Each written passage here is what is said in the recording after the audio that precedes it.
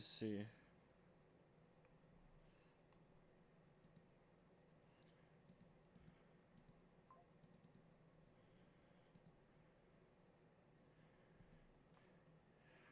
What up? What up? What up?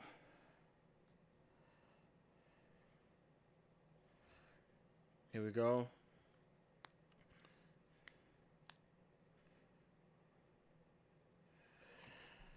Oh, man. Here go Wemby bringing the ball up. Attacking Draymond. Ah. Oh, shit.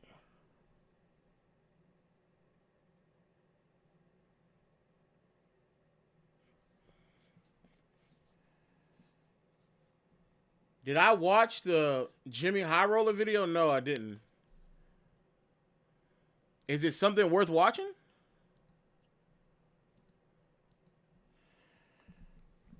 I'll watch it. I'll watch it. Yes, it proves me. Brother, I said that Shea should win the MVP. I don't even know what you're talking about, bro. Shea got the MVP, bro. What up, Jake?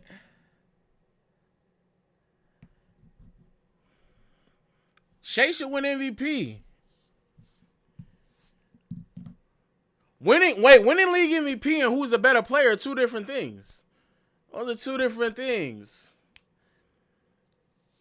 When the last Canadian nigga was running around winning MVP, you didn't think he was the best player in the league. So I don't know what we talking about. What up, G Will? What up with you? What up, Trunks? What up, Lorenz? What up, Mano? What up with you?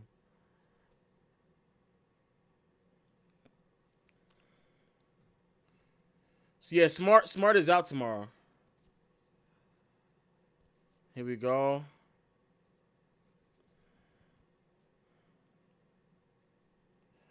Tough. Y'all saw that defensive impact, bro? What's up? What's good? Oh, good lay. We're getting belted tomorrow as well. You said that last game. Smart, we're done, bro. You said that last game, bro. No Smart, bro. You said that last game, bro. You gotta. He's running Shea. Bro, he's running Shea. Oh, Shea, he gonna have an off night, my nigga. I ain't really worried about that nigga, bro. You better hope. The real. He's even healthy for the Thunder. The real question is, who guarded Luka? They got like 3 people to do that. Man, stop, nigga. Bro, they have like 3 good guard defenders. Who the best offensive player in the league right now? I mean, I'm going with Luka. I mean, all right, calm down. Still, like he's not like he's like unguardable. I mean, yes he is. But stop, nigga. If you just had one guy, it would be okay. But they have multiple defenders. Oh shit. Man, shut up, Draymond, nigga. Sorry ass nigga. Crybaby ass nigga. Look, bro. Luka better than Shea. Bro. Luka better than Shea. Wemby better than Shea. Jokic better than Shea, my nigga. Yo, hello? Yo. You don't believe that. So you telling me you pulled up the stream just to watch a pods-led Warriors team versus Wemby? Nigga, I'm watching Wemby. Hold on. I'm watching Wemby, nigga. We watch Wemby around here, bro. We watch greatness, nigga. What the fuck wrong with you, bro? The name of the stream is called Wemby Ball, nigga. What the fuck you talking about? Look, I haven't been here in a while, man. I know, man. You're a Wemby Glazer, but still, this is shameless right here. Is it? Bro, Wemby might play 15 minutes tonight, bro. That's how bad this game's about to be. And I'm gonna watch all 15 of them, nigga. I'm gonna watch all 15. Bro, the Thunder are not even on the. Hold on. Tell them to put the ball in the net. B-Pods. So the only player on the Thunder's injury report is just Caruso, and he's day to day. Damn. Because he's sick. Come on, Fox. Bro, I was looking at the Spurs schedule. I don't think they're gonna lose another game, bro. They might not, dead ass. It's pretty. What is that? 65 wins. And as long as we take care of business and at least split with the Thunder, bro. And Denver helps us out for one. Fuck. Game.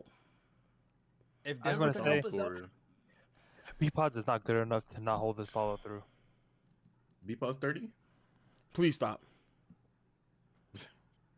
That would Nah, be pretty but funny though. what if This it is is a game. 30 on the side? Hey, they go that lip. Where are their bigs? He on the floor, nigga. Draymond. Nah, bro. Not even trying. Hey, man. Y'all, hey, I'm gonna be honest with y'all. Let me let y'all in a little secret, bro. I'm older than y'all. So trust me when I say I didn't get to really see as much Kobe and LeBron as I should have seen, bro. So I'm gonna watch Wemby, nigga. That's a fact. This is shameless, bro. Porzingis and Fuck no. You're not like that. Wemby's around, no nigga. big. They can have a big in the G League. Man, I'm Wemby FC for one reason and one reason Throw only. the lob. Hey! Bro, they can do that we gotta all score, game. All game! It's all game, nigga. He already got how many points? Wemby already got like 10, right? Spam that. They gotta spam that. Wemby already got 10, I think. Dead ass. Spam that shit. Right there. Woo! An Yeah, assist for not Wemby. It's not even a mic, bro. An assist for Wemby. Man, this nigga about to go crazy, dog. And y'all see how that loser ass nigga agent left, right? It got real ugly real quick, and the nigga left. Wait, what? Tell that nigga Shay to do that shit, bro. Shay not looking like you this. left the train. You're done. You're done with Shay. It's over. Nigga, I ain't gonna lie. I mean, he was never over? really on the I ain't gonna lie, bro. No. This was He was never really Matt, on It's a new era, my nigga. It's Wemby, He nigga. was never really here. It's Matt. Wemby. Matt, He was a we were Giannis here at one- last he was a year. Giannis Matt, Jokic guy, no, I know this, but Matt, you and I were both here last year. Legend of Oklahoma City. He was on that shade trend like it was. Bro, Chat, no, chat, no, but There's a new team though. There's a new team. bro, stop, bro. Y'all know what really fucking pissed me off, bro? Y'all know what really fucking pissed me off? It's nothing that I can do, bro. It's always something else. Before the season began, niggas said I hated Shea because I said it's not clear if he's over Luka and Jokic. I said that, and niggas was like, oh, you're just a fucking hater. That's all you are. You a hater. Now all of a sudden, niggas sitting here talking about, oh, now you just done with Shea so much. You glazing, sucking him out so much. Now you done with him. All I know is this. This all I know. This all I know. Let me hear it. I'm not going to be in denial about what I'm watching. Best player in my life at this age, bro. This is the best nigga I've ever seen at 22. I've never seen it. No, he actually is, bro. This is about to be the future goal. Facts. And look, as a bronsexual, as a proud bronsexual, I've said this multiple times. I'm okay to give it up, man. Pause. Yeah, we know you are. We know you are. We know you are. We know you are. We know you are. I ain't gonna lie. The other reason why I'm watching this game is because I actually have a feeling that Wemby's gonna do some crazy shit, bro. L-Dog, come on, bro. I know who my best 22-year-old ever is. Who? First three back is Who? wild, man. Who? Don't even say his name. 1957, Bill Russell. Okay, shut up, nigga. Shut up. Won a championship as a rookie. You got it. Come on, man. Don't say What his the name, bro. finals? He's gonna find a way to disrespect. Nah, I mean if that's what you want to feel. fine. I mean my 22-year-old he shoot over 50% as a big nigga. Your 22-year-old is only 22 right now. He still got a long career. Bill Russell, Bill Russell gave me 13 and 29. I mean, not 29, 13 and 23 with like, let me guess, like 6 blocks per game. Let me guess. Them fabricated They track him back then. those fabricated ass crazy numbers, blocks, nigga. He was so advanced. He probably got like 5 or 6 at least. I think some people said he got like 7. So where LeBron at for you? Where LeBron at? Since Wemby, since Bill Russell your goal, where LeBron at? Oh man. Where LeBron at? Like as a 22-year-old? Stoffer, you talking about me turning my back. What he doing to LeBron right now? What he doing to Bron? No, I understand Matt. What Matt is doing right now is the perfect thing to do in this situation. You don't speak on LeBron because LeBron is not like you're gonna just end up disrespecting. He's him. Instead of insignificant. disrespect- He's insignificant. So instead of- That's so the instead reason of why you don't talk disrespecting about Bron. He's LeBron- insignificant right now, bro. He's irrelevant. Man, we're just gonna hear this for the rest of the time we're ever here, bro. Facts. Every time Wemby plays, it's gonna be a glaze fest, and I'm here for it. Though. I'm just waiting. I'm just waiting, bro. He's about to snatch that chain. I'm gonna be honest with y'all, chat. I'm just waiting. I'm gonna be honest with y'all, chat. I'm preparing the next 15 years of my career. I don't know what to tell y'all, bro. I don't know what to tell you, bro. I'm gonna be the Wemby guy. Fuck it, y'all niggas sitting here talking about. Oh, this nigga dead ass. Bro, I'm so serious. He's about to give you fucking 30 in the first quarter just off of straight fucking lobs. I promise you. Bro, this Warriors team is trolling. Bro, the fact that he's the best player in the league with this level of talent at this young of an age, bro. Jesus, I didn't even know the Warriors really dog shit. Bro, shut up. What is Shut he? up, Is he Silver. 21 or 22? Shout out, He's 22. Sil. He's 22. Bro, I'm Whoa, actually that so was irritated on they the got that top two floor. pick. They did not need him. They did Dylan not Harper, bro. need it. Oh, Dylan Harper. Yes, they did not need Dylan Harper. What Bro, are you hey, but Imagine they had doing? Khan instead. Yo, imagine the Spurs had Bro, Khan. if they instead. had could've Khan, used that him. would be crazy. If they had Khan Knippel on this team, bro, it would be a problem. No, but I think the ceiling for Harper is higher though.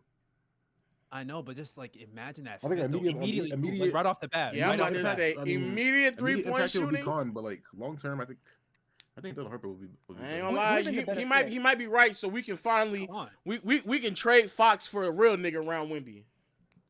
Who would have been a better Yeah, fit, Fox. Dylan Harper or VJ Edgecombe?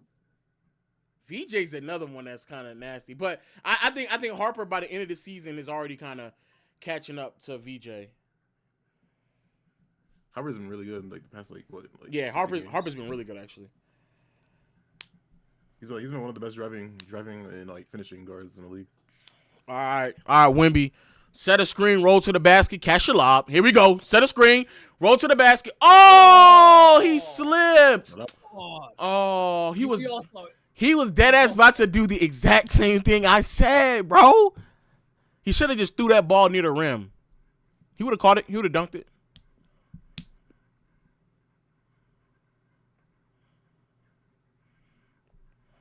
They do have a lot more. Spurs. Ayo, y'all see the nigga on TikTok who talking about, goddamn, who talking about Keldon Johnson, how thick he is? Yeah. Nah. Bro, nigga trying to, Did he use the punch? yeah, he trying to steal my whole shtick, bro. Your boy Thickum scores low. Yeah, nigga, he trying to steal my whole shit. Pass the ball, nigga. Yeah. Yeah. You ain't gonna do it. You ain't gonna do it. What are you doing? Whoa, he did it. That right there should count for like dead ass. That should count for like 7 points. No troll. No troll. You're the glazer. No you're the troll. Nah, you're glazer, actually you're you're the just you're just like enjoying it right now, bro. All right, You Wemby. already finished. Man, go to work on this old nigga. Go to work on this old nigga. That's a foul. Yeah. Nah, Bro, is that not Wemby's impressive? already finished. No chat, bro. No chat. Is that not the most impressive bucket you've seen tonight from the Warriors? I'm not gonna lie. Any possession where they drive it in like that on him is. Nah, any bucket's impressive because the team is so trash. So. Yeah. Oh, Oh, any bucket is wow. impressive. Bro, Wow. do you see what they're running out there? Their team, bro. You see this team right here? Hey, you see they in the bonus already, bro? Already? Because of Wemby? First 6 minutes already in the bonus? Wemby, give me 2, my nigga. Give me 2, I nigga. don't think that- Give me 2. We're gonna get, like, Fuck, Who are nigga. The NBA caliber players on this court right now, bro. Wemby? Yeah, Marguerite, that's it. Wemby? No, I'm talking about the. for the Warriors. Oh, Draymond? Not a- They got Draymond, Pat Spencer, and And a bunch of hey, two-way you told me contract after players. that. I mean, Lo, do you think it's a path for the Never Lakers heard- to I make never it to the finals? No. we have to beat OKC and San Antonio just to get Nah. past the conference finals, bro. No. Lo, you saw what J-Man put in the Discord chat? Nah. yeah, Jimmy, he cooked. Go read his last. Ah! We're feeding off of blocks. They're farming him blocks. They don't have a big Lo enough was thing, saying like- Real Talk was pregnant, but the Wonderful way is I nothing. see it, Lo took an extra dose of Wemby's nut before the game. J-Man won. You are spitting facts. Y'all niggas just be in denial, bro. The problem is run. Wemby, run. I need to get Throw the lob, throw the lob, throw the lob. Oh, Ah! He got it. He got it. He got it. He got it. I need another 1B defensive highlight, bro. I need another 1B defensive highlight. So I can get my troll off. I told y'all niggas, bro. I told y'all niggas. I know what I'm looking at, bro. Can we just acknowledge the fact that I didn't even try to score Steve 1B. Kerr is playing against Wemby and he's still going small ball? He ain't got no other choice. Wait. Who you trying to put Quinn Post on it? Man, get the fuck out of here, bro. Let's run it up. Let's see. That's one of the NBA The caliber only players. big guy right now that could play against Wemby is Quinn Post, and that's it. Nah, he's hurt. He can't even play. Like somebody Oh shit, Draymond. He's out. I ain't gonna lie, Draymond. You look like a peon with Wemby on the floor right now, my nigga. No cap. Even at your best, you ain't seen these heights. Watch Draymond. Bro. Raquel is calling me. This is just boring, bro. Whoa! Yes, Raquel? Draymond already got 2 fouls. Can Chad hear me? They can hear you. Yeah. Have you guys ever heard him this excited over me? I'm saying, oh, Never. Okay, niggas saying never. never. Let's calm Thank down. you. I just Never want to in my be life. sure y'all knew. Raquel, don't have me expose you. Oh, and she hung up on me? Oh wow. Raquel, don't have me expose you. Don't have me exposing you, Raquel. Hey man, This game should be over by the half. My love, my life, my heart, my soul. Don't have me exposing you. you know who wouldn't hang up Paolo on you? just scored a. Wait, what'd you say? You know who wouldn't hang up on you? Who? Wemby. I'm about to say, but Wemby hung here. Why would you say that to him? That's Bro? what I was thinking. Wemby, he might stay I there. really want to talk about it though. Like Paolo went 3 for 9 today, 3 turnovers. Bro, Paolo, I saw Paolo get cooked by Nikhil. That Yeah, I shit saw was that too. tough. Nah, Nikhil, he's been playing crazy this season. I was looking at his stats. Yes. Yeah, he has been. Shooting He's 50, been 40, crazy. 90. He's been shooting 50, 40, 90 in the month of And the March. fact that they might have a top Like 4 23 pick points per game. in the draft this year is crazy. Oh, and the Magic are officially the 9th seed. I mean, not gonna fall lower than playing. Yeah, It's already possible, logged. yeah. I'm pretty sure. I'm pretty sure the East. Yeah, is like the already team below logged, them. right? The Bucks are not catching up at all. The Bucks are I not think catching the up. I don't West even is know. locked. I didn't even know Mason Plumlee was on the Spurs. See how? Hey, y'all see this? Yo, Those energy their went down their over when he got off defense. the floor. No, wait, but their defense is actually getting better now, just because of Wemby on the bench, bro. Like I actually dead ass think. His guidance. Nah, bro, His nah, guidance nah, just nah, being nah, on the nah, team nah, makes nah, them nah, better. nah. You know, like back in the No. day, you used to have like defensive anchor, and everybody on the team would get like a boost Oh my attribute. goodness. Remember that, chat? Remember like back in the day in 2K, you had defensive anchor, and then like everybody defensive attributes would get better. That's Wemby right now, bro. But the crazy thing about it is he's so great defensively that he is affecting players' defensive attributes while being on the bench. See, this is Outside of Now it's wearing off. Okay. See, he been off the Outside of the floor. Thunder, That's all. outside of the Thunder, who do you think the worst matchup for the Spurs is? Outside of the Thunder in the West. In the West, series. Yeah. I actually think them against Denver would be a good series, even though Denver doesn't play defense. But I think their offense would still be really good. it would be Denver because no, not the Suns, because Wemby would actually have to guard. He would have to. I'm not saying like he don't play defense, but he would have to like stay attached to what's his name, to Jokic. Jokic. That'll be fun to watch, that battle. Yeah. I mean, not Jokic playing defense, but just Jokic scoring on Wemby. Because I already know Jokic can guard him. So it's good, cold. As a Spurs fan, the Clippers low-key scare me. Nah, I don't think they have the depth to really beat the Spurs in a And 7-game no, but they got the ass playoff handed series. to the. They got the ass handed to the Portland Trailblazers. So, Huh? I'm saying this. I'm saying about the Clippers got beat by the Trailblazers last night. Yeah. What's his name? Denny. Denny had a good game. Denny was really good. Nah, Kawhi soloing. Nah, bro. No, the Hell no. Chicago Bulls. The Chicago Bulls are the fact that Chicago Bulls lose to the tanking Pacers is crazy. I mean, don't they want to lose? I mean, they're also kind of tanking, so No, but Something the that they would Bulls, do. have, the Bulls are. I don't think the Bulls are gonna have. The Bulls are not gonna have a bad enough record to get a high draft pick. The Pacers are. now they're have- they're ninth. They can easily do it. You saw what the Mavericks did last season, and Yeah, the I know, Hawks but before we that. all know we all know the NBA rigged the draft for the So Mavs. why not rig it for the Bulls then? Well, I rig- They really haven't had that franchise star since Derrick Rose. So I mean, also, but at the same time, is when you have bad management trying to think think they're a contending team when in reality they're not. You just they're really like the Atlanta. They're like the Midwest Atlanta Hawks. They're just definition of mediocrity. But they're turning that direction. they- Though. They're like literally losing now. Yeah, yeah, I mean, they finally realized that they're not yeah, gonna. after win. trading after getting rid of DeRozan, Vucevic, and Zach LaVine and getting nothing of value in return. At least they got their own picks. Lo, can Yeah, you man. make At least for this a year. video about how mediocre of a franchise the Heat have been the past 3 to 4 years and how bad their front office is? I mean, when you have I'm aging- making a Knicks video first. We're almost at the end of the season, so I have to like find a way to try to talk about as many teams as possibly can at least one time. I don't know if they're gonna make the cut because we only have I mean- we only got a week left, right?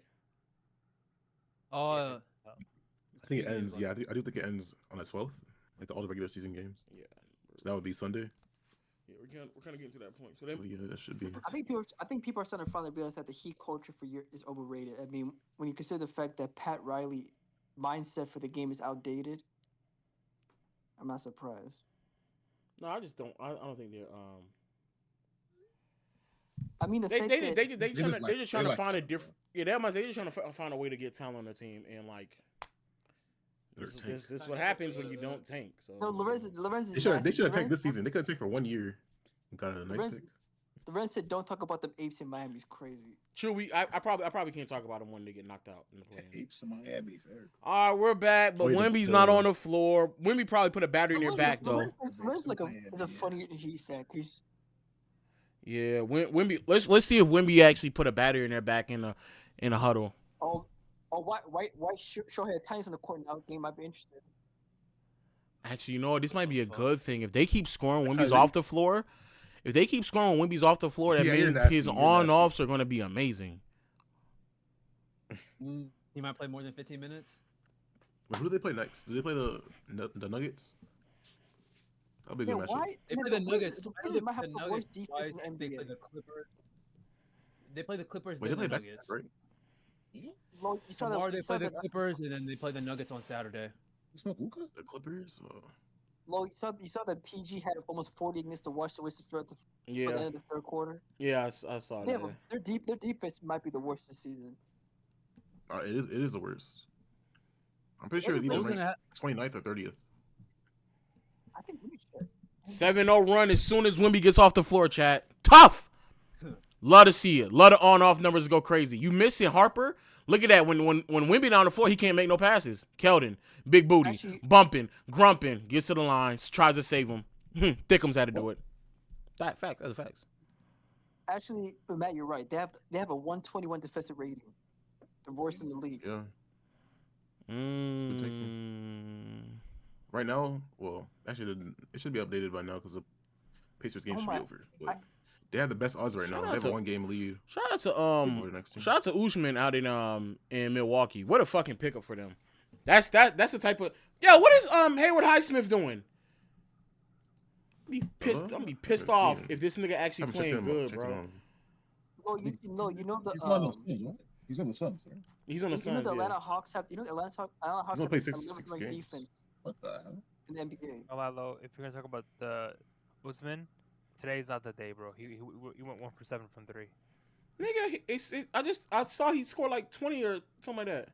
Yeah, he scored 20, but it was like a bad 20. It was like he had like 5 Who? turnovers, one for 7. Nigga, we don't care about that shit, bro.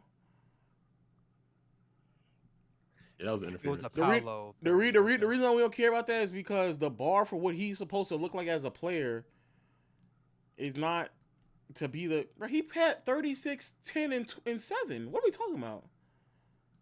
On the splits and the splits.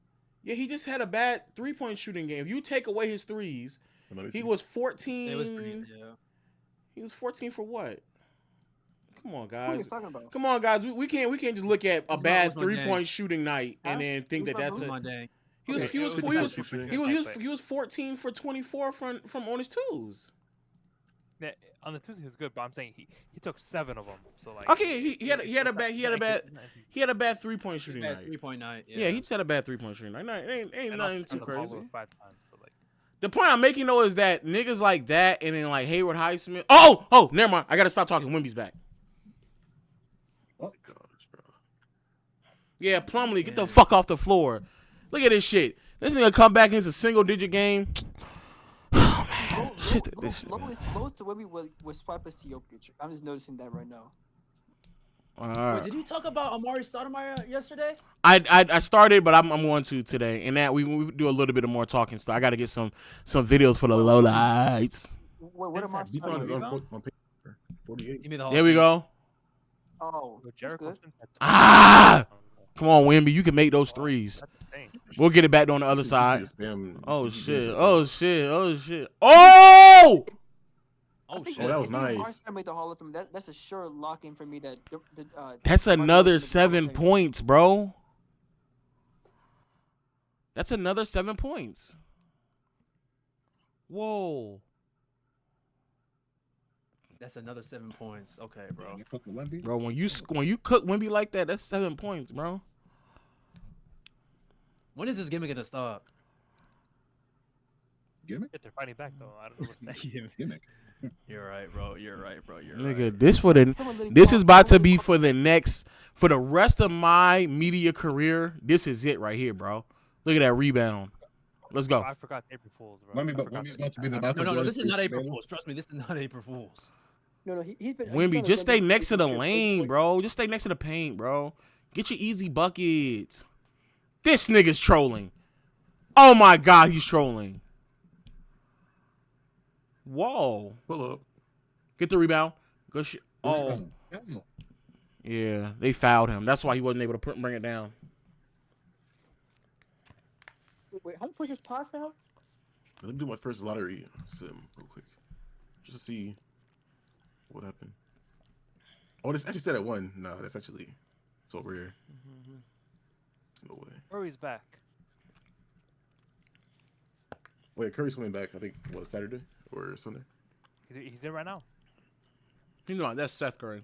Bro, not. I'm talking about Steph. I know. You know what? You know what's crazy? Steph comes back during the Rockets game. Yeah, that's exactly what I was. Yeah, that city Yeah. can escape. But is he gonna be on a restriction though, or? Oh my gosh! Goodness. The Zone Buster just explodes all over Golden State. Man, All right, low. We get it, nigga. He's bringing generated players on Golden State. yeah. I'm not gonna lie, Look at that shitty- defense. I Look at know- that I know defense. these are shitty players, bro, but That's something Look at that saying, defense. Yeah. Oh, yeah. accepted. Like I told you, bro, Wemby, he's like a boost attribute, bro. Fox was able to get that steal because of Wemby. Thanks. No, yeah, big facts. Indubitably. So, no. It's just. And he elbowed him, ref. He gonna miss that shit. Bro, Hey, Wemby, get the Jokic rebound. gets away with that every game, bro. Yup. Foul him. Send him to the line. Send him to the line. We getting them points, Bro, they nigga. calling all game, bro. We Can getting he play them against a real points. team, bro? Oh, can he play against a real team? Bro, this is like the Wizards level hoops. He caught the ball at the elbow and took 2 steps in, bro.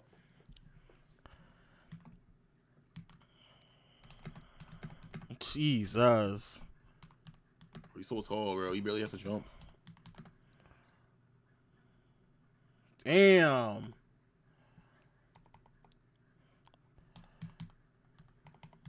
Would be a future Laker. Imagine that happened. Oh my God, I ain't gonna lie. When he becomes a Laker, my That nigga, would be I will be nuts. unbearable. I'll be so unbearable, Bro. bro. There's This no is the way that period they'll to talk about the actually Bible. happen. It's That's never the gonna period to talk happen, about the but- Bible. Unless they're just so dumb of a franchise to It's not not be able gonna to build a happen. team Spurs will around. never. It's not will gonna never happen. be- Yeah, that's they're never not. gonna happen. Stop. They're not the Mavs. But don't never say never though. I will. Never say no. never. I will. Have be Nico saying never. Harrison run their front office. They don't have a nigga like Nico Harrison. again? They're good. Facts. If Nico Nah, they Harrison was the need GM a- for the Spurs, no. If Nico Harrison, they would have traded Fox. They would have traded Wemby already. If Nico was running the Spurs. Nico Harrison belongs in Guantanamo Bay for all I care. I don't think that was actually Nico's fault though. No, What? I still think he was. I still think he was scapegoated. Oh. Bro, Yeah, Wemby I- has he has 17 points already, bro. He's gonna finish the first quarter. He might finish. Come on, Wemby. You jinxed him, bro. Come on, Wemby. Come on. I need you to finish. The first quarter though. I need you to finish with 20 in the first quarter. You know why? Because the owner of the Spurs, the owner of the Mavericks wanted to trade Luka anyway. Yeah, because he's an idiot. Yeah, and I saw the report. Yeah, somebody just put it in the You know what's chat, funny? Discord chat. He literally, I still to this day Wow, can't he's actually believe. hooping. Yeah, I know. still Pat can't believe actually he actually he hooping. is Shaq. Pull He's up. Shaq as them. Yeah, I know. He looked like that for a second, right? Look at this, bro. When have you ever seen that happen, bro? I think he said Shaq. Like he's Shaq and Curry. Yeah, he said Shaq and Curry. No, he said Shaq was a great example of work ethic. The same guy. Oh, they had that too. He did have it. Carter Bryant for 3. Good rebound. Oh shit. Hold it, just hold it. You saw Wemby told him to hold it, right? Wemby got him. Right there. Yes, sir! Oh, Can this nigga pull a print picture? should double. No way. No way. I was about to say. Pass. Shoot, dickhead. No way this nigga just tipped that in, bro. Yo, What no. the I knew you were fuck? gonna say it. I didn't That's know that. Yeah, I knew. Yeah, I knew he was gonna do that I too, would've- bro. That's crazy. Yeah, I need Kyrie to show up tomorrow, bro. If Kyrie shows up against the Thunder, that's all I need to see, bro. If Kyrie show up against the Thunder, my nigga. That's all I gotta Kyrie's see, healthy? bro. I don't care if we win, Kyrie's bro. I healthy? just need him to show up. Nah, he's No, actually the guy he's he actually said not was he's better. actually not healthy, nah. He's actually not, no. No, the guy he's claiming is better than Kyrie. That's what we're talking about. No, we're not talking about Kyrie's. Kyrie. No, Yeah, Kyrie. Talk about- Kyrie. Yeah, we are talking about him. Kyrie, nigga. No, there's no way Chad is back in. No. This nigga said low change your stream to getting pregnant by Wemby live. Oh yeah, delivering my my 7'5" baby live. Okay. What? All right, nigga. All right, man. All right. You imagine if there was a nigga April like that Fool. in the space? Since it's April 4th. No, there was somebody that delivered a probably baby get it on the live stream. No, I'm talking about like in the NBA space. Like somebody was like so disgustingly over the top with it that they would even do some shit like We that. might get that in the with the future. glazing that they'll do that. You might get that one day. Even Cash wasn't that nasty when it comes to his LeBron glaze. Now Cash was like Yo, like back in the day though. Raquel just He's really doing Remember- that with did- Cleveland. Did he have a photo of him sleeping in a bed with LeBron's face on it? Yeah. The sheets were. How much views that got? Hold on. Oh, the sheet. Yeah, the sheet. See. The sheet was LeBron's face, and the body, and his blanket was the body. Yeah, I forgot about that. Has to have like a little the LeBron room. That video has how much views? 1.4 million views. Yeah, it was worth it. Let me some good money off of that. I forgot. I remember that famous video of him punching his computer 8 years screen ago. because he couldn't meet LeBron James. Oh, did it? Oh yeah, I forgot when Cash met LeBron. That happened. Oh no. Chat, I'm not gonna lie, chat. That was some great content though. I'm gonna change my room into a Wemby theme room, bro. Oh, you trying to be Cash That's a Nasty? crazy video. That's a crazy Cash video. Nasty homage? I might Homage. hemage. Hemorrhage? Homogeneous. Homeostasis. Right. A Yeah. Wemby body pillow? Does that even exist? Let me see. How long did it pause? What? Long enough. All right. Huh? All right. This is too much information. I'm just saying. Never enough, I actually. just searched it up. Does it actually Never exist? enough is crazy. Nah, they don't have that. I did have pillows with his face on it, but it's not like a full body pillow. Oh, okay. Well, Yo, I just saw the fit. I searched that up, and I just saw a photo of him just doing the splits. All right. When he was stretching that one time, he like showing like how flexible he was for like his training and stuff. You want to be flexible too? You don't remember that? I You do. like the medicine bowl? I had to reiterate, you know. Oh, I saw another catch. I see, bro. He got views off of LeBron. What the heck? He has a video with 4 million. I mean 3.3 million views from 8 years ago. He has another one of 2 million from 7 years ago. Yeah, I That's wonder crazy. why Wemby doesn't just like steal He should have Kareem's kept on doing hook it. shot. Matt, that's gonna be low in 10. It's gonna be low in 5 years. Just get it. Telling Wemby. LeBron James you're the GOAT. Boom. Yeah, man. He always ignored Yes. what's his name, Cash. No, KB should He KB should did, go behind actually. Steph Curry and tell. No, KB No, should he go knew behind who Steph he Curry and was, say the but, same like- thing. I know Swiper would do. I know Swiper would make a video about that, but Jokic if he had the opportunity. No, I don't think Swiper would do that. Nah, because Cash back then was still in his 20s, bro. Swipe was like mid 30s. Yeah, Swiper too old for that now. Who would be a content But creator Cash was that still. would? Who would be like a young content creator that would do something like that today, like Cash did? Cause I have no idea. Well, Cash was like, No, these like. if KD Oh, was look behind, at that Curry- defense that they're No, but playing KD because if- Wemby's if on the KD if floor. KD was behind Curry Steal. and made a video and did the same thing. Harrison over to Wemby. Wemby to play. Wemby got a small nigga on him. Look Get at the this- ball look at and go this- immediately down. There you go. Throw the lob. Hold up. One. No foul? Fuck, Bro. ref. Come on, my nigga. Come on, What is I bro. supposed to You're disgusting. Come on, bro. Come on, bro. And you know what's so crazy, Mac? You know you see the advantages. You know when the nigga drives, you're like, damn, there go another fucking lie about to happen. You see it, bro. It's like, bro. It's different though, because this game is like they're missing 2 of their bigs though. I don't care, nigga. He about I to don't go think he'll be getting it off as crazy. often. Who cares? What do you mean, bro? He What does that get mean? he getting it off today. Y'all niggas don't never do that with LeBron when that nigga beating up on teams that's not healthy. I'm like, Bro, he's 40. I'm talking If about in they a really general wanted sense, to. nigga. Y'all niggas sat there and bragged. prime. Y'all bragged about LeBron scoring 60 against the fucking Bobcats with Al Jefferson in drop coverage. I don't hear shit. Wemby's out there going up against Nobody called it. one of the greatest defensive players in the last 10 years, nigga. If not the greatest defensive player. Okay, wait. So where does he rank as a? Wait, hold on. Wait, hold on. What is it? Wait, See the last- no. Where does he rank in the NBA right now as a defender? Draymond? Yeah, like currently. Draymond deadass still might be like a top 7 defender in the league. Not even trolling. Bro, no. Yo, you're No, such a no. weird. What? This is No, shit, no. bro. No. Fuck no. Oh shit! Nobody's- That's I another just 7, wanted to chat. say that I he's call it as I see it. When a nigga shoot over Wemby, that's 7 points. They're saying he's like they're like worse on the floor they're worse when he's on the floor. That don't mean So there's nothing, no bro. way. We're not talking about no on-off, right? Throw the He just lob. lied, bro. Fair enough. Come on, lock in. They'd have been better on offense and defense. Like no, Oh, offense, yeah, man. nah, defense. yeah, I feel like they've if been they worse on really wanted defense. to, Wemby could go for 100 right now, or like at least. If he wanted he go for 100, deadass. That might be a glaze too far. I'm not gonna lie. You think so? I mean, Yes. Bam scored. What's his name? 90 though. off a pure loss. Oh not gonna lie. shit. Oh my goodness, he had him sliding. Yeah, another rebound for Wemby. Let's go. 45 lobs. 10th rebound. He already got double. Tatum got Man, that's crazy. Nah, that's a Tatum rebound, bro. 70. Tatum was at 2020 today. And that's how you're hating like a loser, you know.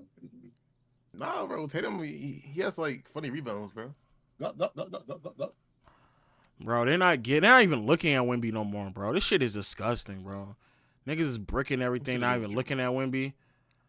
They're a -3 with Draymond on the floor. Oh, who does he think he is? Yeah, the defense and offense gets worse when he's on the He floor. thinks that much shots gives him the right to shoot that shot. Nigga said, Where's Sports better defender than him? What is Draymond doing? Put a fucking hand up. Do something, nigga. 2 points for Wemby, nigga. 19 points. That's big Wemby, bro. It's 19 points already. He has Yeah, that's 19 top 7 points. defender right there. That's big Wemby, bro. That was him. I hear that. So wait, what? Not even the top 10. Okay. All right, fine. Who's the top 7? Because we seen what the nigga when Like when currently, AD was defending and we saw that. So who are your top 7? Who a top 7 defender? Wait, what does that have to do with anything though? So why ask Yes, me? yes. So why ask me? If you don't, if it ain't got nothing to do with nothing, then why ask me? No. You guess? No, you said that like he's like hooping against like one of the best defenders ever, but he's not like in it. Like he's not that good of a defender anymore though. Name me the top 7 defenders right now, because what I'm saying is he went up against potentially another top 7 defender, AD, at the beginning of the season when AD was healthy, and we saw what he did with him game 1. So name another one. Okay. Name one. Scotty I'm writing them Barnes. down. You're I'm writing writing them down. And I'm going to tell you. Scotty. Oh yeah, Scotty. That's a good name. How do you Thanks. think you do with Scotty Scotty Barnes? Barnes. He's for sure a better defender He's than killing Draymond it. this year. He's killing Scotty, bro. 1000%. Good shit. You was able to get that layup, De'Aaron Fox, because there was no rotational help because Wemby was on the perimeter. Can I can count Wemby too. Top 7 defender. I mean, well, obviously, but Rudy Gobert. That's 6 right there. Oh yeah, Gobert. Thanks. Okay, I just came up with 7 right there. all right. I got So Chet. Chet, yeah. And- Maybe, yeah. and he will kill that He nigga. already killed him. He No, already that's killed not what I'm saying. You said, bro. I I'm just saying the defenders that are better than Draymond. I'm not saying defenders that are gonna lock up Wemby. okay. The point I'm making though is that And then Thompson. who's defending him doesn't really matter, because it doesn't matter who's defending him. The nigga go crazy regardless. That's what I'm There's saying. still level to that defense though, bro. If so, it's come on, bro. Nah, There's Throw the he lob. would go off, but Look he at that. There's level to that. There's level to that stuffer. Nigga just throw the ball into the rim. He can catch it and dunk. I'm actually no. All trolling aside, dead ass all trolling aside. I actually hope that he continues to do shit like this. What the fuck? That's 3 for Draymond. I actually he wants to go home. I actually hope that Wemby continues to do this, because people need to contextualize what it looks like when he's just standing around the rim. People need to thoroughly understand when Wemby is just next to the rim, if you do not throw multiple bodies at him and concede threes, this is what it looks like. This is literally what it looks like right here. They could just throw the ball and he'll just catch it and dunk it easy too. People need to recognize that. People don't understand how much this nigga, Nick Wright's talking about. For the first time in my life, I heard of a roll gravity. Maybe you need to step away from niggas that you speak to at Fox and talk to everyone else. But roll gravity is not a new concept. It's existed for years. I don't know what the fuck you're talking about. Oh, I'm still going with my list right now. Oh, I'm missing a lot of players. Wait, hold on. You're naming a whole lot more players than until you get to Draymond. So, but Lo, I Yeah, agree it's with like- you. I think he's funny. Matt don't forget Sword Thompson. Yeah, I put the Thompson twins already. That was like the top 5 players I already put. All right. It's not in order though, but I just named like 3 players off of OKC. Yeah. No, I just named 4 of them. He's calling you a nerd. If today's gonna be Spurs Day, we can watch the Tim Duncan video at halftime. We should watch his the quadruple double that he had. Oh, I mean against the 0-3 Nets. Yeah. Man, I watched that game. Oh my god. Kenya Martin. Paul that George? game Oh was- yeah, probably. No, Matt. I watched that same game where Kenya Martin played. He was so bad in that finals. He was. Didn't he have a game where he went like 3 for 23? Bro, I think what's his name is better too.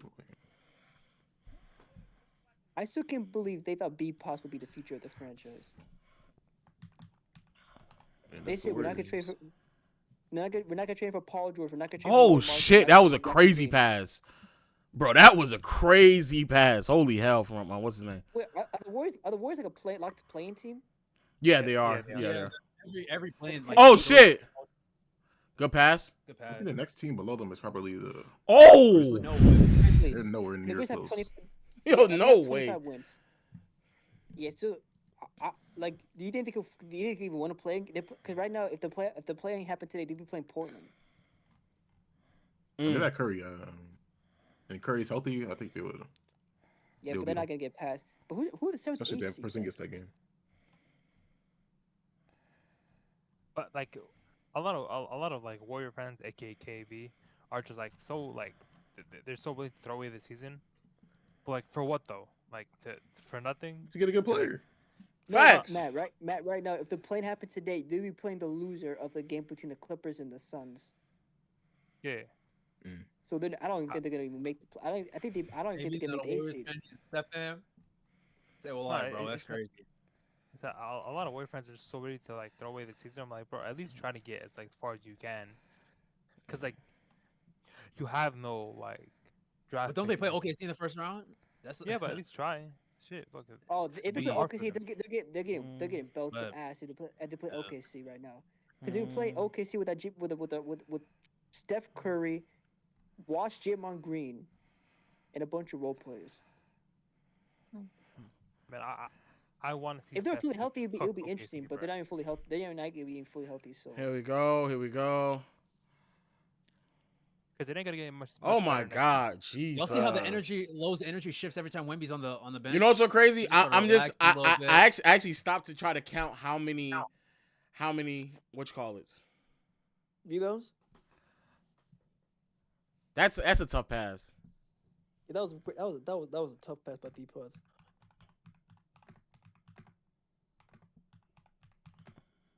Man, I'm only Wemby FC because he's about to snatch that chain, bro. Do you think they move off Jimmy? Do you think Warriors will move off Jimmy Butler in the offseason? Who? Say that I again? don't think they can.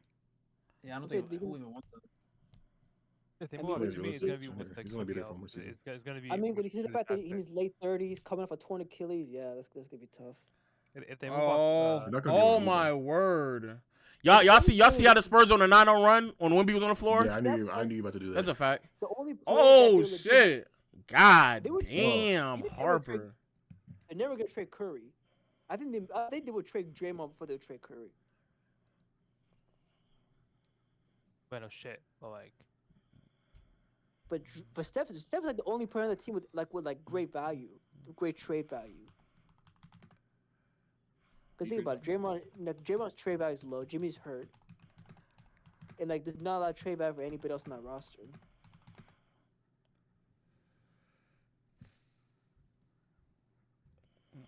Oh yeah, I missed another guy too. I put what's his name on there? Well, I am now. Or Trying to get to so 20 you got- players. You got the 20 defenders you think are better right now than Draymond Green. Wait, say it I again. have 16. I don't think I have 16 defenders. I thought I'm missing some players. Though. I have to keep looking. I'm looking at every team. I'm like thinking about their defenders.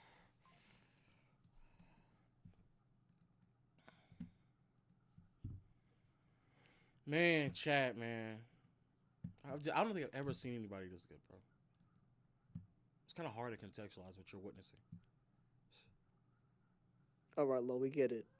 No, he's not lying though. Look, I'm all for the glaze, Yeah. but it comes to a point. What point does it come to?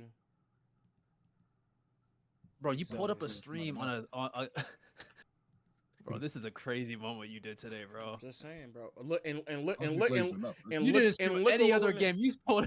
What's and up? look what we're witnessing. No, it is some crazy shit. happening, I'm bro, about to say but- the nigga's by. He's on pace. Wemby has 21 points and 12 rebounds in 13 minutes of play, bro. Bro, so he has your MVP vote, is what you're telling me.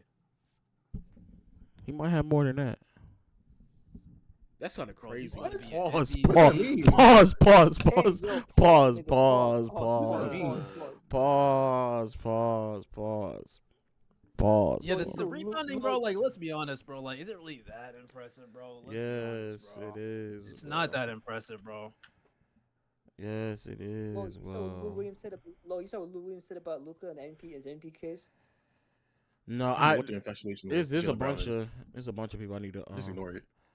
He said, yeah, no, I mean SG. I mean, Oh, Wemby yeah. makes sense. Wemby makes sense, but Jaylen Brown is insane. Locust online. You're right. Hey, Wemby's first defensive unanimous DPOI. That's gonna be tough. That's gonna be I yo. If thought- he wins That's- the first ever unanimous DPOI, and then also wins league MVP. And a Finals MVP, cause If he, I'm so serious when I say that. If he does those things, there's everybody else before we have to shut the fuck up. We have to stop talking about them. I am not talking about LeBron. I am not talking about Michael Jordan. I'm not talking about nobody else. After, bro, I'm done. I'm just serious. I'll be done. I'm done. I'm not talking about anybody else. I am I'm not. not- I am not Oh, talking you're about already anyone gonna claim else. him as the GOAT? Already? Yes, yes, yes, yes, yes, yes, I yes. want to hear this correctly. Yeah, Wemby would be April if Wemby wins unanimous DPOY, MVP, championship, Finals MVP in a way in which you would have to play to pull all that off. That man is the GOAT. We have to stop lying to Well, he doesn't have ourselves. to do another thing in the rest of his career. He could Go. he dead ass could retire right there and there. I'd be like, bro, he got it, bro. Fuck. He got it. We have to stop lying to ourselves and stop acting as if like Jordan and LeBron reached these heights. They didn't. They didn't. It's okay. You don't want to come across as a premature. If he does that, in the way in which you would have to play to get that done, they never reach those heights. Never. Never. Is this April Fool's or are you being dead serious? Think about what he would have to have done. Deadass. For them to get through the West, for him to win Finals MVP, what do you think he would have to average throughout the playoffs to pull that off?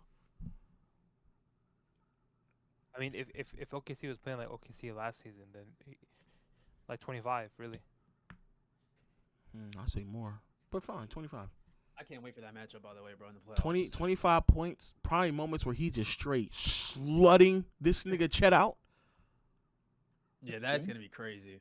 I noticed that every time he plays Chet, he just bitches that nigga every time. It's crazy. He's that person. He He hates takes him. it personally. He And- like has a problem with him. And he has, Why? and he's actually lucky that Bol is out of the league because Shaq would have got Bol put on the poster.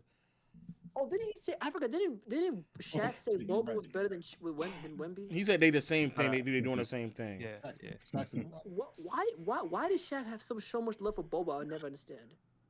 Because He played with his. He's going crazy in the middle. Yeah, he played Where's with he his right now, son. Turkey? So. Oh yeah, he played with his dad. I forgot about that. Yeah, he Yeah. did. Where is he right now? He's in Turkey. Some shit. You play with Bobo? I don't remember country. He's in some country. No, he didn't play with New Bowl, but Philippines. Sharif and Bobo. and Bobo friends.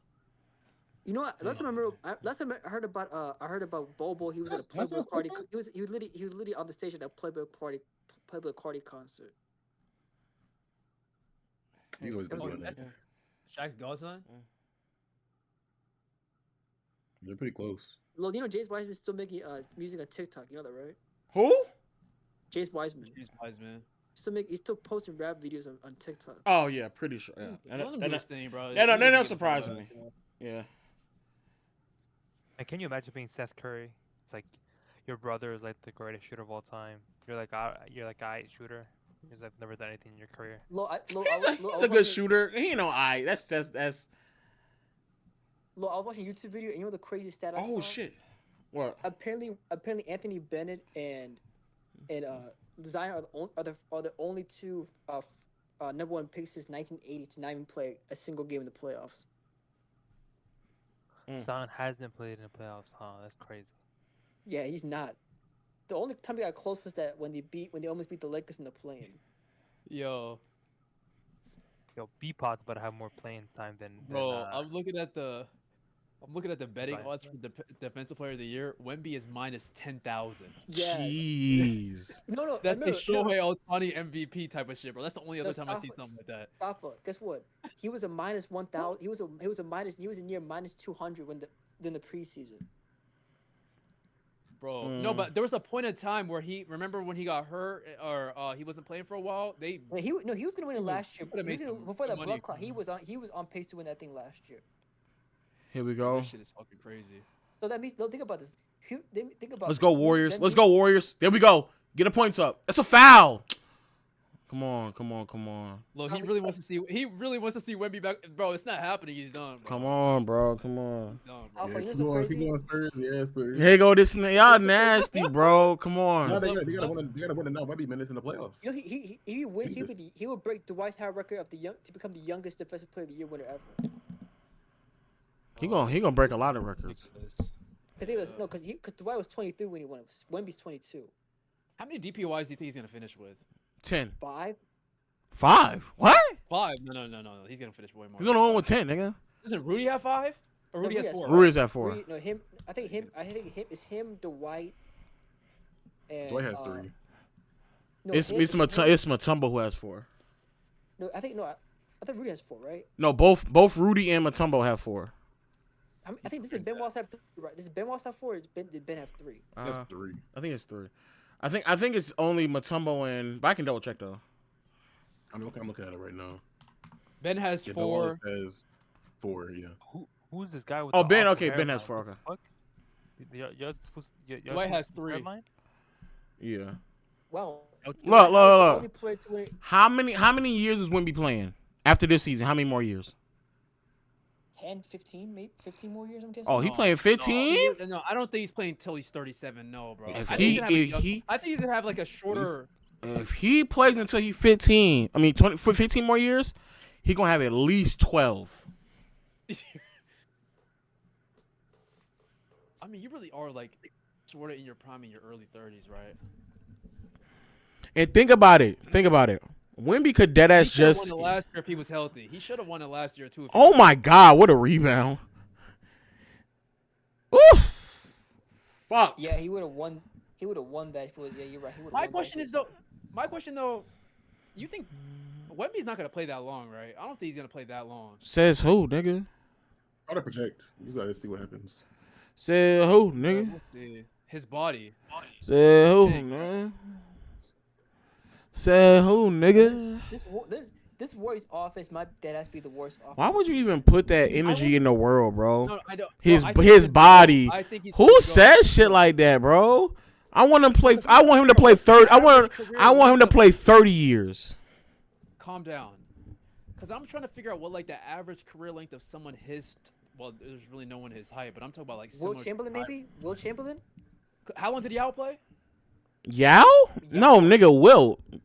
Y'all had like real problems after like year 3 or 4. Oh shit, he's back again. Will Chamberlain played 14 years in the NBA. Okay, 14 years. That's 36. If he played. Well, no. Yeah, but Actually, remember, no. He came into the league. He came into the league. How, 3 years ago? Yeah, no. No, Will apparently Will played. Yeah, Will was drafted in 50. Will was All drafted right, in 59. screen. And he retired in 73. Give him the ball. Give him the ball. Yes. Yeah, No, they ain't gonna help. They not gonna help. Dickums. Yeah, but also remember, look, Matt. Remember, I mean, stuff. Remember, Kareem was like, Doctors. Kareem was like probably washed like during his last. Come on, Keldon. Stop. You fucking up this nigga plus minus. This nigga fucking up his plus minus. Run. There we go. Wemby. Hold on. Swing. Go to the paint. Yep. Now just get close to the basket. Get a rebound. That's a foul. Thank you. Draymond, keep your hands to yourself. Go to the free throw line right now, Wemby. I mean, there's a lot of players Wemby's height that play for a while in the NBA. So. Not really. The longest is Rick Smith. This nigga said, not gonna lie, I don't hate Wemby, but a playoff drop would be nice. Oh, man, you're a hater. Oh, Draymond already got 4 fouls? Oh, it's about to get spooky. Oh, my word. How long does Rick Smith play in the NBA? Like 20 years, I'm guessing? No, Rick Smith's played in the NBA for 12 seasons. And he was 7'4". I'm looking at the average. That's Sean Bradley played for 12 seasons as well. Bro, he's not those niggas, bro. Stop. Fuck. Yeah, modern medicine is crazy. He's not those niggas, bro. It's not modern medicine. It's Wemby. Nigga, fuck you talking about? The closest comparison. I'm hoping he has a healthy, long career. I do want to Okay see this then, kid for a long bro. time. The closest comparison to Wemby is like Will Chamberlain. No, he's not. He's better than him, bro. That's not, bro. Stop, bro. The closest nigga to Wemby, is Wilt mixed with Magic and Larry Bird with a spice of LeBron, Tim Duncan, KG, and Michael Jordan. What's No the LeBron LeBron part. The LeBron part is the longevity, and this midi right here, that's KG. Fuck nigga, that's KG. Fuck nigga, that's KG. Fuck nigga. Bro. Right, this nigga low is. Yeah. No, the thing is, Yeah. I'm with low, bro. Yeah, that's Tim Duncan right there. Yes, sir. Slow down. Man. Like, y'all niggas be wasting possessions, bro. That could be a Wemby bucket. Holy fuck. I'm crying, this nigga. I hope you were having this much glaze for young LeBron. 'Cause that I shit was wasn't. fun to watch, I too. wasn't old enough to like acknowledge like what the fuck I was watching. You were like what, 6? What? Oh wait. Bro, You was were like Bron moving like this 19. anyway? Was Bron moving 19. like this? Bro, he was funny, bro. He And graduated, Bron bro. was not moving like this, bro. Exactly. This nigga was 19. No, Wait, he was hold 30. on. He was 30. When No. Bron We was all in know. the- We all know how old Lowe is. Lowe was born in '93, right? Let's think about that. He was 10 I when think- LeBron got You drafted. the feds? Yeah, no, right? No, he told you Oh. he's the He same. the He's feds, man. He the feds. my I fault. thought the nigga was born 84. I You just Bron realized. fans, man. They'll find out everything about you. No, you would have been like 13 though. Actually, yeah, that's still kind of. Team. I was 4 in LeBron. No, actually, I was 4 Yo, when LeBron- yo. See, Lowe would have been in bro. college when LeBron won his You me ship. bring you up? Oh yeah. No, I got you. I'm on stream right now, bro. Damn, you see what we both seeing, bro? That nigga special. I've already been saying he's MVP, bro. He already got Draymond in foul trouble, bro. He about to drop 60 on y'all. Inshallah.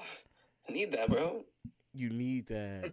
You need all 60, Yeah, don't He's you? actually worse than low, bro. Yes, He's worse than bro. low. We ain't got Oh, shit to play for. he's No, talking we to win KD, this man? game, we're not making it to 8th, and we're not dropping to 11th. We literally, he's talking to any KD, game, right? if we win or lose, doesn't Yeah. change anything, bro.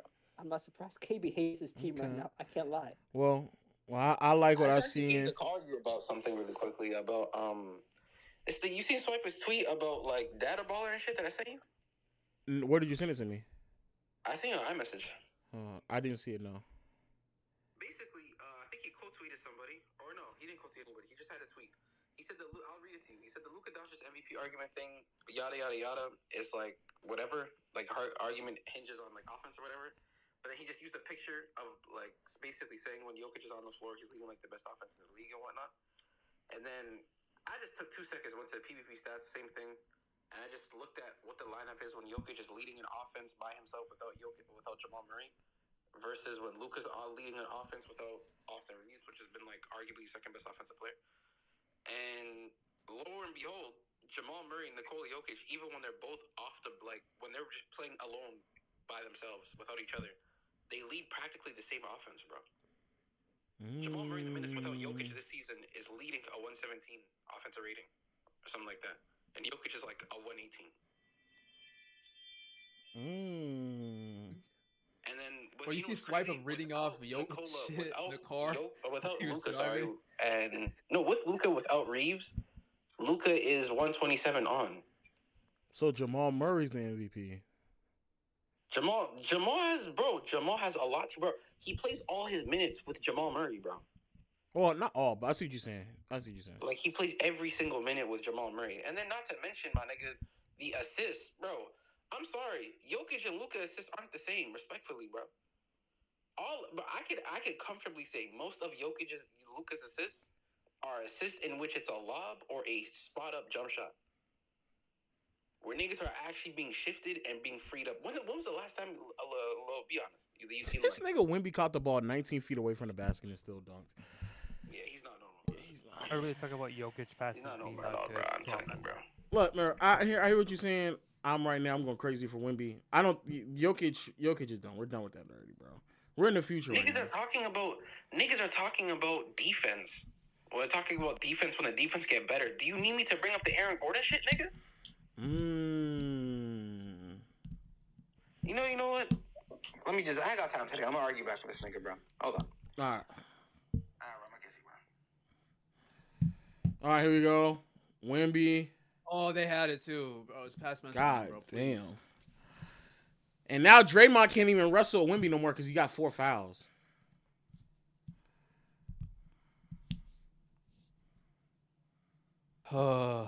Whoa. Nigga, they have a bunch of G League players on that. Draymond. The Warriors have a bunch of G League players on the court right now. Yeah. For three. Oh, I was about to say.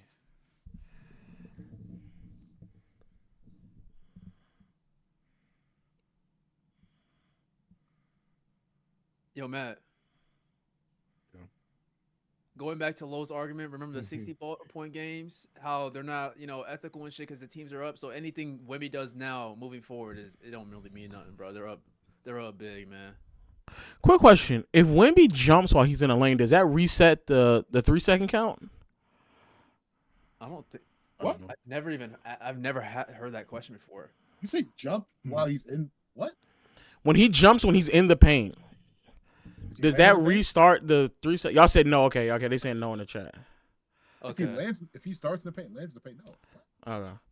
Well, what he just did right there didn't make any sense because that looks like They barely call it though. they definitely didn't. He was definitely 3 seconds right there. Bro, he might have 30 rebounds this game. For the rebounds. He should be able to go for 60. He's about to have. He might have 30 right now. He has 27 points right now. Oh, that's crazy. He was clearly holding him, but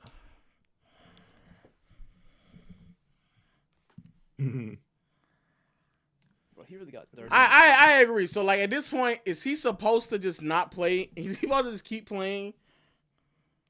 Because I mean, by your logic, man, anything moving forward, it don't really matter. And he got his block too. He's good. The streak is still alive. Should have heard about me. Can't get a dollar out of me. Soon as he gets off. Yup. Needed that. The on-offs. They're up by 21. What about to the real app? That's what it is. I will say this though. I'm loving how they're propping up Wemby and shit, bro. All those little videos NBC and Amazon be making for him. Facts. Because they clearly know who the future GOAT is. Facts. It's kind of hard to be in denial about it.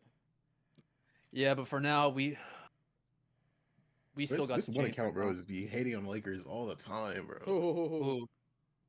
Hardwood paroxysm. I This guy think just hates on the Lakers all the I know time. what it is. Yeah, I know what that is. Bro, I just saw him. He's a closet What? Denver fan. Don't worry about him. I thought he was a Nuggets fan. It's that I can really tell though. So is Luka ever gonna see an MVP then? Is it over? I mean, if he goes to Jokic's house, he can see 3. MVP? Logic That is inspiration. That's very true. Depends what the team that they put around him. If he can get like a 60-win team, I think he could win MVP. And we're gonna make this post. 16 So is Wemby supposed to Luka? play more minutes so he can, you know? So Yeah, that shit doesn't. Wemby's Yeah, MVP caliber now. Luka ever? It's not. What's the question? Is it? well, you're a hater, bro. That's some Are nasty you shit. trolling? Right Are you playing dumb right now? Or- Well, who? there. Say it again, though, dog. Say it again. Wemby's MVP caliber. Luka will never really, Bro, he's Okay. Shout out to 2 Clutch Spurs with a tier 1 sub. Thank you. Just saying, man. Just saying. Why do so much people have Jaylen Brown over Kawhi Leonard for first team All NBA? Because he is. I don't know what to tell you. You know ball, man. That's why. When you know ball, you know. No, bro, I think Kawhi. No, Jalen Kawhi's Brown was better. done it for way longer, bro. You think Kawhi Brown Leonard was good for like a couple months, bro. Whoever made you that could say photo the same with- thing for Jalen Brown. that Kawhi Nah, Leonard but shit's like- not moving. I'm not gonna lie to you, though. Whoever made that photo with Jackson Hayes and the Wizards mascot is a freaky ass nigga. That's what I'm gonna say. Bro, I've seen that you posting in his Discord 6 times.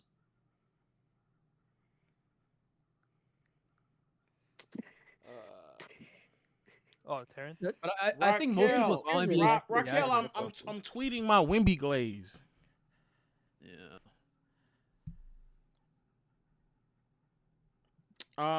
Chat threats. I still can't believe Is they it had Jackson Hayes? Yeah, yes, Elda, that is Jackson Hayes. All right, chat. Okay, what about that, Terrence? After What do the kids say nowadays? Someone needs leather. Oh, they make that. After a Yeah, half of that nigga just basketball, the Spurs after a half of basketball, Wemby is up 70-49 against the veteran-led Warriors team with one of the greatest defenders of all time in Draymond Green. In 17 minutes, Wemby has recorded 27 points, 13 rebounds with an assist and a block. When he is on the floor, they are a plus 30. The De'Aaron Fox shit is crazy. Oh, is De'Aaron Fox hurt? Is De'Aaron Fox hurt? He only played 11 minutes. Plus 30 is crazy. Plus 30 is.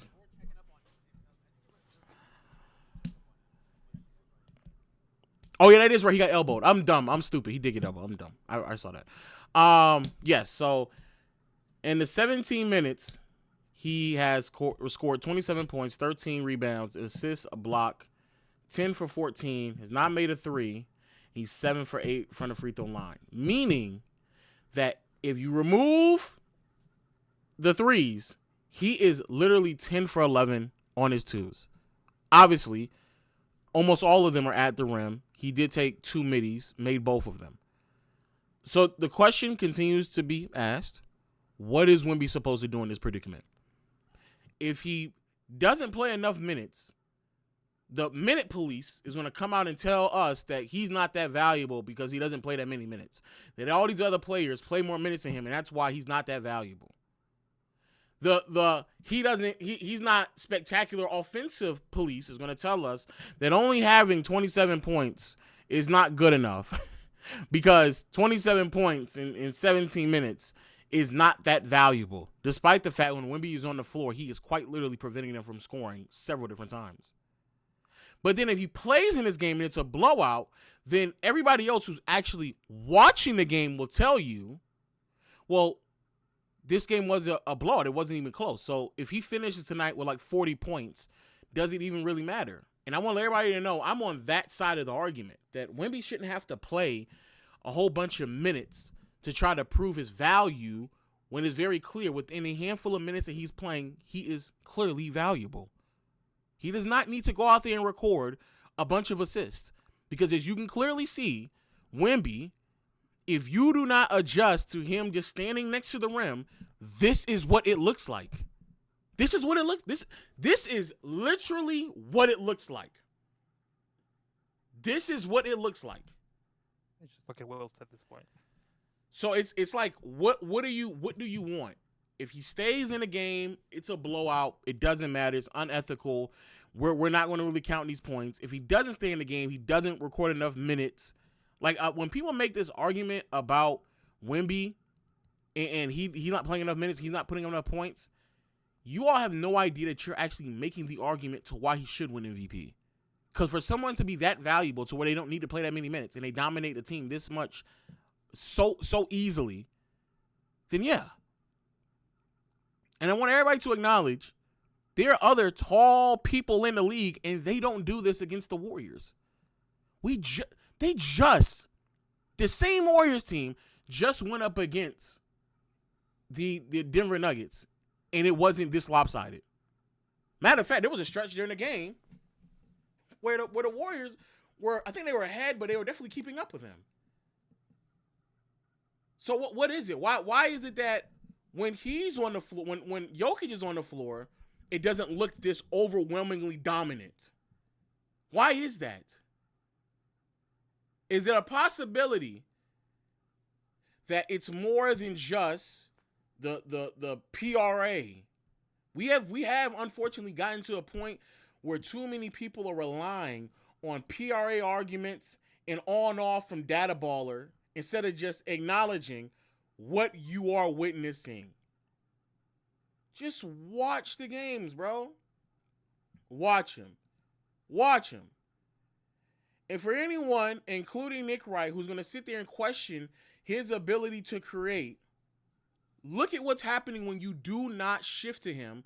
When he rolls to the basket or he's staying near the rim. Look what happens. Look. The man scored 27 points in 17 minutes. He could do that literally any fucking game he wants to. But the opposing team tends to start sending 2 to 3 players to stop him from getting looks at the basket. But when you don't do that, this is what it looks like. This is literally what it looks like. This is what it looks like. 27 points in 17 minutes. I don't need to pass the ball when I'm getting 27 points in 17 minutes. If you are not going to send multiple bodies at me to stop me from getting these points, I'm going to just keep scoring over and over and over again. That's just the reality. And trying to be in denial about what reality is crazy.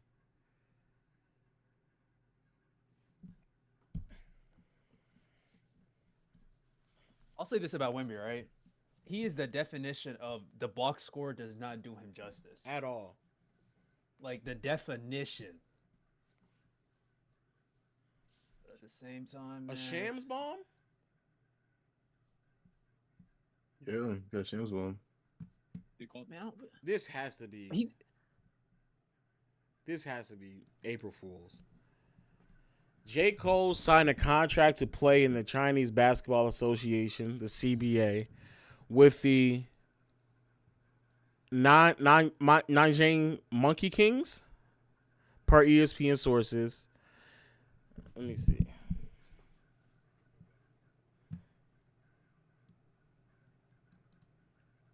This has to be April Fool's.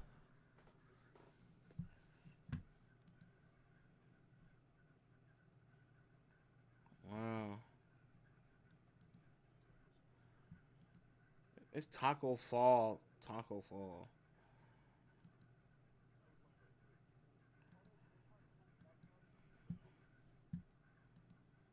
Him?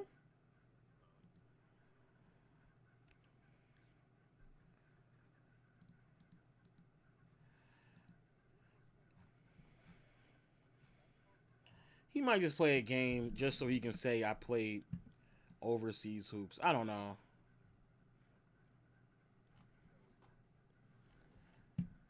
Yeah, he actually he did this already. You're right, he did do this. But yeah, at the end of the day, Chad, I don't know what to say. I do want to watch the video. What is Duncan, the video called?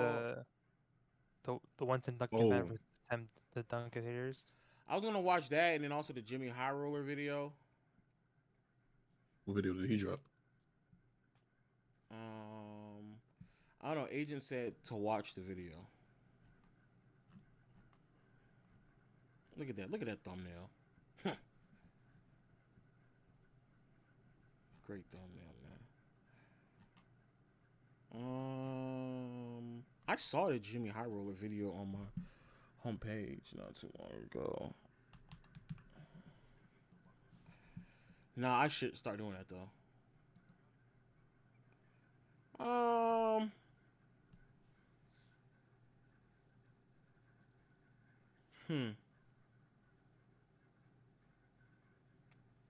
This is kind of I'll watch this because honestly, a part of me wants to just wait until it becomes such a blowout that Wemby stops playing because Wemby's not going to finish this game. It's like very clear he's not. But we'll see.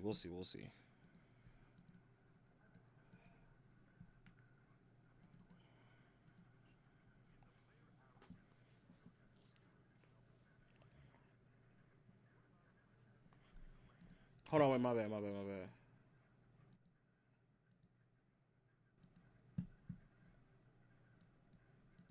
I've got a question. Is a player averaging a near 30-point triple-double worthy of an MVP? What about a player having one of the greatest defensive seasons of all time? Or how about a player averaging 34 points who put up 40 a game for an entire month? Is he worthy of the award? Or what about a player who is having the most efficient 30-piece in the history of the NBA on his way to 65 wins? Now, the answer is pretty simple.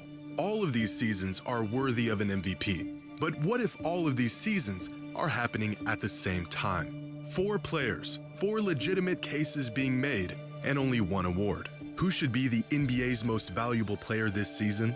Well, that depends on who you ask and what they value. It's so fun. I do want to say that about the MVP. It is so funny how, like, everyone else who is not national media is intelligent enough to know that Jaylen Brown and Cade Cunningham are not in these convos. Every day I wake up and I go on the internet and I see people claim that Jaylen Brown is ahead of any of the 4 that he just named. He's not. Cade Cunningham is not ahead of any other four. He's not. He's not. These are great players. They're amazing. They're not.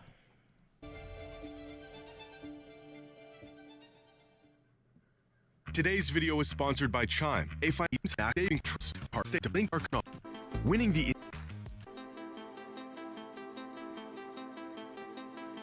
the MVP usually means putting up numbers that jump off the stat sheet. It's not the only thing that matters, but big eye-popping box scores have almost become a prerequisite for the MVP award. And right now there's two players who don't just stand out this season, they stand out amongst every season. If we just look at raw box score numbers, Jokic and Luka are gapping the entire league this season. Their numbers have gotten so absurd that they make Shea's 31, 4, and 7 look kind of normal. Add up their per-game points, rebounds, and assists, and Jokic and Luka are having two of the top 5 most productive seasons in modern NBA history. Jokic joining the 50 Club, an exclusive group that was previously only occupied by 2017 MVP Russell Westbrook, 2025 Jokic, and 2024 Luka.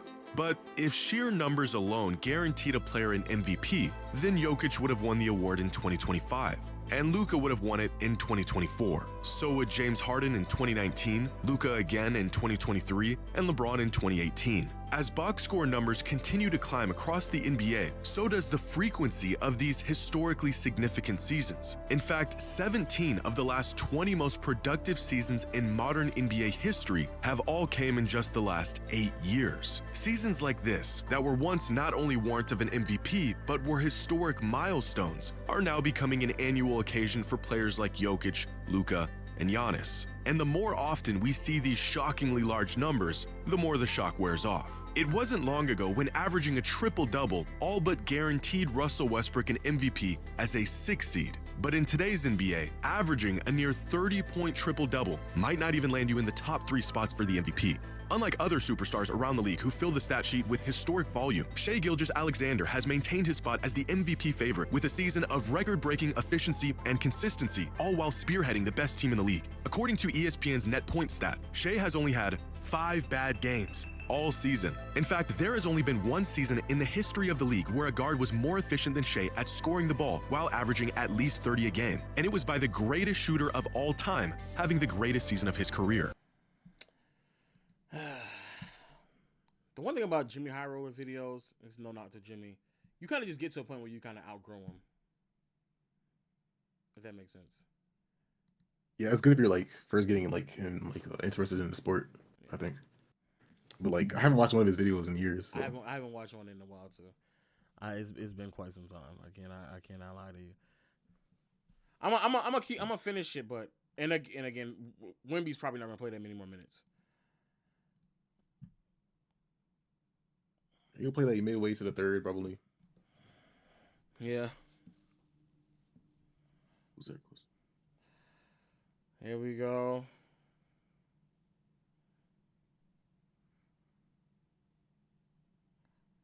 Oh wow, Draymond hit threes.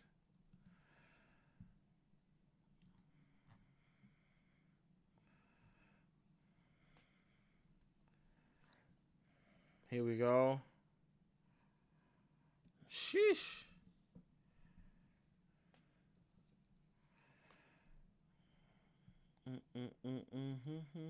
I was thinking, I think Wemby is gonna end up being what Wilt was supposed to be. You know, just somebody that like, as they're in the paint, they could just get like a bunch of rebounds, just like scoring over people, taller than everybody else. Damn.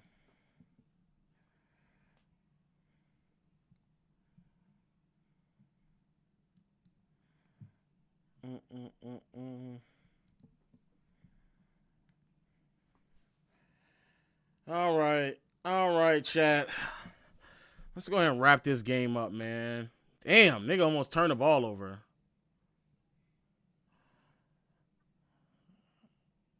No way Draymond is hitting threes. No way.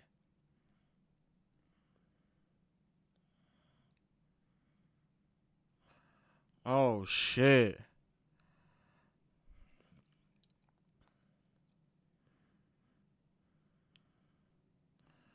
Here we go. All right. Good shit.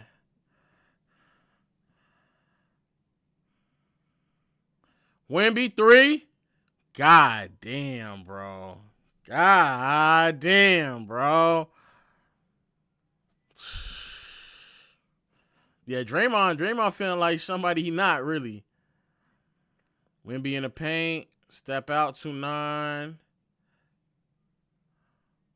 Fuck no. Here we go. Here we go. Here we go. All right. All right.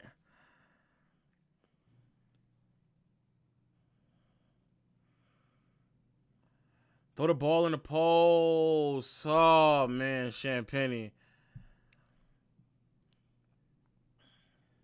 Here we go. Oh, man. Draymond tied his shoe. He immediately doubled it. Fuck.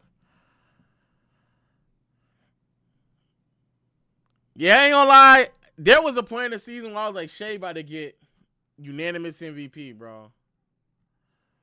That shit is gone.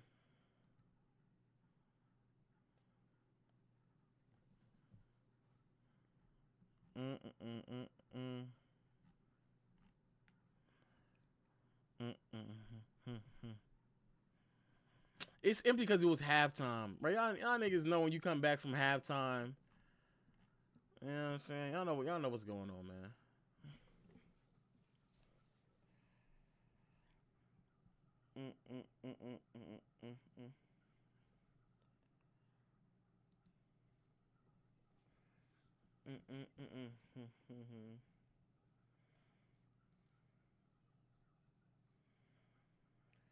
If some people actually vote for Jaylen Brown, that MVP vote should wait.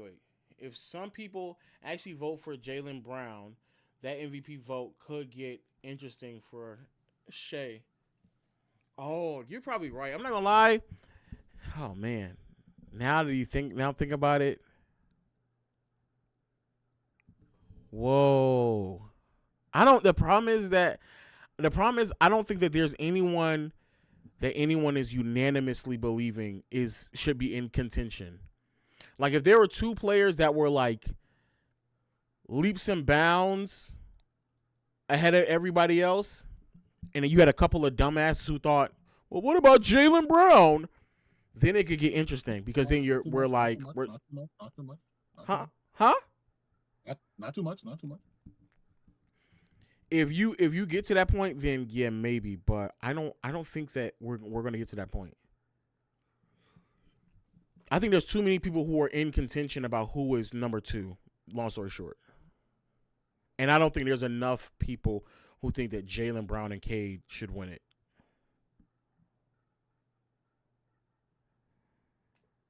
So yeah.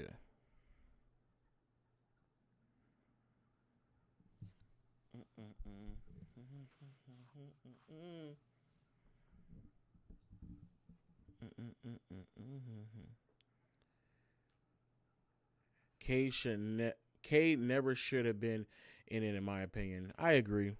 Cade was just having a really great year. No need to ruin the fun. No need to ruin it, man. No need to ruin the fun.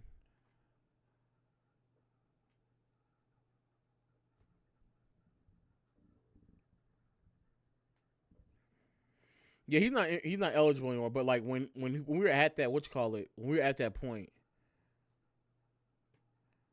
it was a point in the season where niggas dead ass were thinking to themselves, yeah. Whoa. It really sucks that Giannis hasn't been available this season.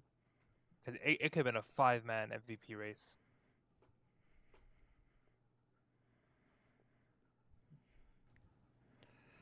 All right.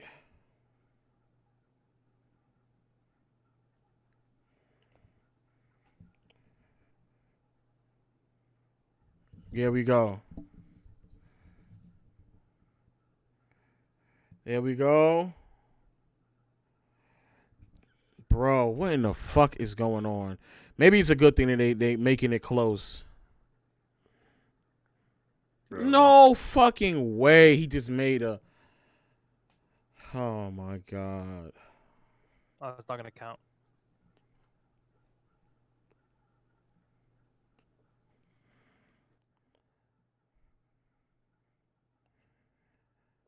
Mm-hmm. Mm-hmm.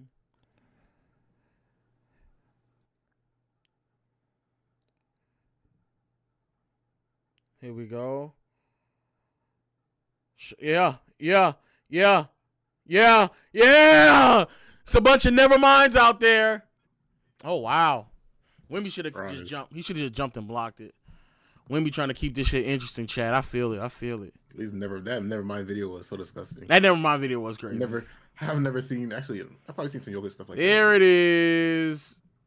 There's There's the roll gravity. Wide open threes now.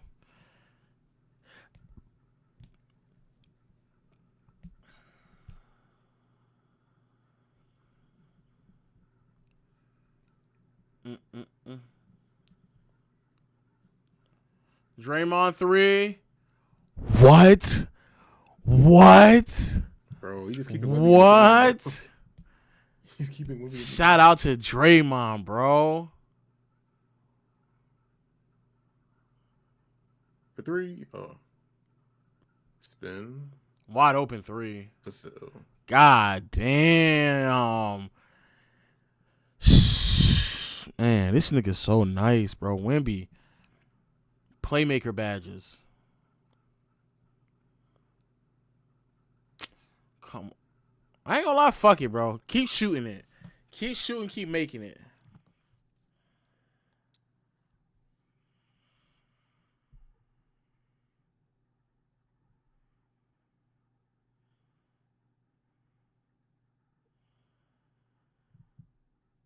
No way this nigga Draymond hitting threes, chat. Crazy. About fucking time he hit some threes, bro. Crazy.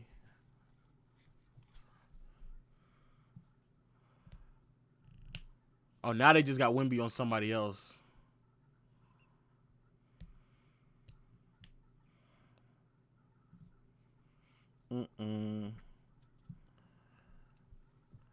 This guy swipe a dead ass thing. Jamal Murray, a top 10 player in the world or in the league.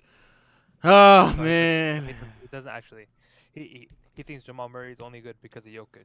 no. He's been pushing a lot of Jamal top 2 All NBA team prop. Then, well, damn. If Jokic has a All NBA player on his team, then does that make him like he has good teammates around him then? No. Yeah, I think Swiper believes that he has good teammates. It's just what you call it.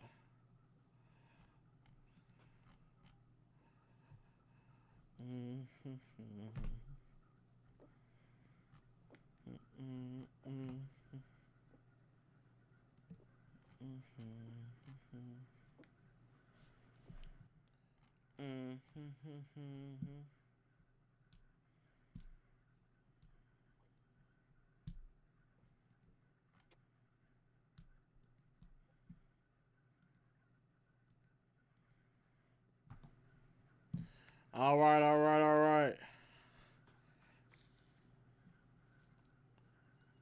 Screen.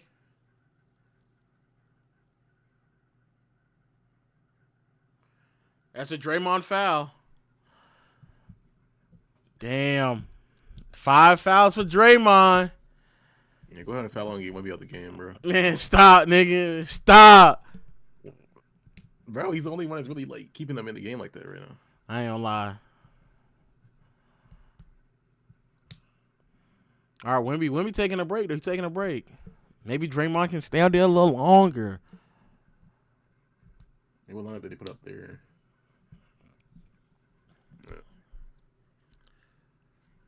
It's over, bro. It's just getting started, nigga.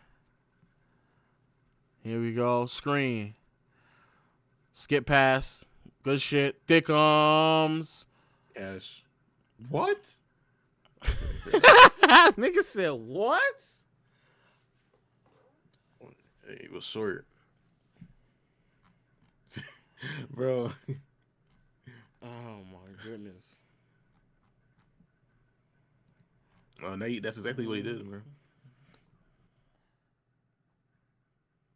Oh, have y'all seen that the what's it called? The Magic are the 9th seed now. I ain't gonna lie, this is such a Yeah. bad season for them. How bad did Paulo play today? Oh, he was bad. He was 3 for 9, Oh, fuck. 11 points. Half of them were free throws. He was good from free throw line. 5 for Sheesh. 6. And he was not good. You know what was good though? Jalen Johnson. He's about to be All NBA next season. Watch. Bro. That's what happened when Shea down on the when Wemby down on the floor. Pass. Swing. Corner. Spencer. What are you doing? Don't ever try that ever again, bro. He dead ass tried that. That's their best big, bro. That's their best big. Oh man. That's about to be the nigga that's guarding Wemby next. Go These might be shit. the worst bigs. These might be the worst bigs that Wemby will play for the rest of the season. Yeah, I Um, get that, but still. like, I think the Hawks are actually best in the 6th seed because if they say they're 5 seed, they're gonna have to play the Cavs, and yeah, not gonna lie, the Cavs are a bad matchup. Cavs are a bad matchup for the Hawks. He's picked up 5 fouls? Oh, Chad, this is about to get fucking disgusting in a second. That's their only big. Oh, my God. Bro, the only 2 bigs have 5 fouls apiece? The Raptors go to the play-in. Whoa. 9 players out. That's what the Wizards had out when they played against Lakers.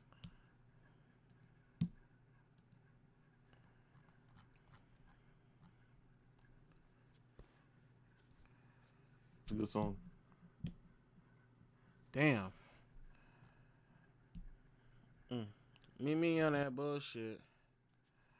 I don't even really care about what's in front of my face right now. All this injuries. Nobody don't give a fuck about Really got that, a lot of bro. injuries. That's Ball crazy. up top, nigga. Imagine they stayed healthy. That'd be another team that we have to fight with for the 3rd seed if they were healthy.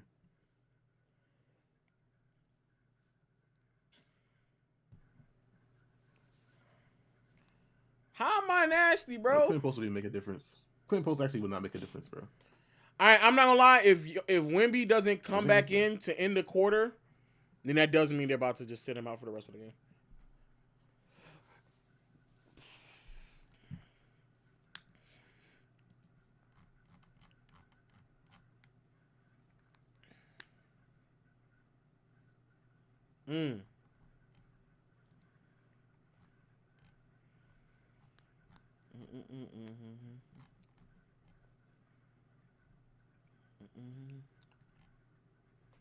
Damn, 30 points. Step back. Good shit.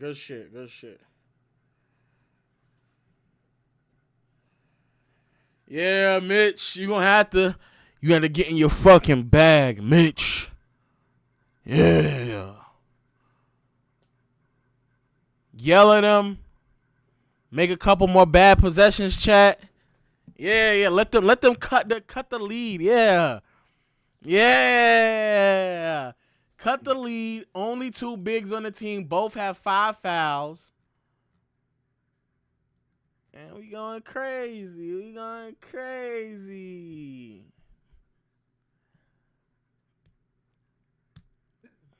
We going crazy, man. Wemby getting ready for the playoffs. Gonna play for 30 minutes minimum. That's what I'm talking about, bro. Yo. What happened? Oh, look at this tweet, bro. What is this tweet?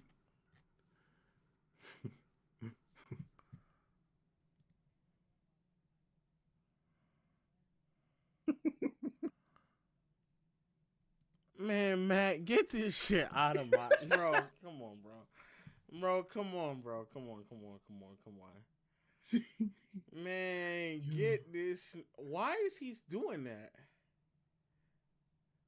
I don't know why that account showed up on my calendar, bro. Does This is he crazy. dead ass think he's supposed to just sit on it like that? Yo, I think he's doing it like on purpose, probably. As though he's that dumb, but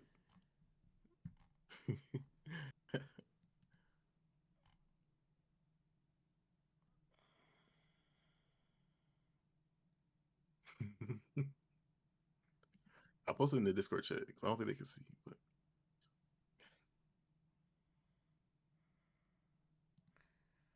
man, what in the fuck, bro? Bro, the way he's sitting on it with his legs open. yeah. Yo, come on, my That's a nigga. crazy. Come on, my nigga. Come on, my That's the nigga. craziest part. Come on, bro. Come on. Click that link that Matt just put. I'm not putting that shit on the screen, so y'all might as well click that link that Matt put in the chat. I put it in the I put it in chat so they Yeah, can see it yeah, themselves. put it in the Twitch chat, bro. This nigga got his legs wide open, literally fucking bouncing on it, bro. Mhm. Harper can't. Harper, both of the things you said are wrong. Harper isn't going to win MVP, and Cooper is not unanimous. Cooper might not even win Wait, it. what? It might be Con Knipple. Well, I think Khan's gonna win it. Yeah, I think Con might actually win it. Huh? You He okay? All-Star next year. There go Raquel again.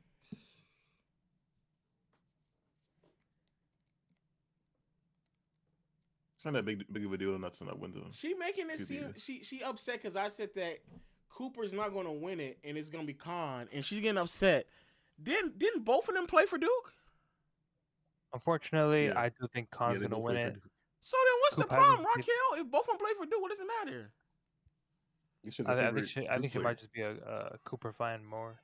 But She likes Flag more. Oh my god. I was about to say that's what I said. But I do think Khan's gonna win it after like the recent stretch from Cooper. He hasn't been the greatest. It's not such a good finisher, bro. It's not fair.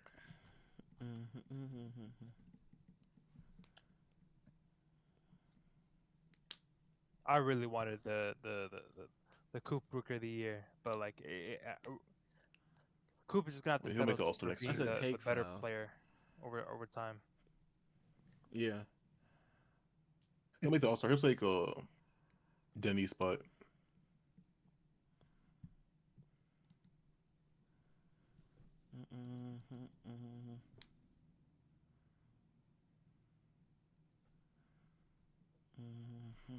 Oh yeah, I wanted to ask you, who do you think the coach of the year is? Coach of the Missoula, year? right? Probably Missoula or Yeah. Mitch. I think I'll give it to Missoula.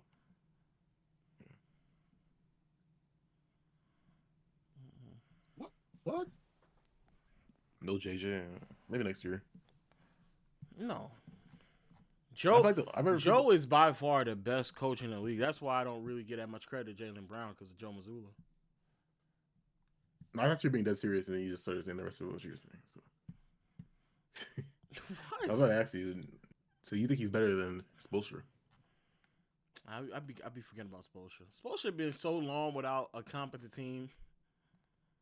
Yeah, it's kind of like a Steelers thing. Like they're like okay, but they're not like good enough to actually contend.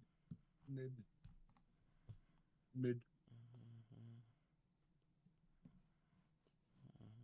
Not mid. 6 minute, no, yeah. I thought Kelvin Johnson was a favorite. Who?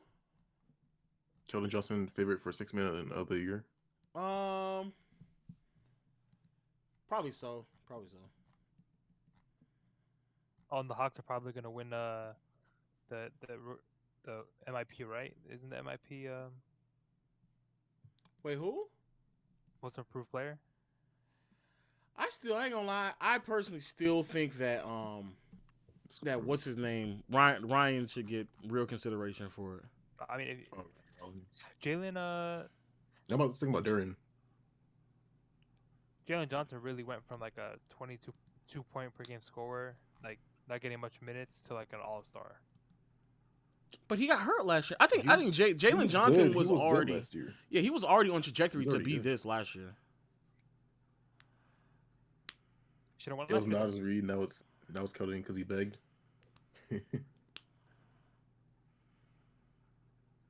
Yeah, they're done. There's Only a the key now is they're probably possibility gonna that Walker. most improved is actually Wemby though. Nah, they're not gonna give it. Nah. Oh, y'all niggas. I think most trolling. hating. Yeah, Nate. Most improved and MVP. I know what you are, buddy. Here's the thing. Yeah, I know exactly what you. Defensively, I think Wemby was like this last season. I don't think Wemby like improved much defensively. Offensively though, he's better. Yeah, but a lot of other players also improved like offensively and defensively. I actually think Wemby. Is it kinda I don't like think linear Wemby's. I don't think progression? Wemby was this good defensively. I think he's gotten better. But I hear what you're saying though. Like Whoa. in my opinion, Like he- some players you kind of. Whoa! Who the fuck is this nigga shoot? Who the fuck is this nigga shooting these free throws? Whoa! I feel like What most I'm improved should- Look at him! Look at him shoot his free throw. Look! He's shooting Oh, one give me some hand. He made it though, right? I guess. I feel like most of the time You know they go what to it a player that you don't think would like you know what he is? become as good as they actually were. He's working on his shot. That's why. Because like Wemby, you probably thought he was going to be this good. If it wants, it's fine. Chill out. That is about to be Yeah, Wemby's surprising. comp right there. Player. Yes. Turn the ball over. Yes. Stop in transition. Come on. Yeah.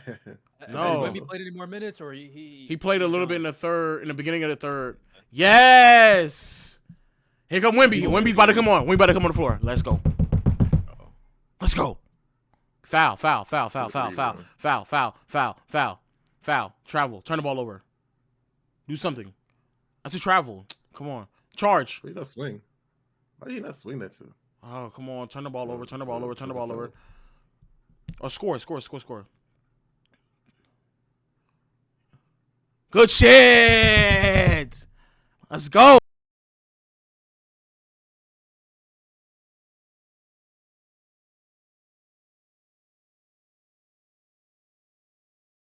Yes. He did. Yeah.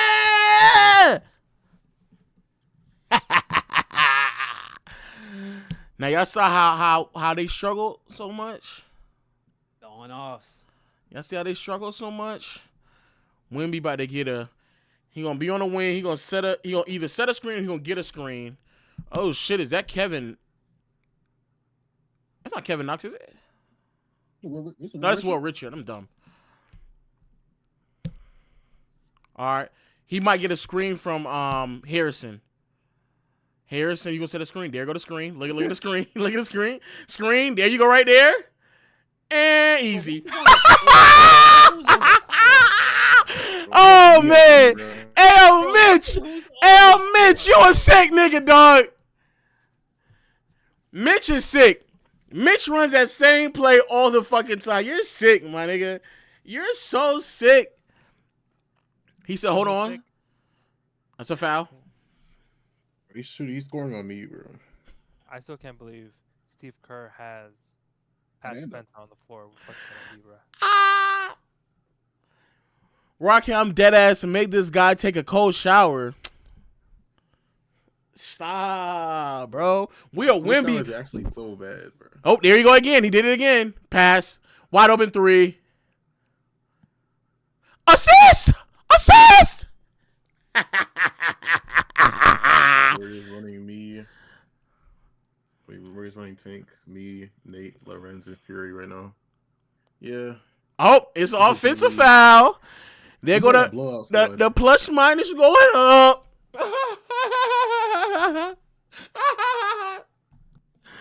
Oh man. You need some real comp, bro. You better stream those Nuggets games. Exactly. You better. Stream those Nuggets You games. better not run, bro. Come You on. better stream those games. Come on now. Here we go. Here we go again. Set the screen. Wemby come off the screen. Curl it. They go switch. Wide open three. Barnes.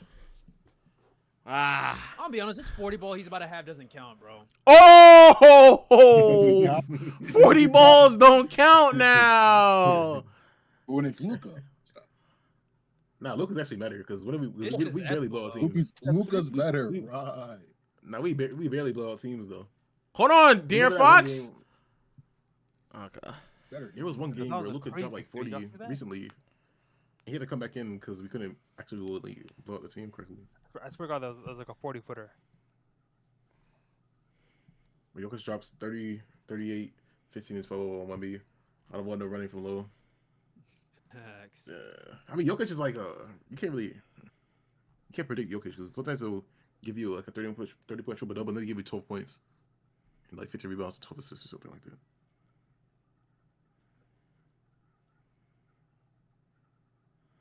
The Lakers play at 9:30 tomorrow. Bro, the Thunder are 9.5-point favorites. We're getting Alright. fried. Bro, be Hit it for you. serious, bro. Be serious, We're winning bro. that game. That's what I'm saying. That's what Yeah, he's I already saying. said- Staffer, come on, man. That nigga be So answer it tripping. right now. Are the Lakers winning tomorrow? Yes, Well, I already said it several times, bro. Okay, yes, okay, good. I should post it on Twitter. You say the Lakers are gonna Why beat the is Thunder Wemby tomorrow. still on the court? Cause he trying to let them score a little bit so he can stay out there. In the post, tack him. That's a foul. No foul. It don't fucking matter. Huh. This nigga is so much better than everybody in the league, bro. Yeah. Yeah, pressure him, Wemby, so we can't make the pass. Let him have it. Yep. In the post. Oh shit. Look at He actually letting them score so the game can stay close. He letting them do that shit. bro. You're actually like you're 1-on-1, bro. You're 1-on-1. Screen. Pop. All right. Hey. Why is he wearing the same number? Whoa. As Luka? Man, no way. That was a nasty spin. Do you see his number? I think it's yours, spin, bro. This guy's ashamed to number 77. Oh. Only good players should have that number. Hey, keep letting him score. Oh, wow. Okay. All right. He's about to have a 50 on ball us. off pure nastiness, bro. That Fox. There's like a role player out there. It's a role player with speed. He could throw. Oh. I like that third quarter, chat. I love that third quarter. I love that third Yeah, quarter. we know. What do you love we about? know. What do you love about that third quarter? That Let us know. they came back. You're disgusting. Now I be rooting though. I be rooting for Luka, like, for the Lakers to like sometimes let Yeah. him come back because I need Luka to get the 40 balls because he'll be sitting at like 33, 35. So they come back a little bit, he can get his 40. That's kind of that's crazy hustle. That's crazy. When we hustle. about to get that 40. Bro, think about this. We were just preparing for us to watch a Jimmy High Roller video in the fourth. Now we're watching a 40 ball from Wemby, bro. Be blessed. Be blessed. Get the job done. It should have been over by now. Enjoy greatness. Fuck, nigga. CB Potts hasn't been nearly as bad as I thought he was. Well, he's actually been good recently for his standards. No, I mean like this game, like from watching the game, you'd think he's not shooting, 50, 40, not 50, 40, 100 from shooting splits. Yo.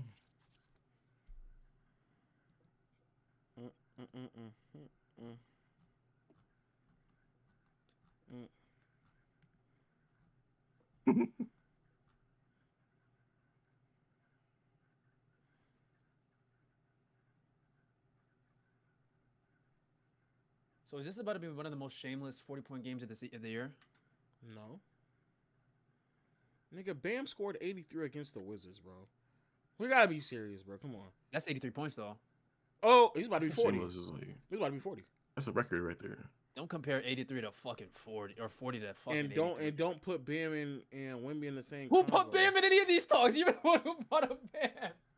I'm telling you, He's right being now, nasty, bro. It's not even worth it. I'm telling you right now. Watch your fucking tongue. Look, I told you I'm Wemby FC. You But ain't you ain't repping No, it you're hard not. enough, nigga.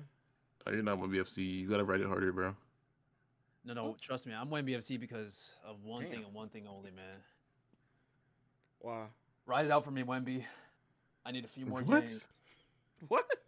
Oh, I know what you're talking about. Okay. What are you saying? Talking about you don't want Shea to win the MVP. Oh no, Shay's probably gonna win it.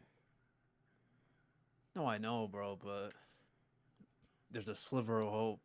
The other problem with Wemby is that there's a lot of people who are voters who just don't think that Wemby is even top 2. That's the other problem. Who? Are you, what? I think For real? I think Wilbon is a voter. He doesn't have Wemby top 2. Oh yeah, true. No, but we don't know who. Don't give him that Who's their much of top a. two? Come Jokic on. and- No, he has They might Jalen be Brown and down brain dead, Shea. They might have somebody else that too. Oh, he says Shea. But not Brown. Jokic. No, because the defense. That was a whole Why does he argument. have a vote, bro? He shouldn't have a vote. They be giving anybody votes, bro. Who was the? I forgot her fucking name, bro. Who was Rachel Nichols? She doesn't have She said she Luka. doesn't have She doesn't have Luka Luka. in any talks because of the. Nobody defense. cares, bro. If you don't have a vote, fries, bro. Oh, she doesn't have a vote. She does have a vote. No. Unless you don't have it no Oh, more. she does. She does have a vote. Oh, good. Thank God. No. I'm saying unless she doesn't have it anymore. But there was definitely a point in time when she had a vote. For what? What do you mean for She was a what? part of the media. Like she was like a heavy media member. Her takes are bad, bro. I know, bro, but I don't care.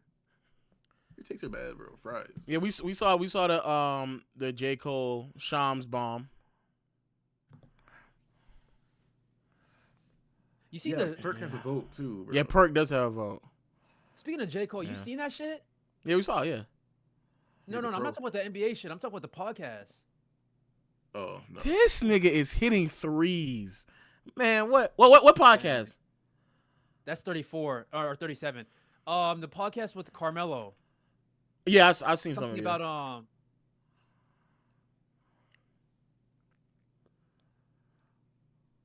Oh man, what a block. Here we go, Wemby. He taking it up.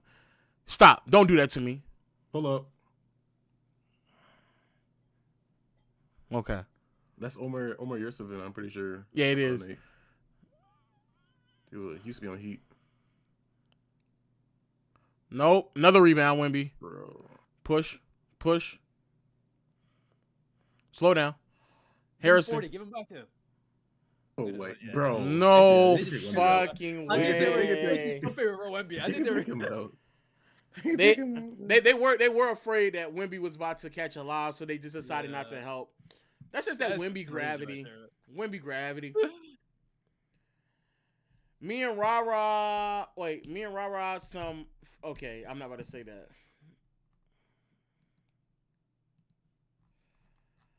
Oh man. Bro, like, you see this, bro?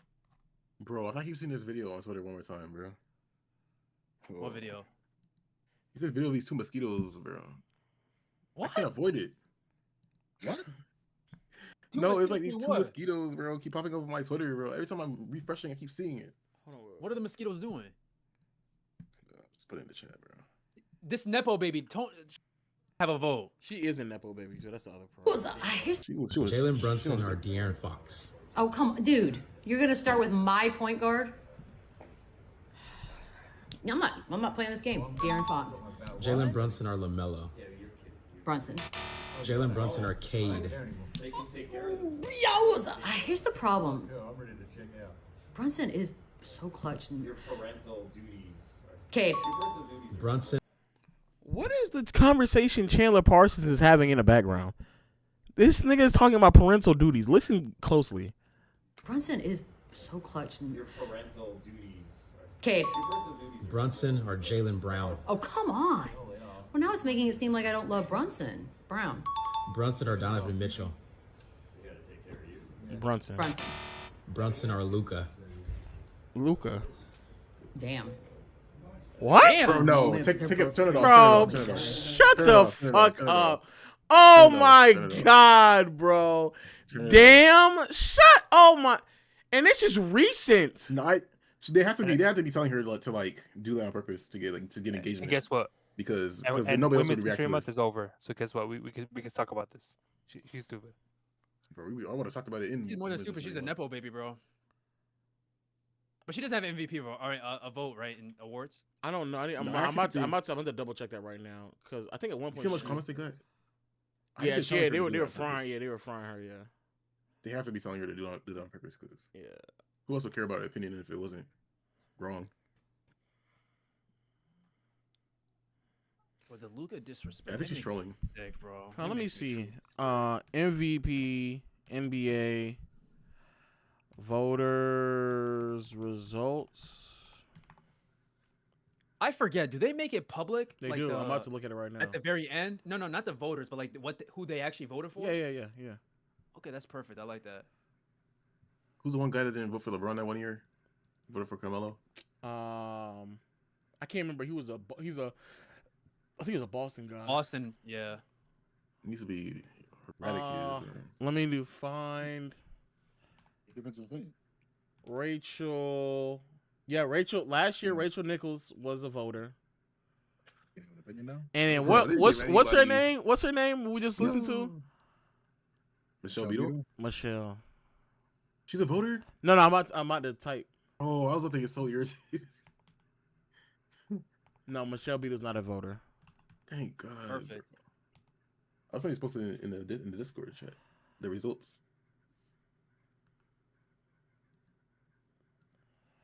Yeah. They need to give All right, votes to people that are not too biased, but everybody's biased to an extent. Especially you.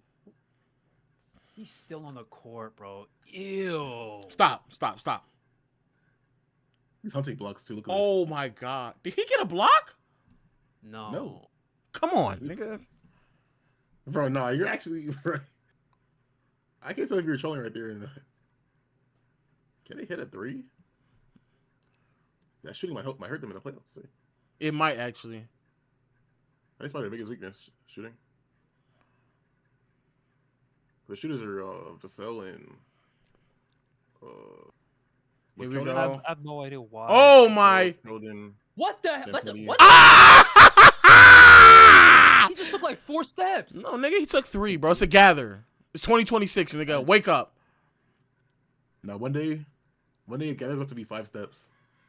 Give it to like 2050, you might see that, bro.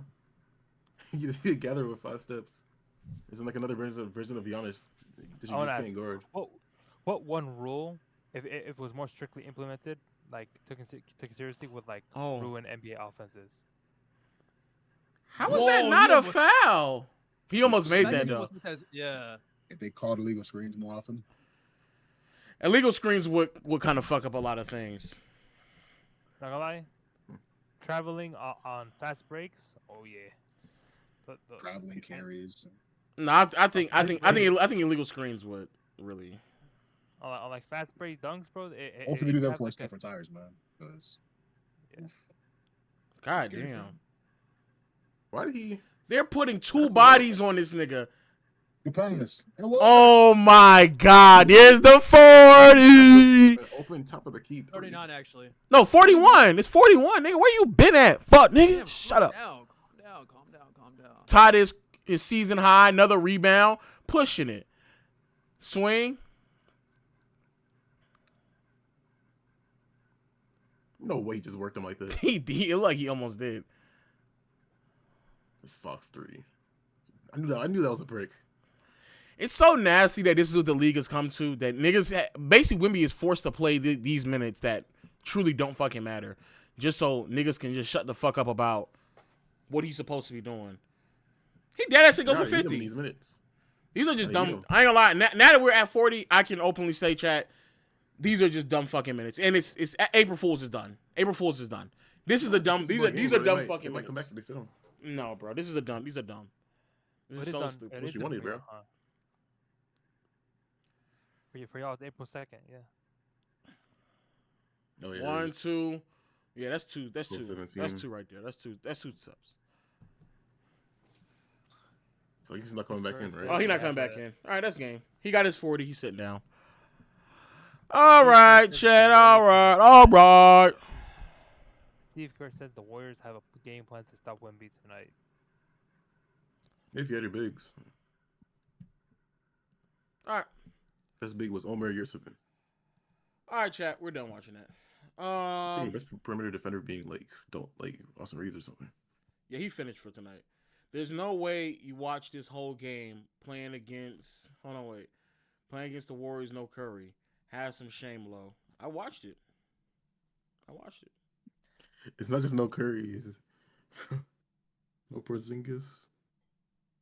Finish the Michelle Beadle video. Hold on. No, bro. No. Why not? I'm good on that, man. She's I'll have dumb, a nice night, man. bro. Y'all have a nice night. Yeah, bro. No, they want to see it, bro. Come I do on. have class early though, so.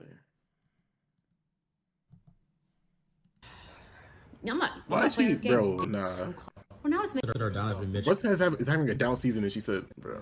Brunson. Brunson or Luca. Damn. In a moment, they're both pretty moment guys. Brunson. Brunson or Ant-Man. What? No. This is That's tough. engagement bait. Brunson. Brunson or Devin Booker. I don't need a pen. Nah, it is engagement bait. Yeah. You know what, Brunson? Bro, she's What does off, she think? bro. She think Brunson is a top 5 player in the league or something? What the fuck is she talking about? It's engagement bait, bro. You see all the comments? It worked. Wait, I think the premise might be clutch players. Wait, what's the title? Jalen Brunson or De'Aaron Fox. No, it's not that. Just, Oh, just come a better dude. player. You're going to start with my point. I'm not. Brunson or LaMelo. Brunson. Why the hell are they talking about De'Aaron Fox? I think these are just guards. These are guards. Makes sense. Actually. Yeah. It's clutch moment. Yeah, What did it say clutch? You kept talking about moments. Wait, what was kept the talking about question? moments Like, and the first clutch second and of stuff it. like You're going to start with. Jalen Brunson or De'Aaron Fox. It just says, is Jalen Brunson better than these NBA players? That's it. And this is the actual account, the run it back account. Damn. It didn't say anything about Yeah, being just clutch. players. It's just players. She's dumb. She's a fucking moron. Wait, what was the Botox comment? It would also be Bro, people on Twitter are crazy. it would also be bad. It'd also be bad even if it was clutch because she's saying that this nigga's more clutch than Ant this year. That would also just be bad. You look at the poll is crazy. So this is what happens when Botox slips into the brain. Okay. Clickbait for sure. Yeah, that is clickbait. It is definitely clickbait. All right. They want engagement. I don't think this is going to be a good video, but let me finish it. But to say Shea has simply been efficient this season would be an understatement. So far this season, Shea is scoring 1.6 points every time he shoots the ball. That is the most points per shot by any volume scoring guard in the history of the NBA. 2026 Shea Gilgeous-Alexander isn't having one of the most efficient seasons by a guard. He is having the most efficient season of all time. Now, when stacked up against these three, Victor Wembanyama's numbers pale in comparison. A lot of his value coming on the defensive side of the ball, and I don't think you'll find any never minds on the stat sheet. But Victor has been on a minutes restriction all year. If we standardize these numbers on a per 75 basis, then you can really see just how much Wemby is impacting the game every time he's on the court. With box score numbers that matter. That's crazy. Per 75, nigga is scoring 30 points, 14 rebounds, 4 assists, a steal, 4 blocks. That's ridiculous, bro. That's crazy. Match these other candidates even as a player who doesn't favor offense. However, earning the title as the most valuable player in basketball requires value that goes far beyond the box score. But even looking past the raw numbers doesn't make this decision any easier.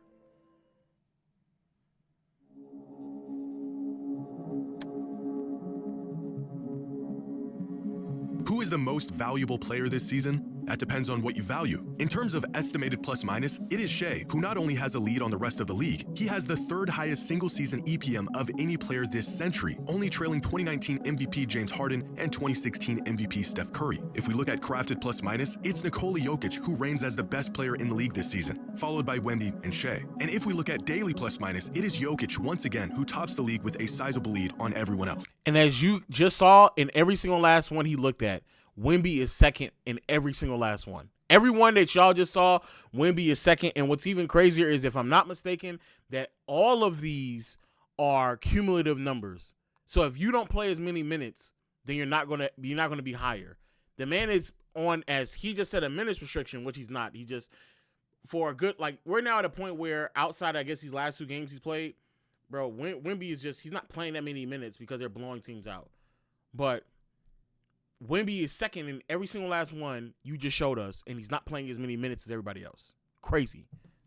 If these all-in-one advanced metrics told us everything, Nikola Jokic would be walking away this season with his 4th MVP. Fortunately for the rest of the field, the value a player provides for his team cannot be boiled down to one simple number. According to preseason odds, here are the projected number of wins each team was expected to finish with this season. Now, these projections can be off for a number of reasons. Teams dealing with injuries, unexpected leaps from young players, and of course the individual impact of an MVP level player. Coming into the season, the Denver Nuggets were projected to win 54 games. Right now, they are on pace for about 52. The Thunder were projected to finish with about 63 wins, a total they're on pace to surpass by 2 wins. The Lakers were projected to win 47 games, and they're currently on pace for 53. But it is the Spurs who have completely blown away expectations this season. Preseason odds had them winning 45 games this year. They are currently on pace for 62 wins, exceeding projections by 17 wins. If you're looking for who provides the most value, it might be the guy who's transformed the Spurs from playoff hopefuls into title contenders. But looking at the MVP from this angle assigns individual value to team success. And as we all know, despite the MVP being an individual award, more often than not, the perception of a player's value is heavily influenced by the success of their team. After all, if you are truly the most valuable player in basketball, you should be elevating your team to title contention. But rather than looking at team success, let's look at the individual impact these players have on their team. Dunks and Threes has a metric called estimated wins that takes the quality of play from any given player plus the minutes they've played throughout the season to get the estimated number of wins they've contributed to their team's total. Our 4 MVP candidates being the top 4 players in the league this season in estimated wins with 13.8, 14.6, 16, and 18. Nikola Jokic is solely responsible for a third of the Nuggets' wins, but it is Shai Gilgeous-Alexander who has contributed the most wins to his team this season. But arguably the most accurate way to assess a player's value is to measure how well their team performs when they're on the court versus when they're off the court. How much does a player's presence directly impact their team? Here are the top 30 players in the league this season and their team's net rating when they're off the court. From the Celtics, who are firing on all cylinders even without Jaylen Brown on the court this season, to the Jazz, who are on the verge of relegation without Lauri Markkanen on the court.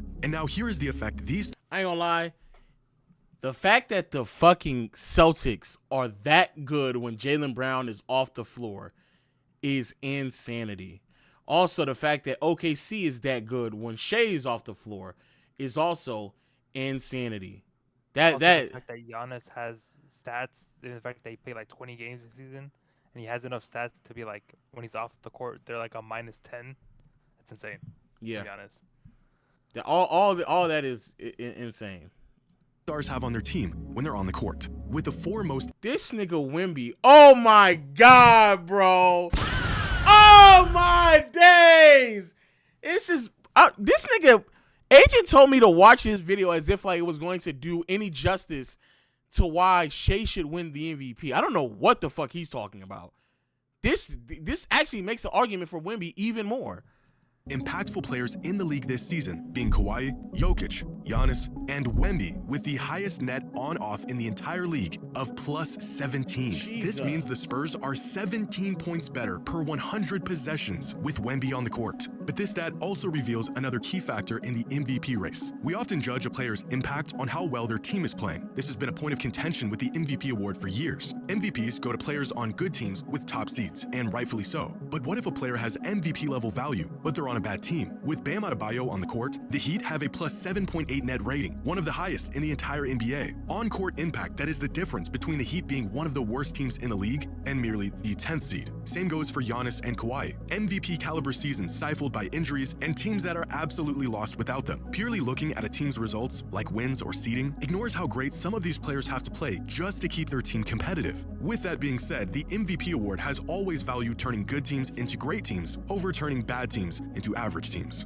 Okay, I was about to say, good point. Yeah, the argument of I can turn a bottom feeding team to an average playoff team has almost never been the criteria of what an MVP is. It is always your ability to ceiling raise. It has always been that. This right here, this graphic alone basically ends the argument. I don't know. You know what's so crazy?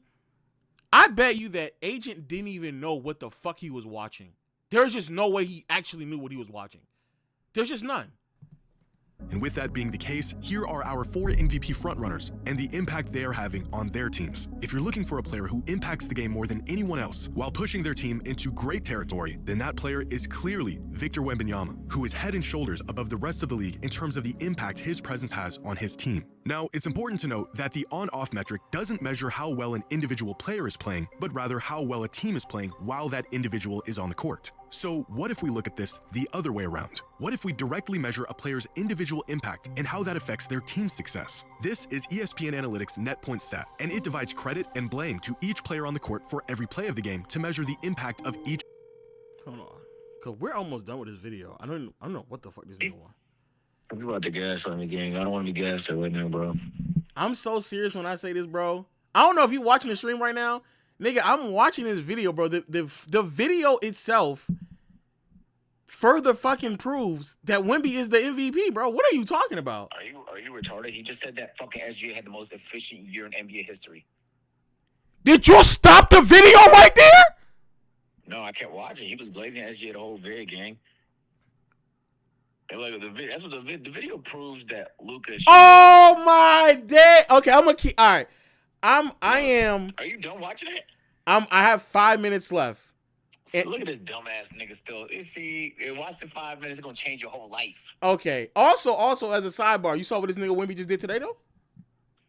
I watched the stream for a little bit. The nigga had 5 points in 2 minutes. I turned the shit off, bro. Oh, so you're a hater.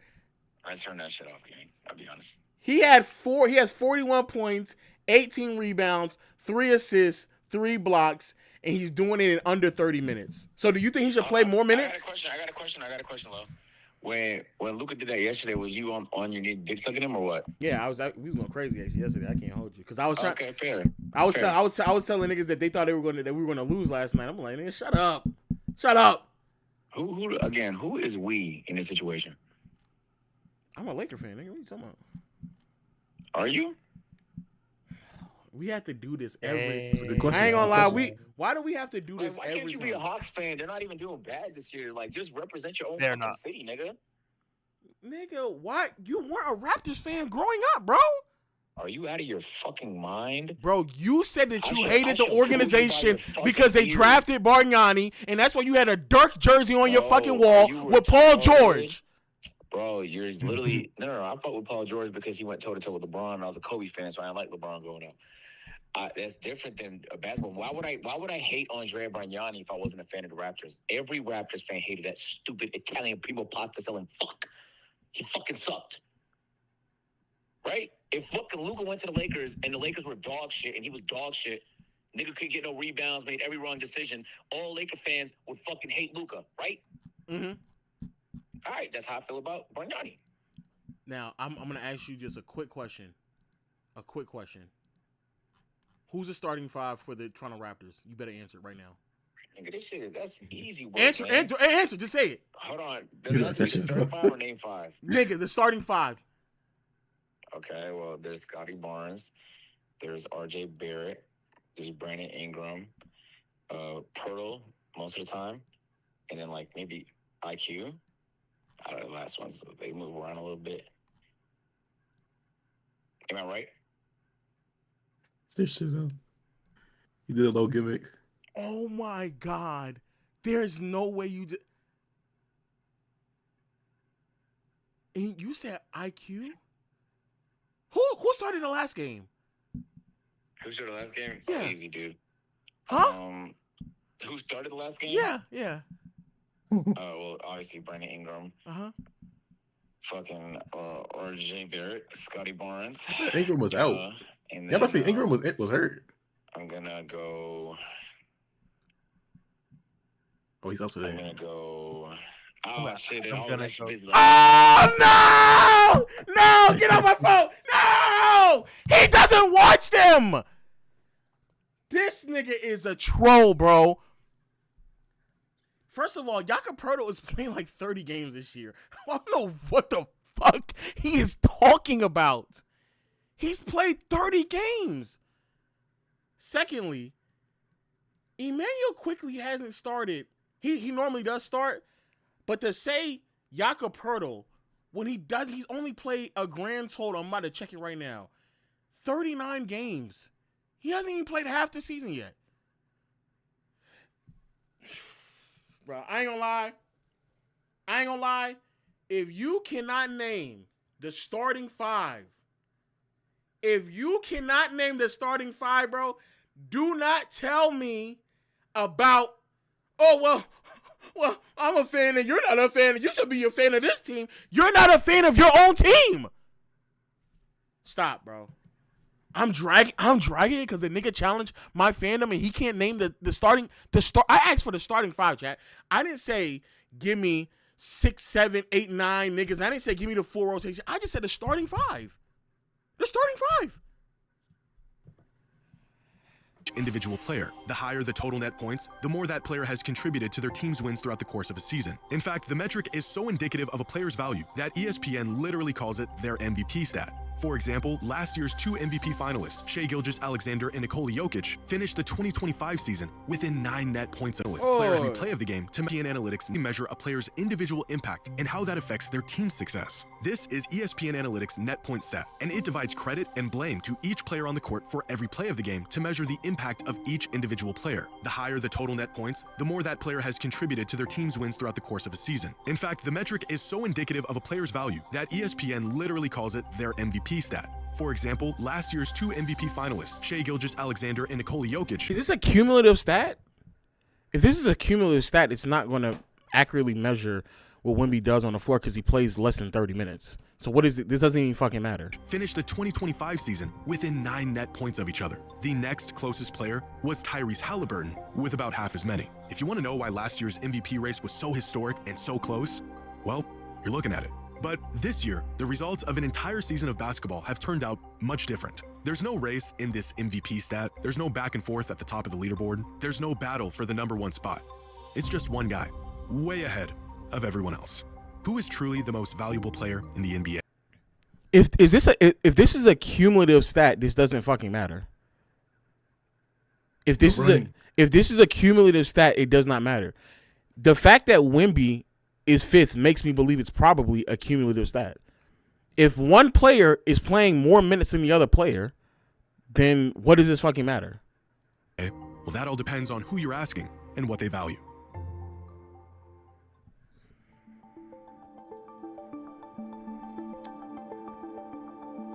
With just a couple weeks left in the season, the MVP race has become so close that there is no clear consensus on who the actual most valuable player in the league is. One source will say it's Luka, another will say it's Wemby, and another will tell you it's Shai. According to Basketball Reference's MVP tracker, it is Nikola Jokic who has a firm grasp on the top spot with a 60% chance of winning the MVP. Ask the fans who they think should be the MVP, and you'll get a completely different answer. A couple weeks ago, NBA Central on Twitter asked fans who is the NBA's most valuable player, the options being Shai, Luka, Wemby, or Jaylen Brown. Within days, nearly 76,000 fans casted their votes, and running away with over 62%.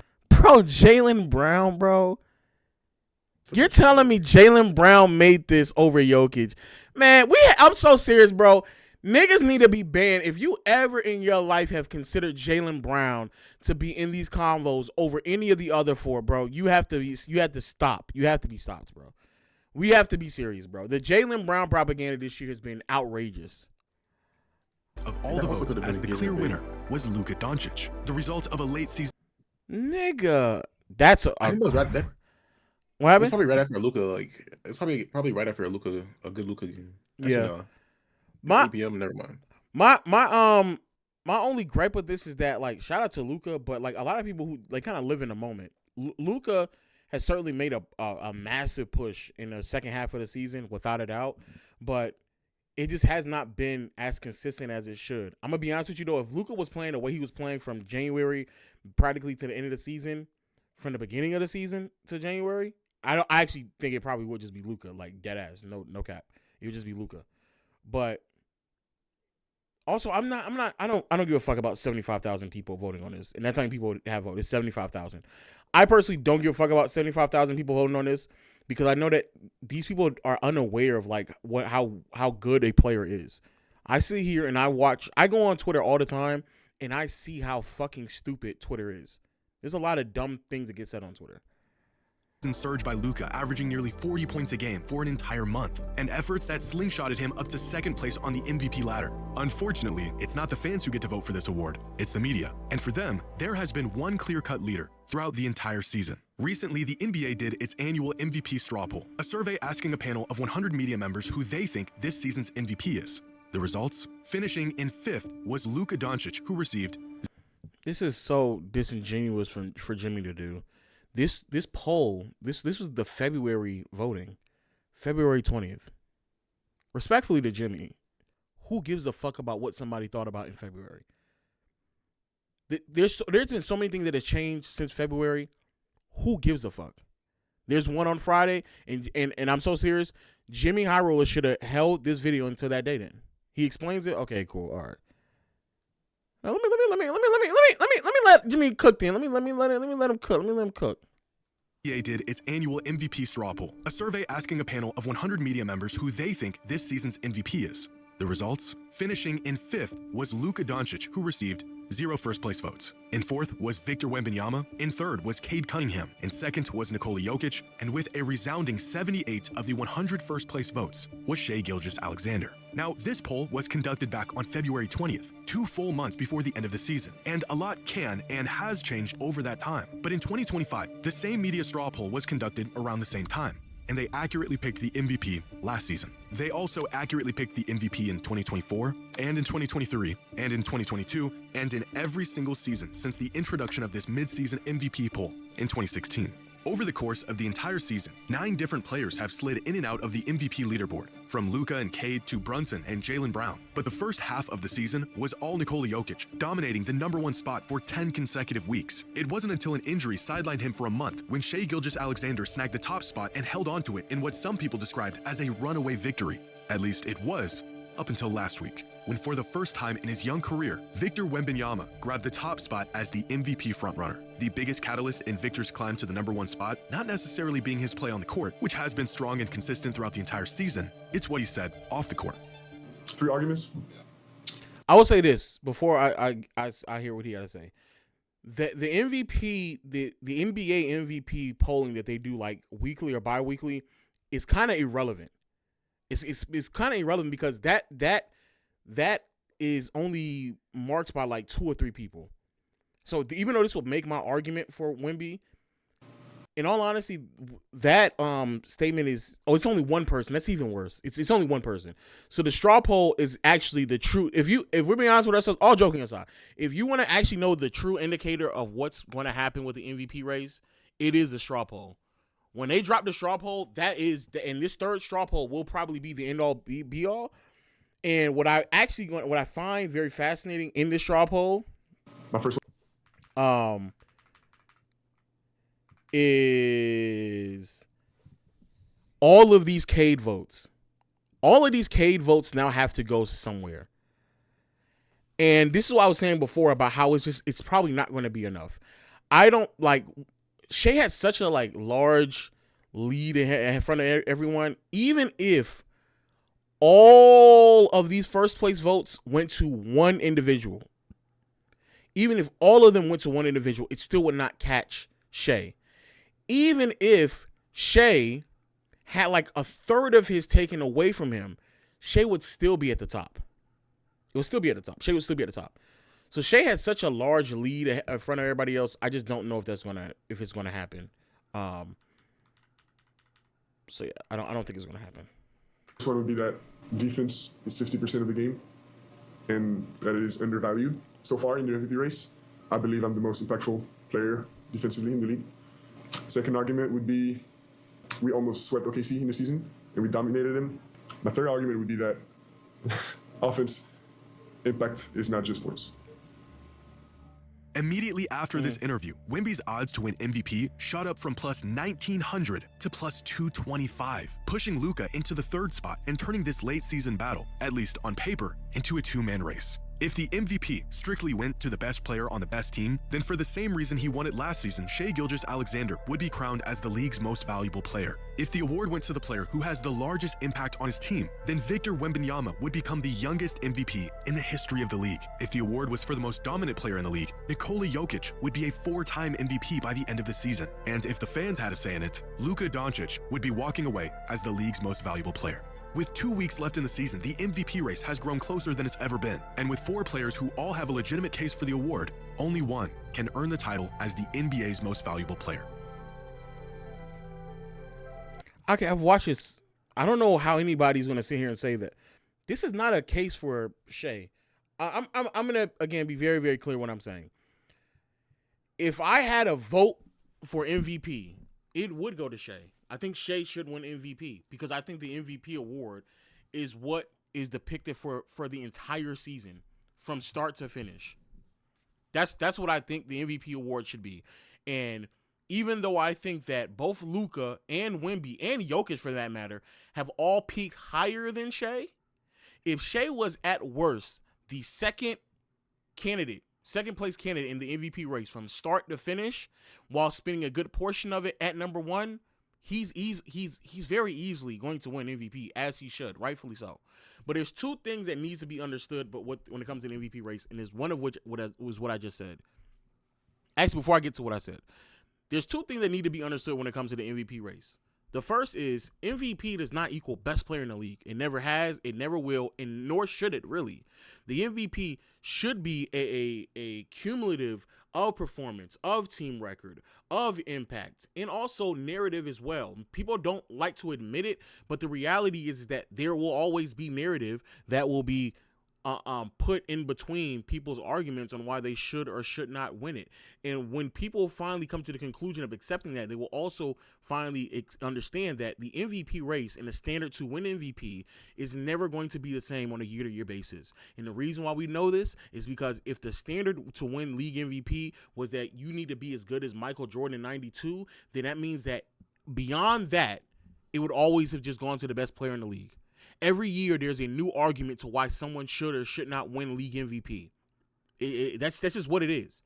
It's not purely off of talent, impact, or wins. It is based off of what exactly we expected, how were you able to turn your team around, what do you do on the floor for your team. And I don't like the idea that narratives have to be brought into it, but I also just accept the fact that that's the reality. It's not the best player. It's not simply who has the most impact. It's not just simply defense. It's a cumulative of all things. But then the second thing I want people to acknowledge, Shai is having a remarkable season. He is having one of the greatest seasons of all time, especially from a pure scoring perspective and offensive perspective. He is easily having one of the greatest seasons of all time.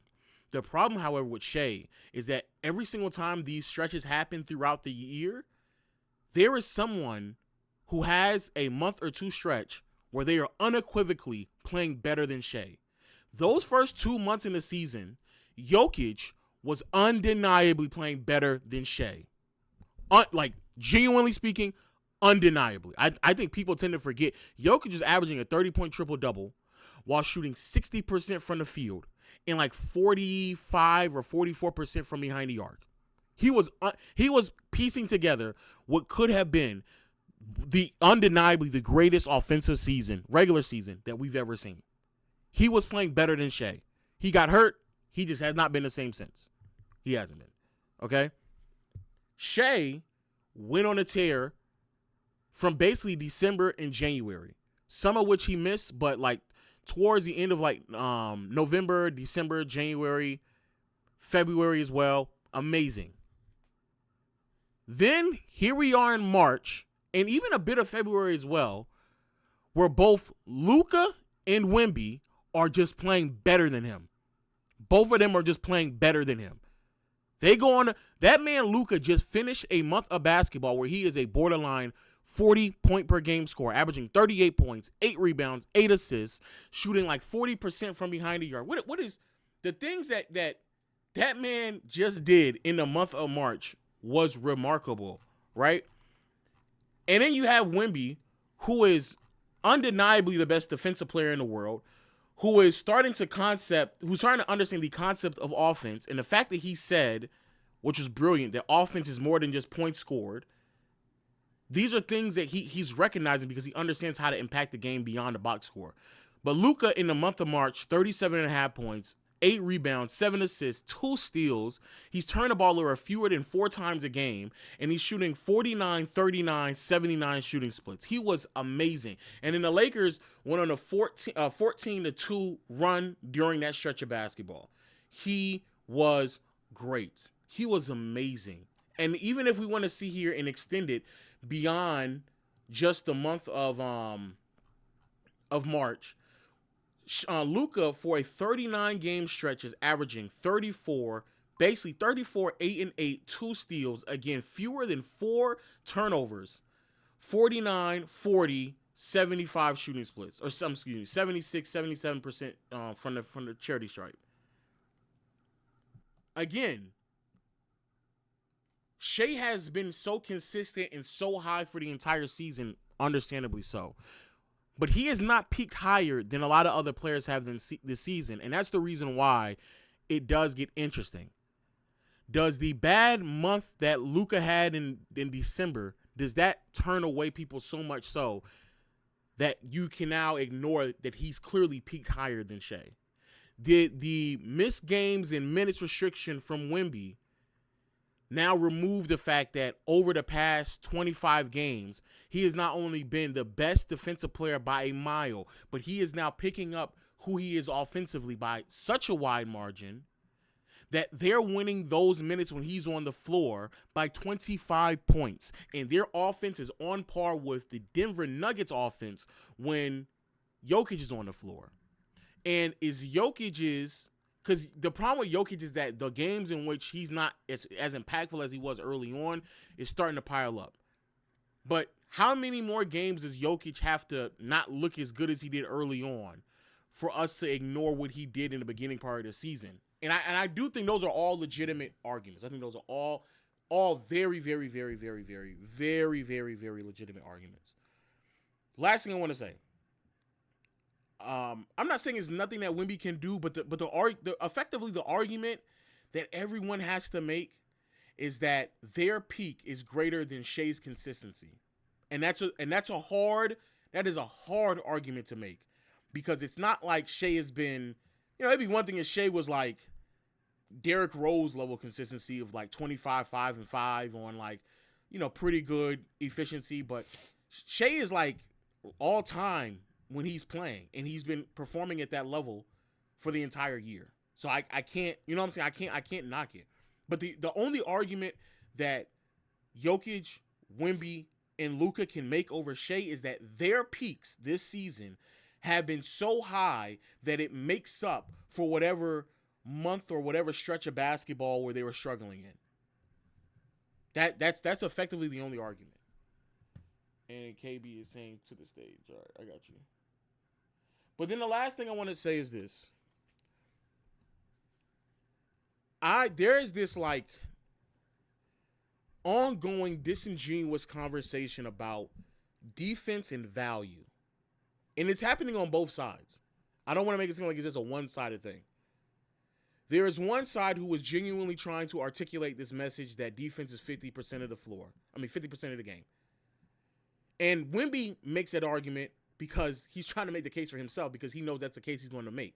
But we have to be honest with ourselves when we say that defense from an individual standpoint is not that. Now, Wemby is also the exception to that rule because how impactful he is, but it's just not. It's just not the reality. But on the other side, when people are making the argument about how insignificant defense is, and then they throw in our face that, well, Steve Nash won it twice, and look how many times Curry won it, and Jokic won it, and Barkley and Magic won it. Almost as if like defense is never in conversations or never taken into consideration on who should win the MVP. The reality is when you are winning the award, it's in the middle. And when I say it's in the middle, it's just that we look at impact. Overall, we're just looking at impact. And the truth of the matter is, in any normal circumstance, an individual's defense is not impactful enough to try to make up what they may be lacking offensively to their counterparts. However, there are instances where that isn't true. Tim Duncan and Kevin Garnett, when they won league MVP for 3 years in a row, they were not the first, second, or not even the third best offensive player in the league those seasons. Matter of fact, even in a conversation, they probably weren't even the top 3 offensive player then. But there is a threshold of defensive excellence that you reach that then allows you to then say, hey, even though you're not that great of an offensive player, your overall impact is being elevated so much so on the defensive side that it then puts you over other players. Normally, individual defenders don't have that level of impact, but when you have bigs like a KG, like a Duncan, like a Giannis, like a David Robinson, like a Hakeem Olajuwon, when you have those level of defenders, you then reach a level of impact that goes beyond what we traditionally view as individual defense. And if you don't believe that Wemby has not already usurped that threshold, you're lying to yourself. You are a bold-faced liar. You are lying. Wemby is very clearly so impactful defensively that he does not need to be as good as an offensive player as Luka, Shea, and Jokic. He just doesn't have to be. And he's not. He's not as good as an offensive player as them. He's not as good as an offensive player as Ant, in my opinion, either. Like, there are players that he's not as good as an offensive player as. But if you are going to box score watch to try to make the argument to why he's not as good as an offensive player as someone like Devin Booker, I always get back to this question that we are where we are today after they put the fucking belt to the Warriors. Do you want him to just play more minutes? Does it make sense that tonight, this man against the Golden State Warriors had 41 points, 18 rebounds, 3 assists, 3 blocks in less than 29 minutes. Do you want him? They were a plus 16 when he was on the floor. I want everybody else to acknowledge this as well. Outside of De'Aaron Fox and Devin Vassell, who are basically on the floor with Wemby when Wemby was on the floor. Oh, yes, and had 10 points, 5 rebounds in 3 minutes. Outside of De'Aaron Fox and Devin Vassell, look at the on-off, look at the plus-minus for everybody else. Champagnie, when he was on the floor, they were a neutral. Stephon Castle, only by 6. Negative, only by 7. Negative, -6. And I wouldn't be surprised because most of the time, the way in which they stagger the minutes, Vassell and Fox are always on the floor with Wemby anyway. So it kind of just begs the question. The argument behind when people show me cumulative stats, this is the argument here. Wemby is so impactful that they're winning the minutes by 16 points when he's on the floor and he's only playing 30 minutes or less. Do you want him to play more? He played more tonight just to get to the 40 ball. Do you want him to do this more often? You think that it's a knock to somebody that they're averaging 25 points in under 30 minutes? You think that it's a knock to somebody that he just scored 41 points and 18 rebounds and 3 assists and 3 blocks, but he played only 29 minutes. You think that's a knock to him?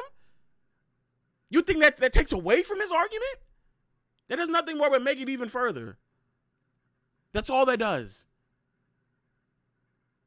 If the argument is, well, the way in which he impacts the game, he has to play 6 more minutes, that's efficiency.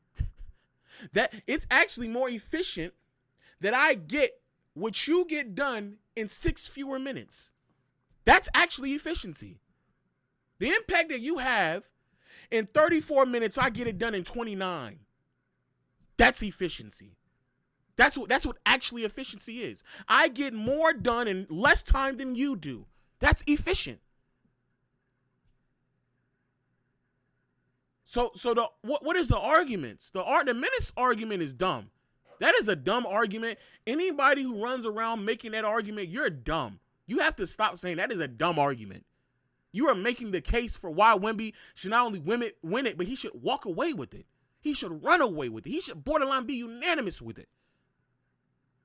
The fact that you're even saying that Wemby is second or third in the MVP race and he plays fewer than 30 minutes That should let me know that he should win the award. Because there is nobody who impacts the game on a per possession basis. And when I say per possession, when everybody else is saying per possession, we ain't only talking about the possessions on the offensive end. We talking about per possession, period. That's it. Both sides. So no, Wemby is not the best offensive player. No. Wemby will probably never reach these heights offensively, to be fair. Because right now we're in the middle of watching some of the greatest offensive players of all time. Are you sure? No, I don't. Wemby's never going to reach Shea, Luka, and Jokic. Listen. Stop. Nigga said Jokic. Anyways. Bro, Stop, nigga. You gotta stop. You gotta stop the hate. Listen. It's Shea and Luka, bro. I'm not bringing up 15, bro. I'm tired of that nigga, man. Anyways, bro, listen. I've been saying this basically since December, and niggas been calling me crazy. And I always said Shea is like deservingly the MVP. If he doesn't or does win the award, he had an all-time guard season. This is probably the best guard season I've seen since 16 Steph, arguably. So without a shadow of a doubt, him and Luka have been absolutely unreal. But like for me, expectation versus reality, impact, the two-way ability. Like when it comes to every single metric for like Wemby, bro, he's in those talks and leading it. And like, bro, I've been saying like, yeah, the offense is not as like what you said, like all time with Shea, Luka, Jokic, of course, when I'm not trolling and whatnot. But like, it doesn't. The difference is he doesn't need to be doing those things for him to be all time. Like what we watched today, chat, for most of the people who watched the game. When he just diving at the rim, drawing 4 defenders while rolling to the basket, catching an easy lob, just simplifying the game for himself. He can just walk into 25-point games, chat. Quite literally. He could just walk into 25-point games while being a really good playmaker in terms of his just roll gravity is a lot, bro. Like, teams were crashing. I remember there was a play in the second half where they actually started to adjust to Wemby's roles, and they just sent 3-4 players diving at Wemby. Stephon Castle, I think, got an open corner 3 and made it. Like, there was just plays in which, like, bro, he's just moving the needle in each possession, bro. And the only thing is, chat, with his age as well, he's going to be more polished. He was making his catch and shoot middies today, like, because Draymond was giving him time and space, of course, to just be able to knock down a shot. We know he can shoot a 3, especially against, like, bigger centers. He'll be able to get more of his dribble package shit off. But when he learns the efficiency of everything in terms of, like, the mid-range, the post-ups, and things of that nature, bro, it's raps. Like, he's already each game I'm watching him make better and better decisions on the ball. Every game. Reading coverages and whatnot. In terms of the passing, in terms of the playmaking and stuff, what you need out of the post, the DHOs. He's becoming more firm, pause, on screens in terms of, like, actually sealing the on-ball defender when it comes to the ball screen and whatnot, and rolling to the basket. Of course, we already know how good he is at that. And then, not to mention, no offense, this is one thing that always fries me, is niggas love defense until we talk about the MVP. It's the weirdest concept to me I've ever seen in my life, bro. I get there's a whole award for Defensive Player of the Year. Genuinely, I understand it. But that doesn't negate why his defensive case wouldn't be put into winning an MVP award, bro. Like, when we're watching a center just take away layups, 2-point attempts damn near, night in and night out. And this is not even awesome, like, no shade to Rudy Gobert, but, like, miles and levels above a rim protection of what we've seen across the league since, like, probably, like, Tim. You know what I mean? KG. Is ridiculous, bro. While, like, and it's not even just he's just sitting and drop. I'm watching him communicate. I'm watching him shift guys from the corner to the above the break, telling guys to step up here so he can drop down low, so he can be the help and not actually give up his positioning. Switch out on some players and play good defense and then communicate as well. Like, he is putting everybody on a string in terms of good positioning, bro. He's ridiculous. And for me, like, this is like, I flip-flop between him and Shea, because when I watch Shea, I'm like, damn, this nigga is the best in the world. And then when I watch Wemby, I'm like, yo, this nigga is the best in the world, bro. But, like, really and truly, bro, I really do feel like this nigga is the best basketball player in the world, though. I'm not even going to lie. Because it's just, it gets to a point, chat, where you watch it and it's just undeniable, bro. It is absolutely undeniable. And I will continue to push for this MVP case, bro. Because for me, he has been, outside of Shea, and I hear some Luka stuff, This nigga has been respectfully clear of that nigga 15 in Denver, bro. From like December forward up until now. I'm not hearing no discussions with this nigga and 15 in the same sentence, respectfully, bro. I'm watching this nigga get his points in less minutes, be efficient, and on the defensive end of the floor, continuously just take shit away. And just blow games. Chat, he's ending games the way the Thunder were in the start of the season. That's halfway through the second quarter, you're done. It's a done game. Yeah. That Every to me single time, bro. That to me is why, like, but the minute shit just don't make no sense no more. Like when you actually watch the games, it just doesn't make any sense. You literally said it, bro. You want this nigga to play an extra 3-4 minutes? Yeah, He's just gonna end up getting 33, 34, 18 rebounds. Like it's just gonna end up in like carry. The stats are just gonna carry over. You'd be like, oh, he's only averaging this much in this many minutes, or oh, he's stat padding. The reason why it looks like it's stat padding is because the nigga just blows the team out a quarter and a half in, nigga. It's not his fault that when he walks into games, he's just blowing teams out left, right, and center, bro. It's the same reason why OKC wasn't able to scheme against this team, defensively or offensively, bro. It's the same struggles. And, bro, just... Me, bro, I ain't gonna lie, Lo, just do me one favor, bro. Tomorrow, just do me a favor. That's it. That's all I ask. Do me a favor. I'll be honest with you. I'll be honest with you. I don't even think it comes down to that. I think it comes down to this shit right here. What? The Spurs, they faced the Nuggets twice. And I'm gonna be honest with y'all. We don't care about. He's not in the race in my eyes. Yeah, but for you. If Wemby goes out there, he's in the race. I don't think he's in the race. I think what's happening right now is that these are going to be two marquee games, and everybody will be watching. The Nuggets are going to be playing hard to try to get seeding in it so they don't fall too much. And on top of that, it will be Wemby's test to defending somebody at his position.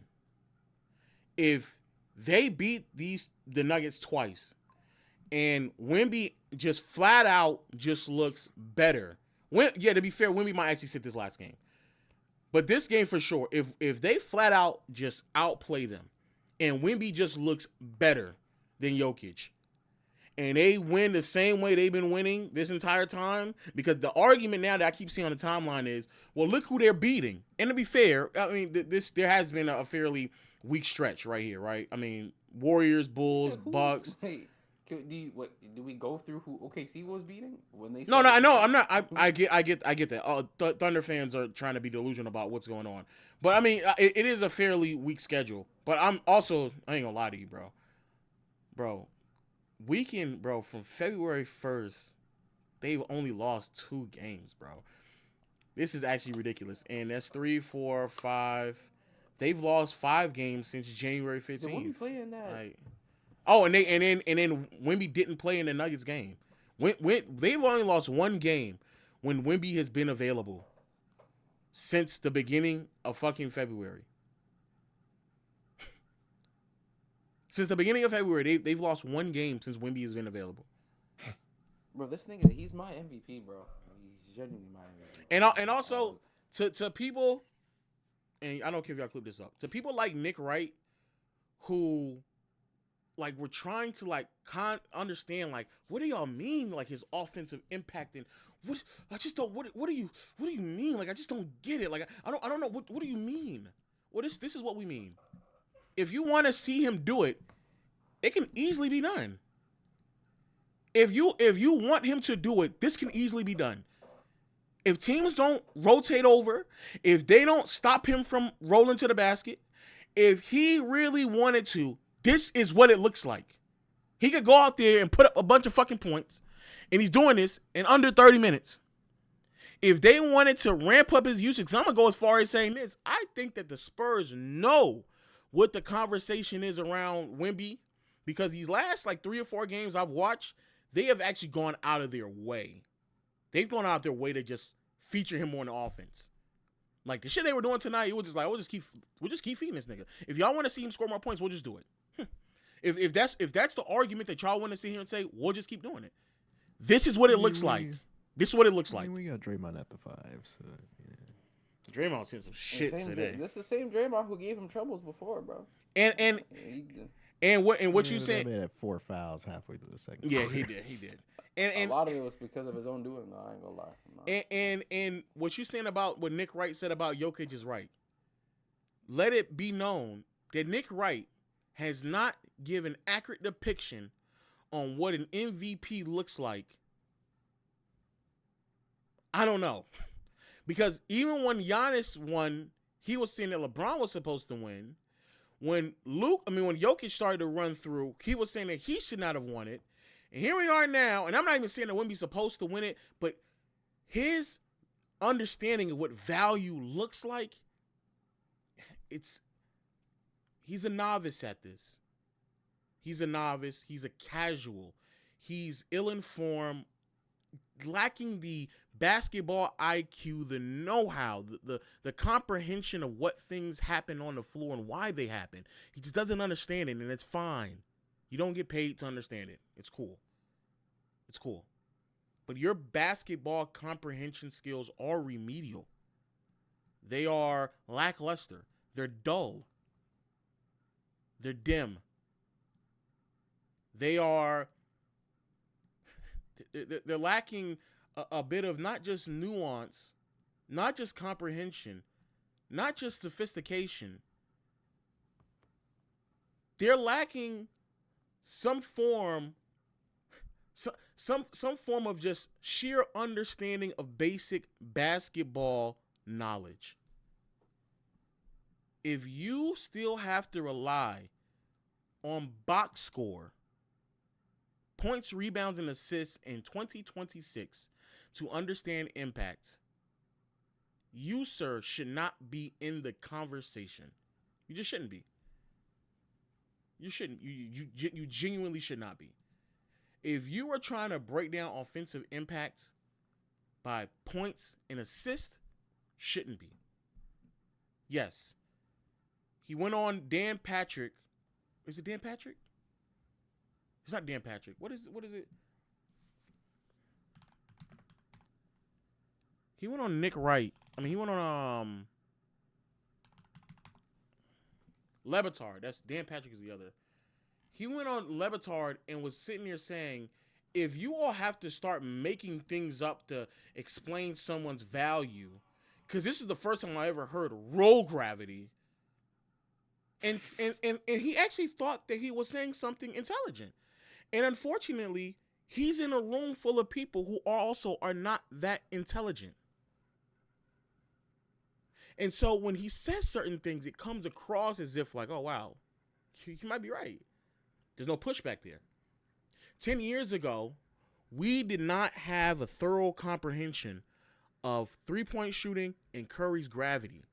Just because people did not comprehend it didn't mean that it wasn't happening. Just because you don't understand it doesn't mean that it's not affecting the game.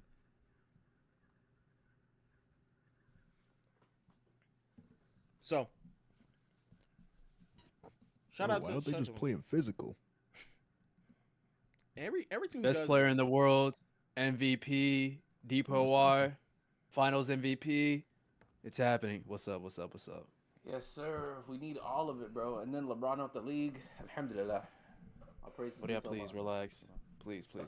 Y'all better enjoy them MJ and LeBron talks. Yeah, I remember during This peak nigga already stuff, peaked that's all- better than. I remember during peak stuff, that's all I would hear. Bro, of course he's hitting 5 threes a game. He shoots 20 of them. Bro, I would just play him physical. I don't know what they're doing. Or it's not that difficult. Back in my day, man, we would kill him. It's not that difficult because he's just running around off ball. Of course he's making those shots. I would lay his ass out. Give Kemba Walker Draymond Green, see what happens.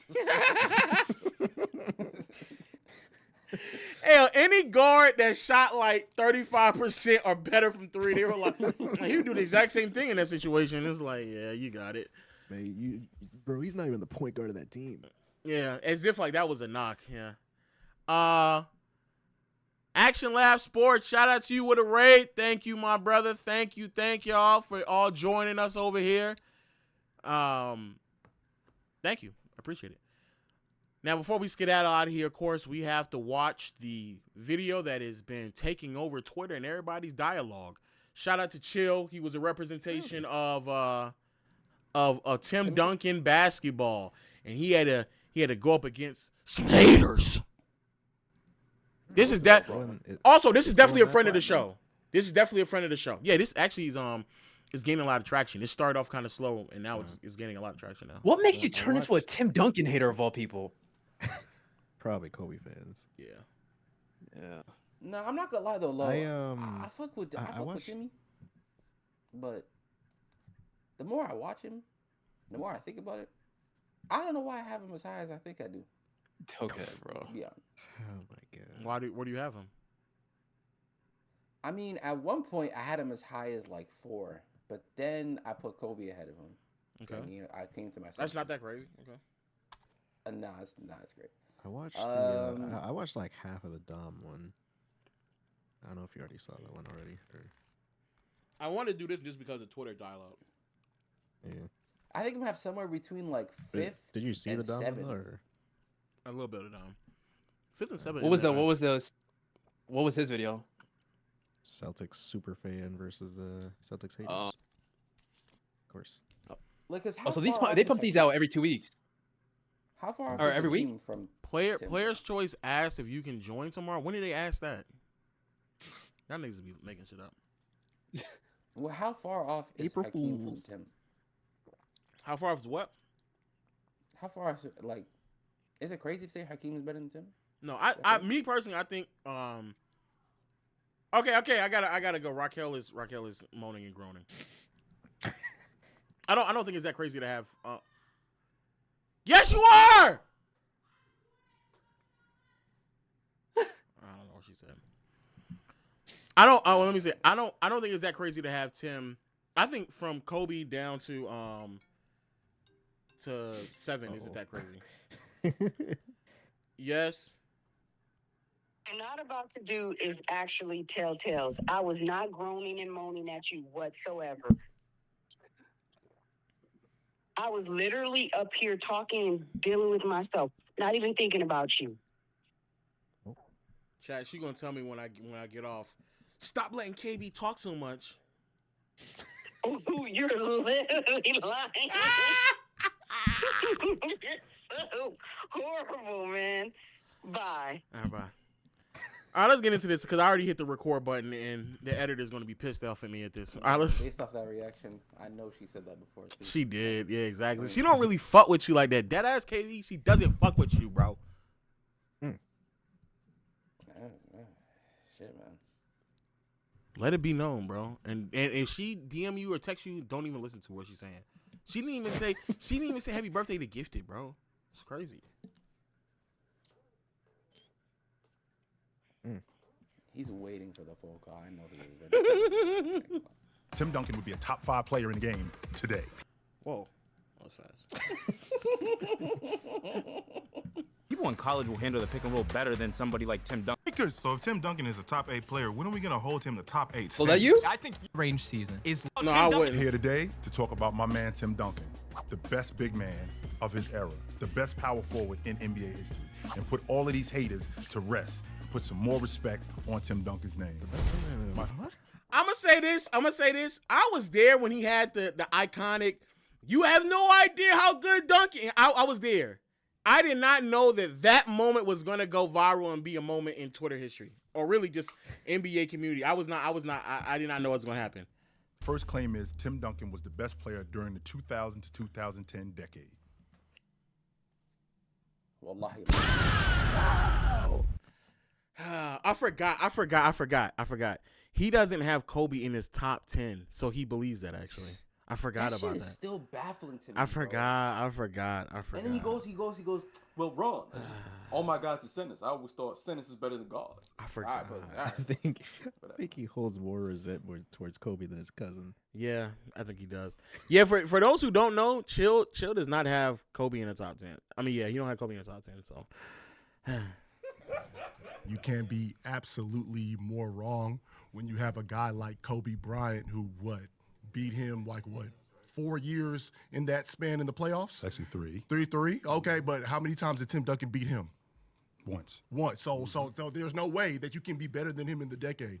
More NBA championships, I believe, in that decade with 5. So there's no way. Then your boy, King James, we know that he was better than Tim Duncan in that with 2 in. No, he was shut up. Now there's one thing I'm not going to even allow in this video is Tim Duncan slander and lying. Kobe, you got it. LeBron fucking James, you led with how many times one player won over the other in the playoffs? Duncan has it over fucking LeBron. You didn't lead with championships. LeBron has literally 0. What the fuck are you talking about? I mean, he was better than like 09. No, shut up, nigga. Shut up. Wait, you think 09 Tim is better than No. LeBron? First of all, we can't go with a lot of back and forth. This is an hour-long video. We gotta get straight to it. We gotta get straight to it. We gotta get straight to it. All of it. We'll see. No finals, MVPs yet. And then the latter part of his career, Tim Duncan, he wasn't really making NBA all first teams or second teams and stuff like that. So, like, he just became an average player. Even though that's not true, because in 2013, he was first team All-NBA. Go do your homework. That's number one. I do the homework, but actually, you don't. But what center was in the NBA? Tell me what comparable center? He made it as a center, not a power forward. So you say all NBA first team. Which makes that even better. No, because that means I the actually centers moved over. So let's get back to your original claim about because the argument isn't about the 2013 season, but I'm gonna double check the 2013 one. About the championship. If you feel that way about Kobe Bryant having a better record than him, then you also have to feel that way about Isaiah Thomas because he got a better record than Michael Jordan. But we all know that's not the truth. Exactly. But that's your claim, though, which also means that Steve Nash got a better record than Kobe Bryant because he beat him. Oh, shit! Oh, you came to work today, Chill? Okay. Oh, no, I ain't gonna lie, Chill came to work today. Hi. All right, look at him. He all dumbfounded and shit. He like, oh, shit, I done walked in there. Hey, yo, Chill, I ain't got you ready for this one. I hear you, Chill. Tyson, you think Steve Nash better than Kobe Bryant? Oh, absolutely. Absolutely, but that's your stance. But that's what you're standing on. You brought that up first. That's the first thing you brought up. But you're talking about in the decade. Once again, that's the first thing you brought up. I know, I understand. So that's your stance. But from 2000 to 2010, Tim Duncan, you can even claim that. Well, give me the year that he was the best player definitively in the NBA. 2003. That's 2003? easy. No, are you sure? That's because easy. I saw Kobe Bryant on a 40-point streak there, 8 to 9 games. But you led with who won in the fucking play, bro. In 2003, he beat him in the playoffs. Your argument you led with was about winning in the fucking playoffs, my nigga. And that's the year he beat him in the playoffs. What are you talking about? You literally led with the thing that he ended up doing in 2003. Fuck. Nobody has never claimed that Tim Duncan was the best player in the game. How many games? How many games? Like he was averaging. Tell everybody here because of your claim about the playoffs. Tell everybody here who showed Kobe Bryant in the 3-time NBA championships the door. But years prior, but 08, when Tim Duncan beat him in the Western Conference. Oh no, he trying to pivot. Chill, you on your shit though. Chill. Hey, chill on his shit. Chill on his shit, bro. You on your shit. Final, so Actually, he beat Tim Duncan. He beat Tim Duncan. And Duncan was still awesome in that series, just like he was awesome in the series in 2002. And then in 2002, he was awesome in that series. In 2002, we all know that Tim Duncan didn't even deserve the MVP. Really? Chris Webber let the Oh my God! No.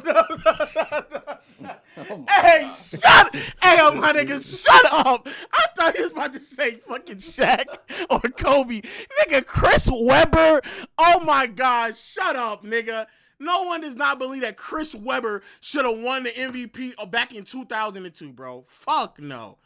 God damn. NBA 61 wins. Webber? 61 wins. Chris Webber? No, not even Chris Webber. Make a claim. It's not even Chris Webber. Please, it's make a really claim. Jason Kidd. Straight up, Stephon Marbury for Jason Kidd. They come from worst to first in the NBA and take them to the NBA Finals. You can't tell. What did Tim Duncan do in that stretch that he deserved the MVP in 02? Okay, so.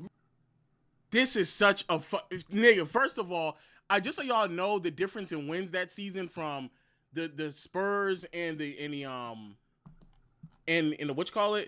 Kings, bro, it is literally a 3-game difference between them. He is arguing a 3-game difference between those two. And then he's talking about taking them to number 1 in the East. Nigga, number one in the East was 52 fucking wins. 52 wins wouldn't even give you home court advantage in the fucking West, bro. Shut the fuck up telling me about seedings in that god-awful fucking Eastern Conference. That was a terrible East. Stop, please. Please stop talking about that. Stop. Y'all niggas is moved. But do y'all see this conference? And the nigga has the audacity to dare talk about wins and see, bro, there's 2 50-win teams in the entire fucking conference. Only one of them got over 50 wins. None of them over 55. What are we talking about? What are we talking about? Why would you ever dare argue that? Also, Chris Webber, what did Chris Webber do this year? Nigga, he finished 7th in the MVP race. Oh my God. Bro, shut the hey, my nigga, shut up, bro. Shut the fuck. Where do they be finding some of these niggas? I don't know, bro. And you know, I did this, for those who don't know, I did this as well as a Laker fan. And bro, some of the people who I was sitting across, they had no idea what they were talking about, bro. None. Brother, you have no idea what you're talking about. Mediocre 23 and 11. Mediocre 23 and 11. Is not good. Yeah, it's not. So let's discuss the fact that we were the number one defense. But they thought I was a Warriors hater. They thought you were a Warriors hater? Because his name is Denver, nigga. Duh. No, Good they job doing. Shout out to the said research that after team. watching literally a Steve Kerr, like a video where I was slightly critical of Steve Kerr 4 years ago. Yeah, not the 2022 Warriors doc that was just sitting on the channel and recommended. Nah, just go to the 4 years ago and Okay. We were the second best team in the NBA. We had the best record in the Western Conference. No, you didn't. It was Sacramento in 2002. 61 wins. In 2002. 2002. In 2002. Okay. So we had the number one defense in the league. Okay. The average 23 and 13. That was more than Webber. Okay. So that's more than what Chris Webber was doing. Okay. Not only was it more than Chris Webber was doing, on top of that, I was the best defensive big in the game. Okay. On the best team, because we went to the Western Conference Championship that year. No, you didn't. In It was 2002. the Kings. It was the Lakers. I'm thinking about 2003. I'm sorry. Who eliminated them? In 2002? Kobe Bryant, right? In 2002, in the Western Conference Championship. But I'm glad you brought that up because why didn't you bring up the idea of what Tim Duncan was doing? You know Tim Duncan in 2002, I think he averaged, 23 and 13 in that series? But he was the third best player in that series, right behind Kobe and Shaq. He wasn't the third best player. I got you. Okay, I guess we're done. Okay. First of all, you said 2010. Now let's step away from the NBA. 2000, Kevin Garnett anchored the team to win the Olympics. 2004, what happened? Tim Duncan choked, leader of the team. 2008, what happened? Kobe Bryant led that team. So my question is, I ain't gonna lie. Just to save time, we're skipping. If a nigga sits down on the floor, sits on this and makes a dumb argument like that, I'm just gonna skip that borderline half of what he's saying. He led with Olympics hoops. I can't take him serious. yes, is that what we Richard doing? Jefferson. Yes, we doing that. Richard Jefferson just got to the finals, and you want to blame sophomores Richard in the NBA. Jefferson? Whoa. How did we get to? Hold on. Olympics. Okay. So I don't know if you know this, but Larry Brown. Yeah, we'll do all that. Keep going. Melo, LeBron, the Waves, all of okay, that. so yeah. them dudes played the least amount of minutes Okay. on the crew. So Okay. we can start. No, we're done. If he didn't, he's about to spend time about talking about the Olympics. We're not. Yeah, I'm not. We're not talking about. We talk about certain players like Steph Curry. We talk about their influence. Now today, nobody plays like Tim Duncan. We mentioned Webber. We mentioned KG. All the forwards today play like them. How do you feel like Tim Duncan's game would translate in the modern NBA? I think he'd be the best player in the game. This is also a bad argument. We're gonna skip through this. We're talking about You don't fuck with Chill's best brother. He's making an argument about what he's gonna play like in today's league when the argument is about the decade. Come on, what are we doing? We're skipping. Don't want to hear that argument. There were 7 NBA finals. Duncan. Let's go over some numbers right here, man. 10 years. There were 7 NBA finals. Might need to go back for that one. There's no reason to look at Joe like that about Tim Duncan. Go back like 10 seconds. We need to see the context of that one. Fox as a distributor. Go ahead. What? Jokic? Okay, keep going. Sabonis? Okay. Sabonis' dad? Sabonis KG? Sabonis can't cover. Duncan? KG averaged Shaq 4 was a assists. better passer than Duncan. Let's go over some numbers right. Okay.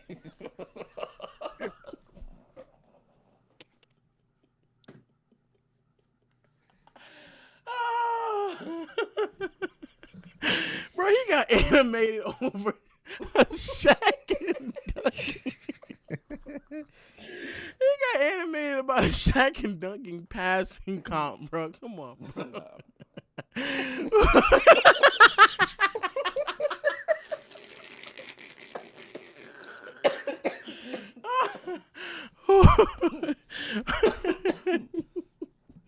Okay. Man, 10 years. There were 7 NBA finals that the Lakers went to and Kobe Bryant went to. So in those 7 finals, that leaves 3 for Tim Duncan. So how is he the best? Explain to me that with your numbers. Is that what you're doing? Yes, With the finals.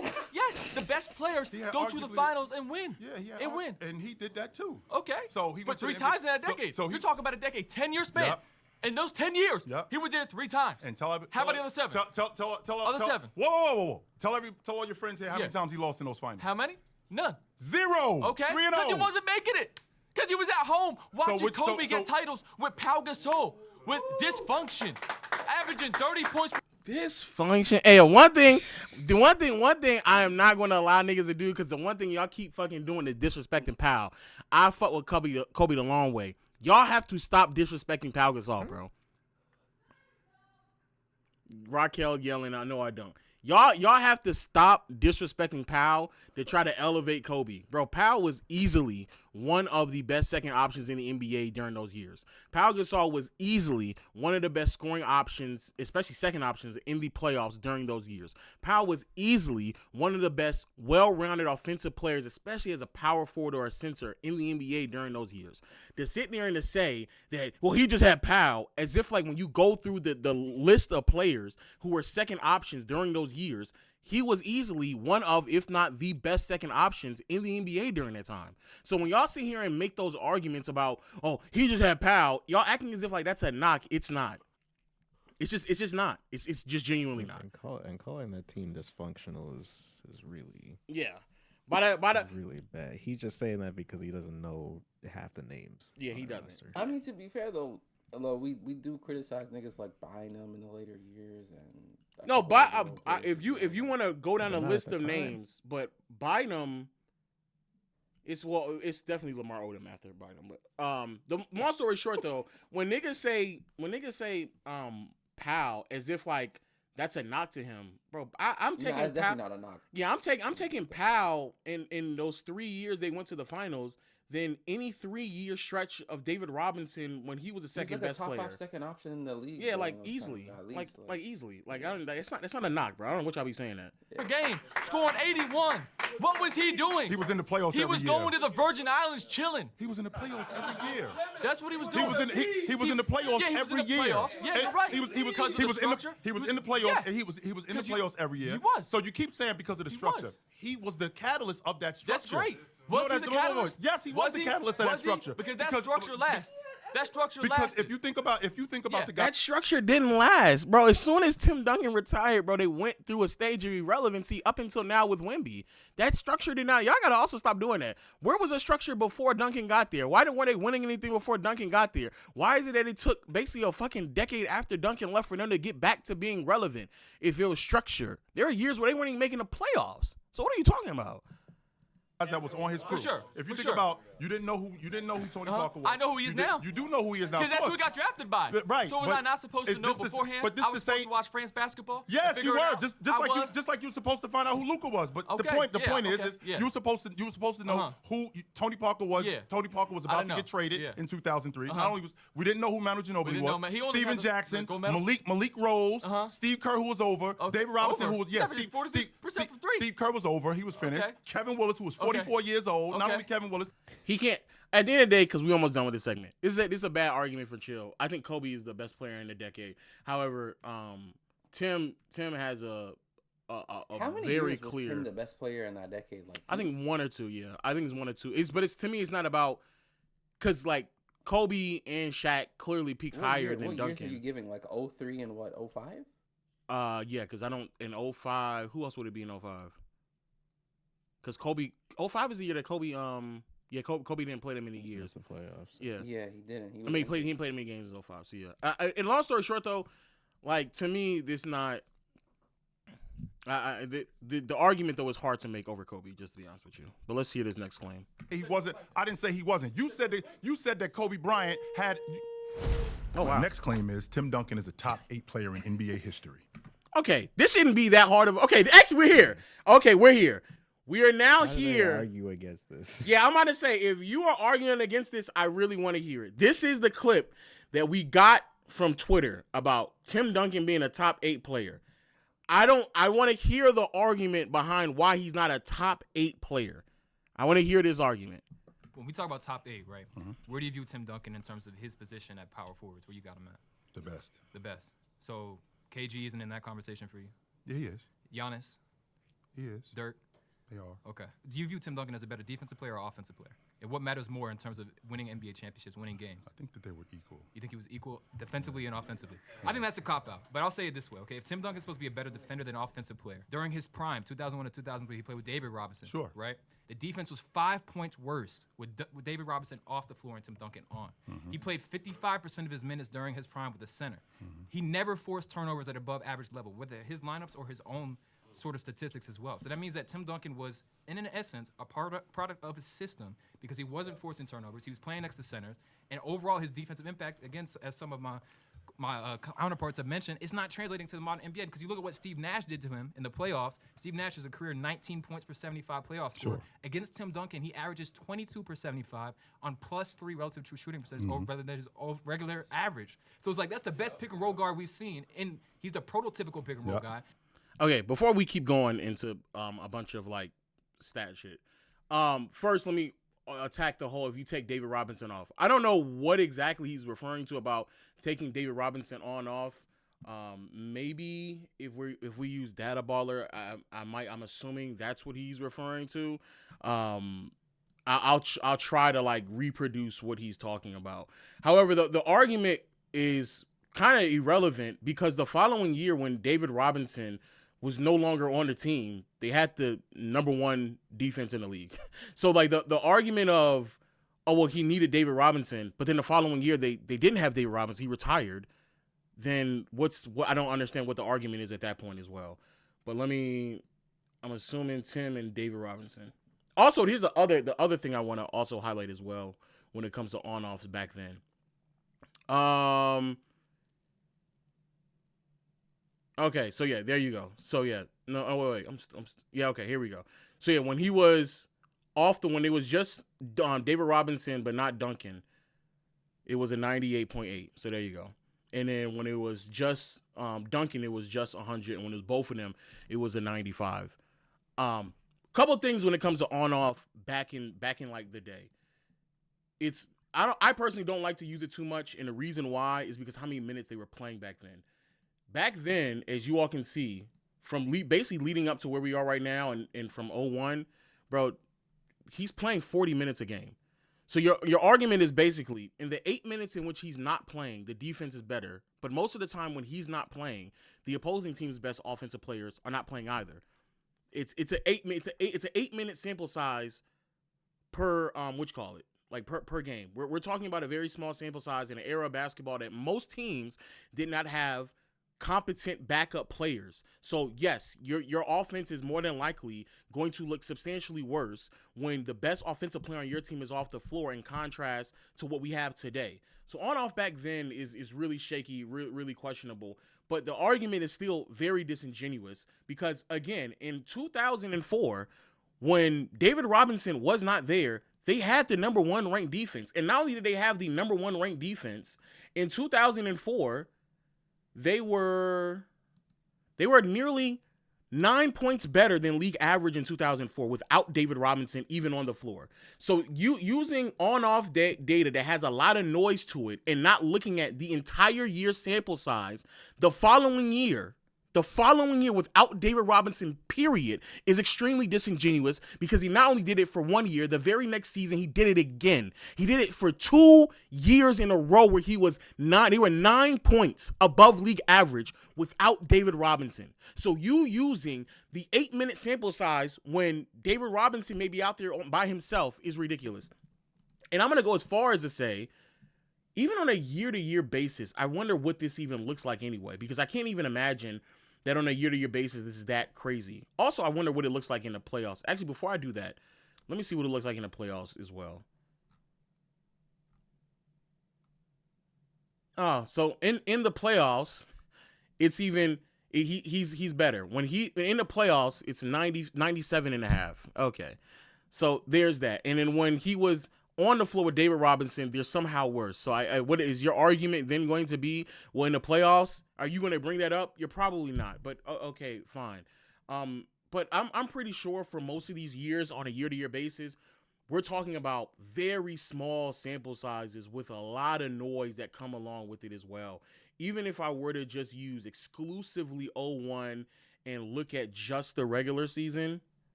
yeah, we're talking about 450 minutes over an 82 game sample size. So we're talking about a very, very, very small amount of minutes. We're talking about 18 minutes. 18 minutes. That's what we're referring to. So a year in which David Robinson is on the floor with him, and then when he's off, that they're serviceable defensively or they're better defensively.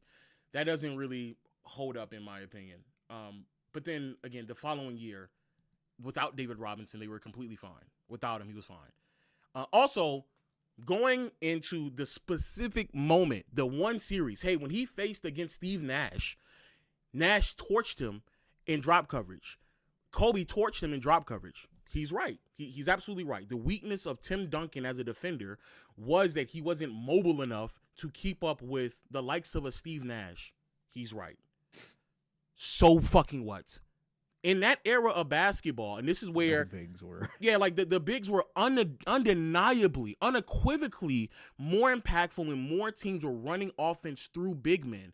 The idea that you're going to judge Tim Duncan through the lens of lack of versatility during a time and period where the offense was running through bigs is pointless. Back then, it was far more impactful to be a rim protector and a low post defender and weak side help than it was to be a switchable, versatile defender. If you're telling me that the value of Tim Duncan needed to show up in series that they still ended up winning anyway, who the fuck cares? Because by the logic that in which you're pushing that, Nash would just torch him on offensively because he wouldn't be able to keep up with him in the drop coverage. Nash would torch him, true. But then on the other side of the floor, Duncan was having easily some of the best offensive series of his entire career. So even if you want to argue that his value dropped because of what he wasn't able to provide defensively in those unique circumstances, he certainly did more than enough to make up for it on the other side of the floor. So no. He's frying him before spacing was all there. Oh, man, so he the couldn't defense guard isn't the translating. greatest He's pick got a and bunch roll of center. player ever, man. Oh yeah, thank you, Denver, for saying that. God forbid a nigga struggles against Steve Nash in pick and roll. God forbid it. God damn. God forbid he struggles against Steve Nash in pick and roll. Around him. So I want to hear how he could be top 8 when he's not even that level defender to put him in that conversation. So if we're talking about Tim Duncan being a top 8 defender, the idea of you telling me that pick and roll defense today is his biggest problem. I mean, we're talking about a Phoenix team that played a lot faster than everybody else. And a lot of their offense was just get the ball and go. It wasn't like it is today where it's actually sets and you can actually set your defense up, which is where Tim Duncan thrived in that. Not only was it that, so you got the long ball and you got guys in the post who can score in the mid-post and in the mid-range, and Duncan is cleaning up the glass. Back then, you're talking about the 8 seconds or less offense where it was just one pass and a shot. I mean, Tim Duncan can definitely thrive in that offense. Defend them in the set offense either, though. Like when they were lining it up and they bring Amari Stoudemire, he can't defend vertically. He can't defend horizontally. That's just not true. He's not at the level of the screen. That's not true at all. We watched it. But we 100% watched it. And he struggled. And just like Steve Nash struggled against them too. But let's stay on Tim Duncan. No, he fried them. Let's stay on Tim Duncan. You can look at the numbers. He was frying them. His best playoff series came against the Spurs. But it's interesting. It's interesting. He's falling for the bait. There's certain things. Let me help y'all out for a second. There's certain things that you have to concede in arguments, right? You have to concede it. But what you need to, when you concede certain things, you need to refute with, well, how valuable is that thing if I can then do X, Y, Z? So even though what he's saying is true, yeah, Steve Nash has some of his best series against the Spurs. He's absolutely right. The immediate response needs to be, if that is the only knock against him, that he cannot guard properly. He cannot properly guard a forward-thinking offense with one of the greatest players of all time operating that offense from an offensive standpoint, Steve Nash. If that's your big gotcha moment, you got me. You got me.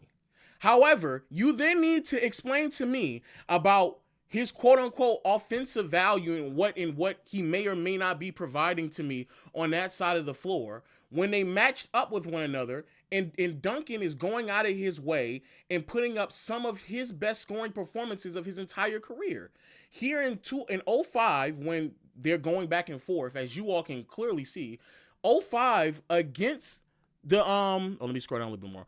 05 against the Phoenix Suns, Duncan is averaging 27 points on 53% from the field. That's what Duncan is doing. So to sit there and to just say, it was fine. He was sitting there frying them. So how valuable is he offensively or defensively? Fair. I guess you got me.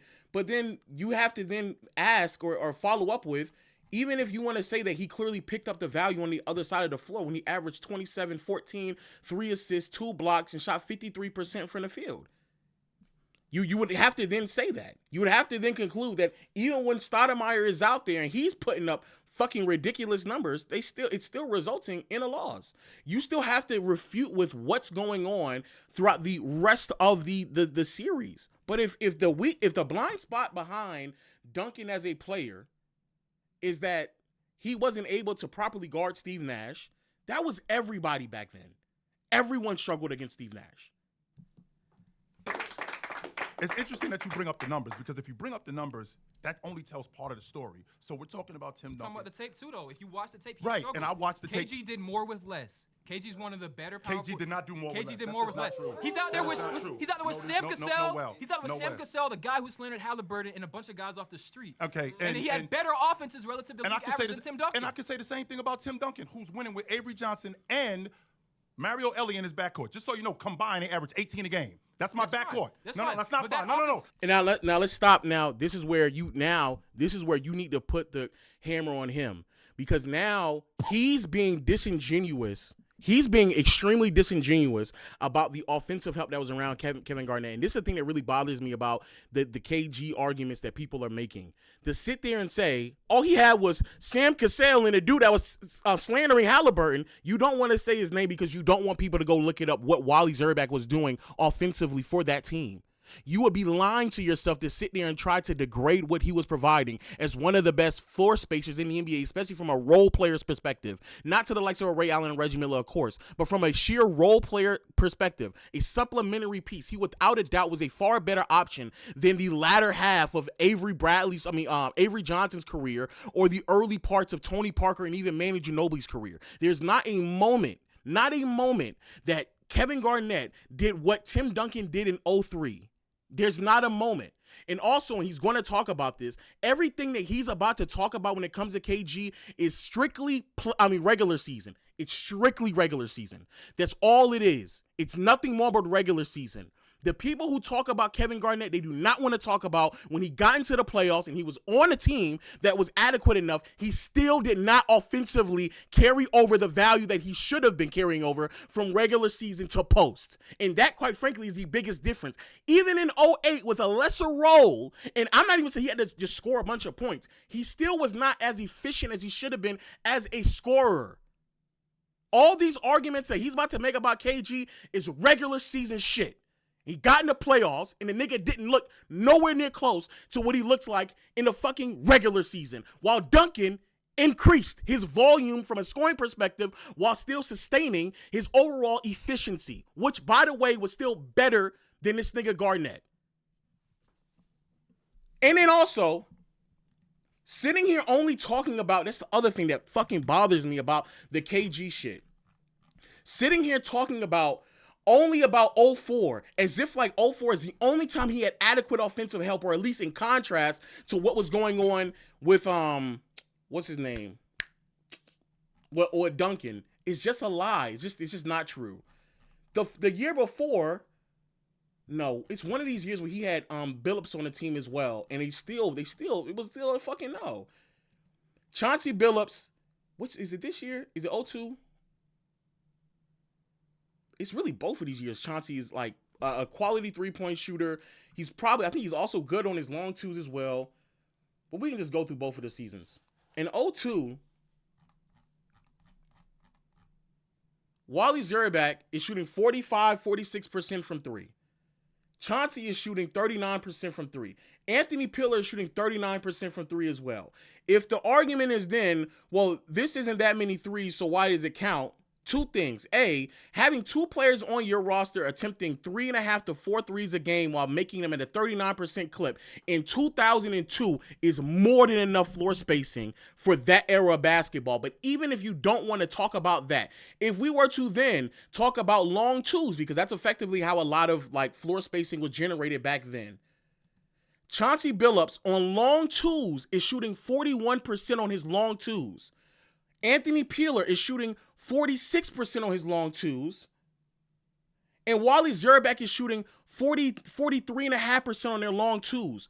All of them, all three of them, are some of the best floor spacing that you can receive from a quality role player standpoint.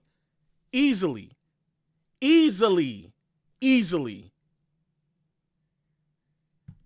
There is not a moment where Duncan, especially before Manu and them started to take off, there is not a moment where he had that level of floor spacing consistently around him. Not one. And then we go into the postseason, where if I'm not mistaken, in the playoffs,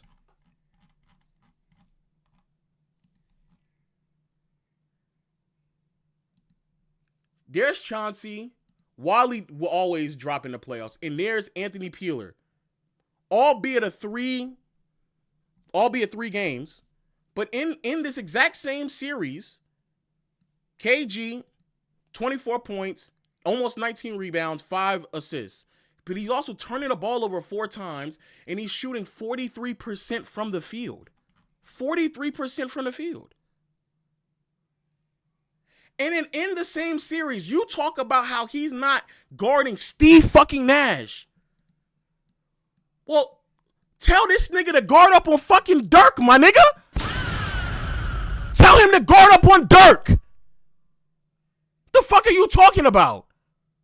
This nigga Dirk averaged 33 points and grabbed 16 fucking boards while shooting 53% from the fucking field on KG, my nigga. And that's his actual position. You asking Tim Duncan to go guard a guard. Go guard the nigga that's at your position.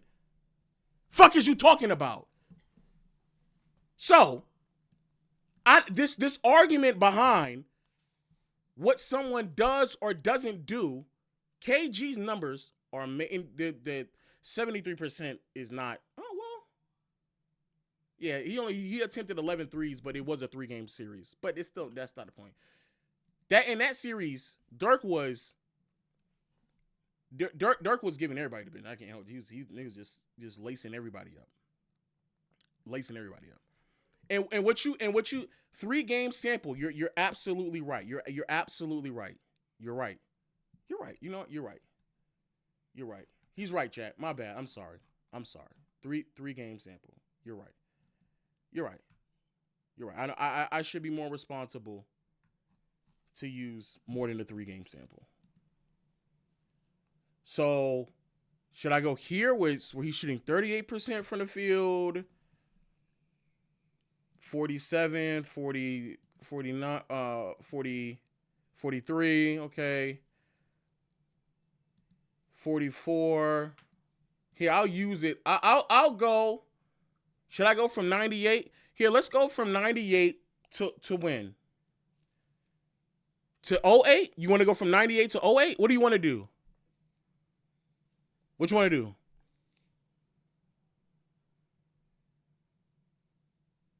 '98 is crazy. KG was 20. He was 21. I just wonder. How old was Tim Duncan in '98? How old was Tim Duncan in '98? KG was 21. He was 21 as well. Shut the fuck up, my nigga. Ayo. Stop making excuses. Shut the fuck up. Y'all niggas, y'all are the one who comparing him to him. They're both the same fucking age. They are the same fucking age, my nigga. Stop making excuses. You want this conversation, so we're about to fucking have it. Stop it. Where do you want to stop? You want to stop in 04 or you want to go to 08? Which one you want to do? Don't really fucking matter. We can go to 04. 45% from the field in the playoffs, cool. 23 points, 13, 14 rebounds, 5 assists, still 2 blocks. Okay, cool. We can then go from 98 to 05. That's a 100-game sample size. This is a 44-game. Here, we won't go to 05.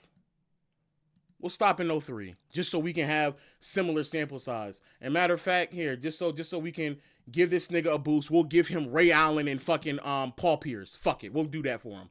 We'll give him both of them. Brother, in these stretches of years, 72 game sample size for 70 and 72. So there you go. So you got a similar sample size.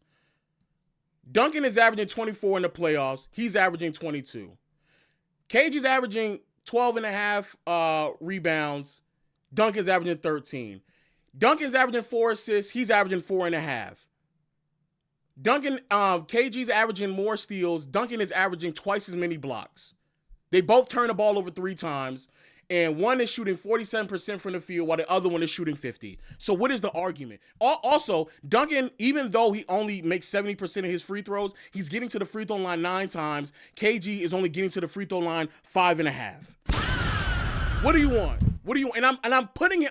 I am making sure that I don't use his rookie season while also giving him the benefit of him playing next to Paul Pierce and Ray Allen. What do you want? And I'm also making sure that I don't use any other years where Manu and Tony Parker are ascending. So what do you want?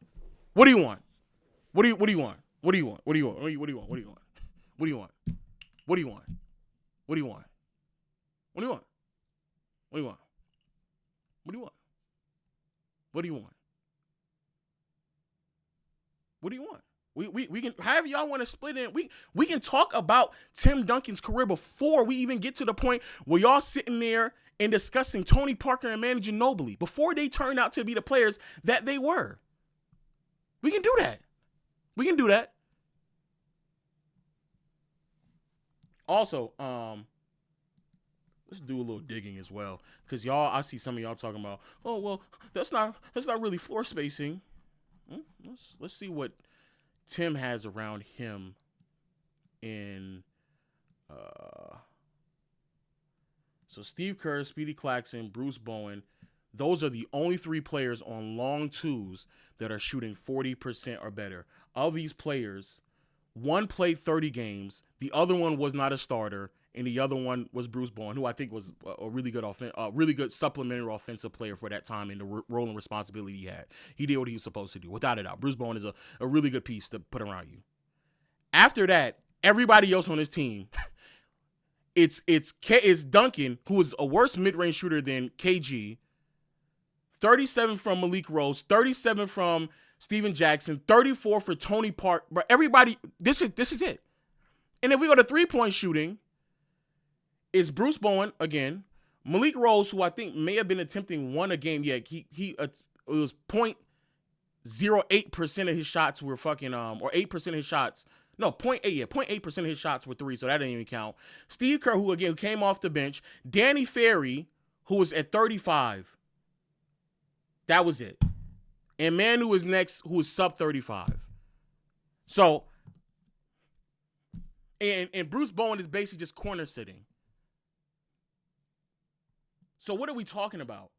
What deadass? What the fuck? What are we talking about, Micah? What are we talking about?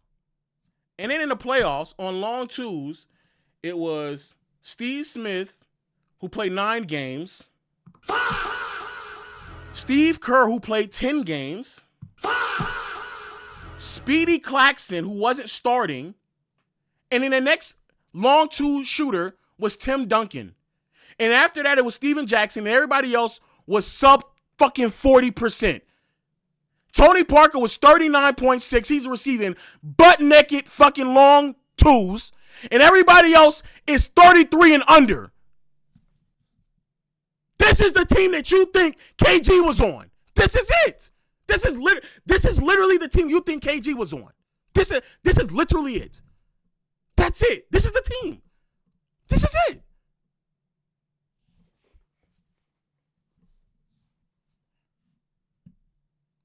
So the KG arguments to me never make any sense because we've seen Duncan in situations where offensively it really wasn't like that. And the nigga still looks better than fucking KG.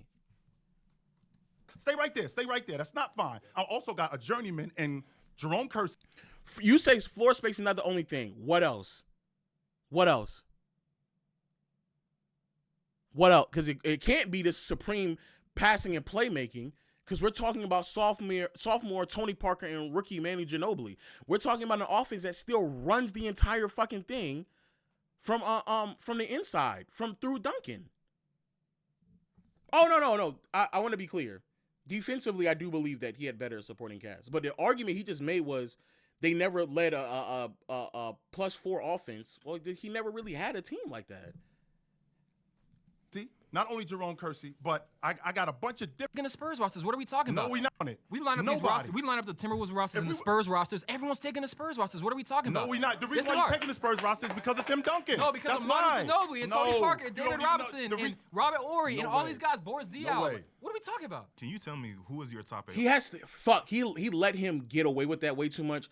Tim, when you're making these arguments for Tim, you need to pin people down on what the team looked like before Manu and Tony were either on the team or before they looked like who they looked like. You referencing later Manu and Boris Diaw as supporting cast members when by the time Boris Diaw turned into who he turned into, no one is making an argument that Tim Duncan is a top 8 or top 10 player or better than Kevin Garnett because what he did in 2013. That's not the argument that we're making right now. It's very clearly the argument we're making when both of them were in the league at their best, playing at the exact same age, in real time. And if you look back at it, no one thought that the Spurs pre-2005 had this overwhelmingly dominant team. No one thought that. No one. All time. James, Jordan, Jabbar, Chamberlain, Russell, Magic, Bird, and Duncan. So if Tim Duncan is a top 8 player, when are we going to hold him to top 8 standards?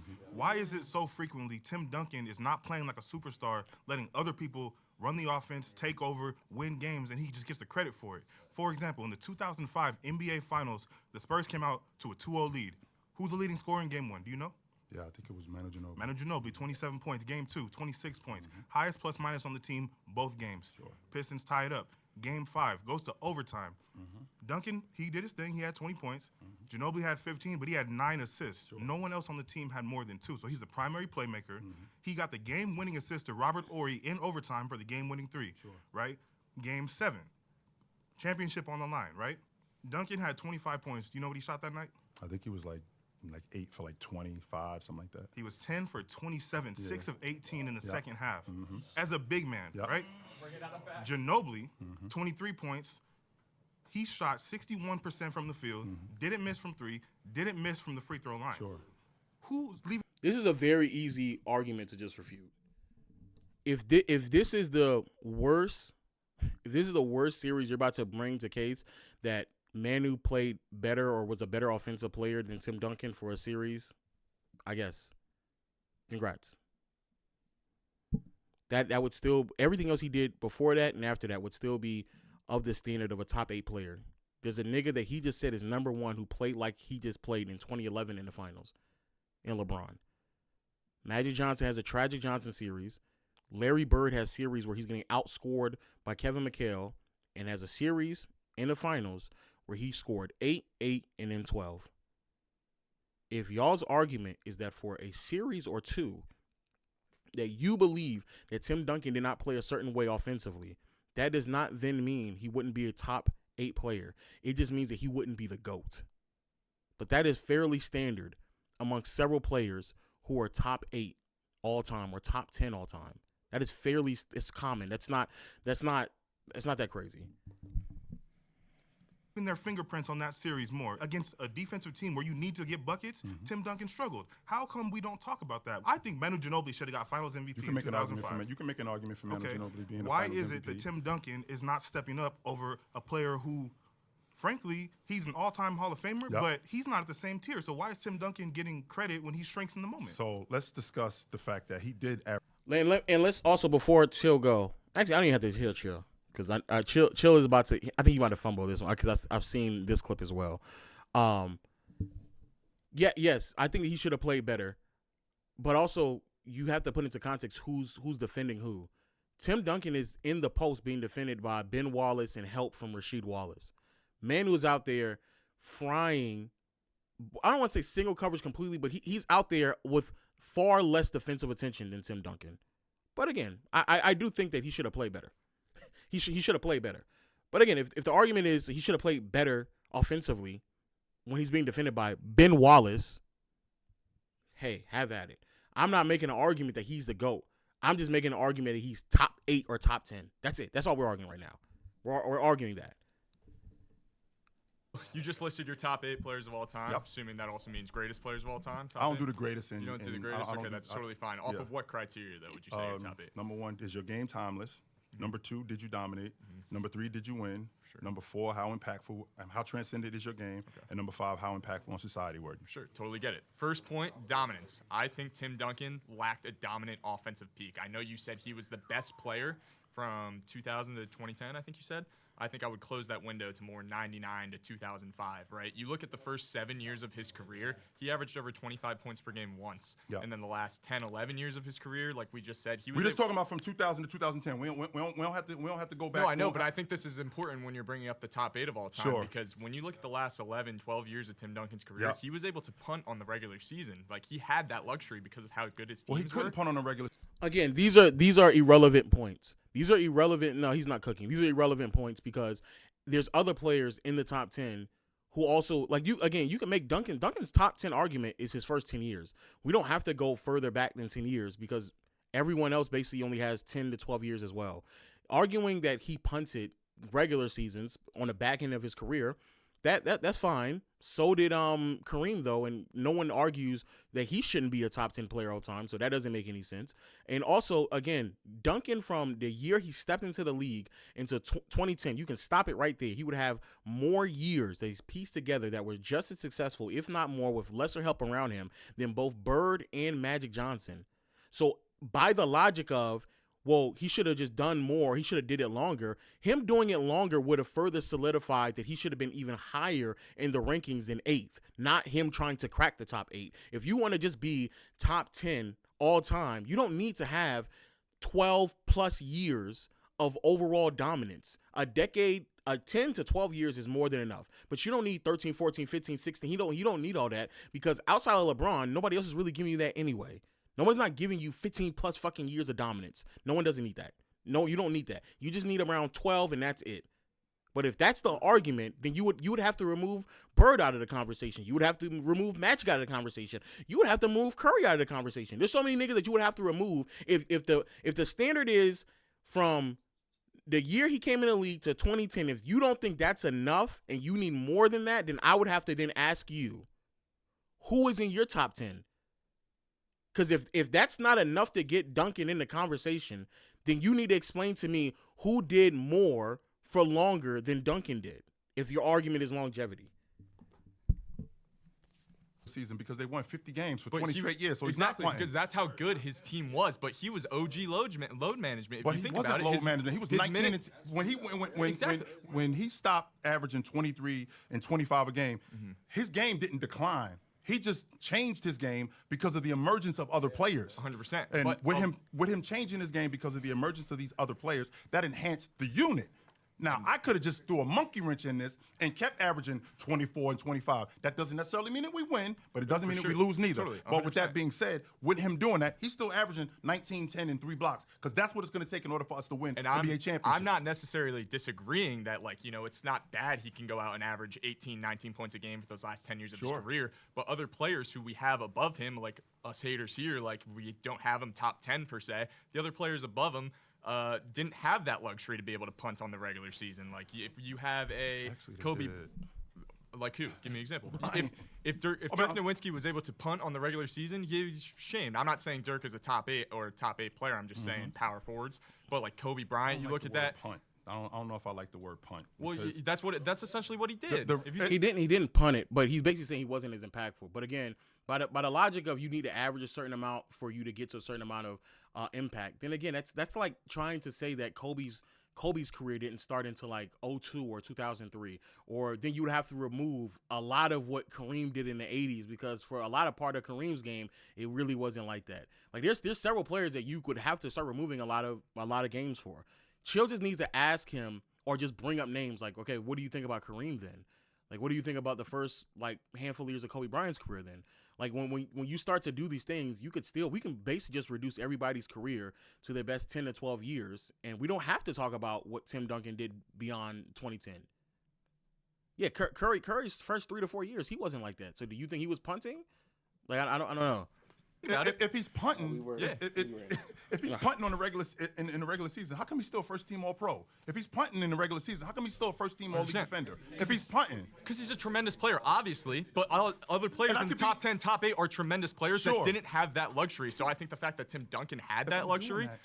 If you had that luxury, realistically, I think he's more of a top 12 player of all time. I'm putting Kobe above him. I'm putting Hakeem above him. I'm putting Steph above him. Guys with dominant offensive peaks who have done it for way longer than Tim Duncan did. If we're talking about Tim Duncan punting during the regular season, I'm just changing my game to be better for us winning. Because if I'm not changing my game in order for us to win, because again, not only Manu Ginobili being the best rotation player, but Tony Parker being one of the best downhill guards in the game. He wasn't that before, and he turned into that. And I'm changing my game in order for us to win. And I agree. Tim Duncan was able to elevate his game in the postseason for sure. But when you're 31, 32 years old and you're just not playing, like you're just playing average in the regular season, other guys don't have that luxury. I'm not putting him top 8. Man, saying that he's playing average is extraordinarily disingenuous. He was not playing average. And again, if you can identify that he was a 19 or 18 point per game scorer from 05 to 2010 or 06 to 2010, whatever that was, and then he went into the playoffs and he elevated to a 22 point per game score in that same time frame, then you should also comprehend that that clearly isn't indicative to who he is as a player if he goes into the playoffs in higher leverage games when they need him more and he's able to immediately turn it on. I think that there has to be further contextualizing about you allowing your teammates to grow and develop, because you know as you continue to age, especially because he wasn't going to be the same player he was early on in his career, to grow. I don't have no problem with acknowledging, however, that he does benefit from that. What I hate when people do this thing with Duncan where they just ignore the first part of his career where he didn't have those privileges and he was very clearly showing that he had the ability to do the things that were necessary for them to win. And in moments in when a Manu Ginobili or a Tony Parker did not show up throughout 06 to 2010, he was still able to put on performances that would keep them afloat to push them further into the playoffs. So those things happen all the time. But yeah, I don't like the idea of penalizing Duncan for allowing his teammates to grow and develop. I don't like that at all. Because of that, he lacked an offensive peak like other players above him. How are we going to put him in the top 8? The only thing he could do really was come off of a screen, get to the mid-range. He's not even the best at doing that. Wait, why are you skipping? Why are you skipping him, bro? That's the dumbest thing in the world, bro. Bro, he's not. Why is he so nonchalant with his argument? Yeah, that was the dumbest thing in the world. My next claim is Tim Duncan's 2003 NBA championship was the most impressive championship from 2000 to 2010. Now, this is going to be. I don't know what people. Do you agree with that? Most impressed. I know it depends. I guess what he may be framing it, because I guess the Pistons would be the immediate counterpoint. Detroit. I ain't gonna lie. I thought of the Heat. No. What? Heat's ring to me was very impressive. I'm not gonna lie. I'm not saying it wasn't impressive, but you think it was more impressive than this ring? 03? Yeah, no, okay. It's very convenient that he stopped at 2010, by the way. Very convenient. Because if you go to 2011, then yeah, he wouldn't. He doesn't even. But I'm be honest with you, he doesn't even have to say from 2000 to 2010. He could just say that the 2003 championship run is one of the most impressive ones of all time, and he cop out. That's cop out. I guess so. But this right here will be the turning point for Chill. If Chill can really send home that the 2003 team was not as good as people may depict, he could really stamp. He could not only set the groundwork, and I actually would have led with this right here. I would have led with this so I can set the groundwork for what it will look like for the rest of the debate. But let's see what Chill has to say. Didn't they play the Nets? Who was their second best player? Jason Kidd, I love.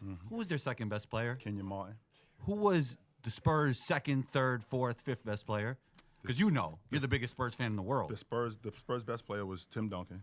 Their second best player was maybe Tony Parker. Their third best player was Ginobili. And no. The second best player probably was Steven Jackson, actually. It wasn't Tony Parker or Manu Ginobili. Steven Jackson that year had multiple moments, was amazing. And if you want to say Bruce Bowen from especially in the Dallas series. Yeah. What's his name had a lot of really, really, really great moments. How do you pronounce Haywood? I don't know. I feel like you're trolling me, Staffa, so I can't even read that. I'm not even gonna read that. Happy birthday. I'll just say this. Happy birthday, brother. Happy birthday. I'll just say that. Maybe. And then Steven Jackson. And then Ginobili was a superstar coming off the bench.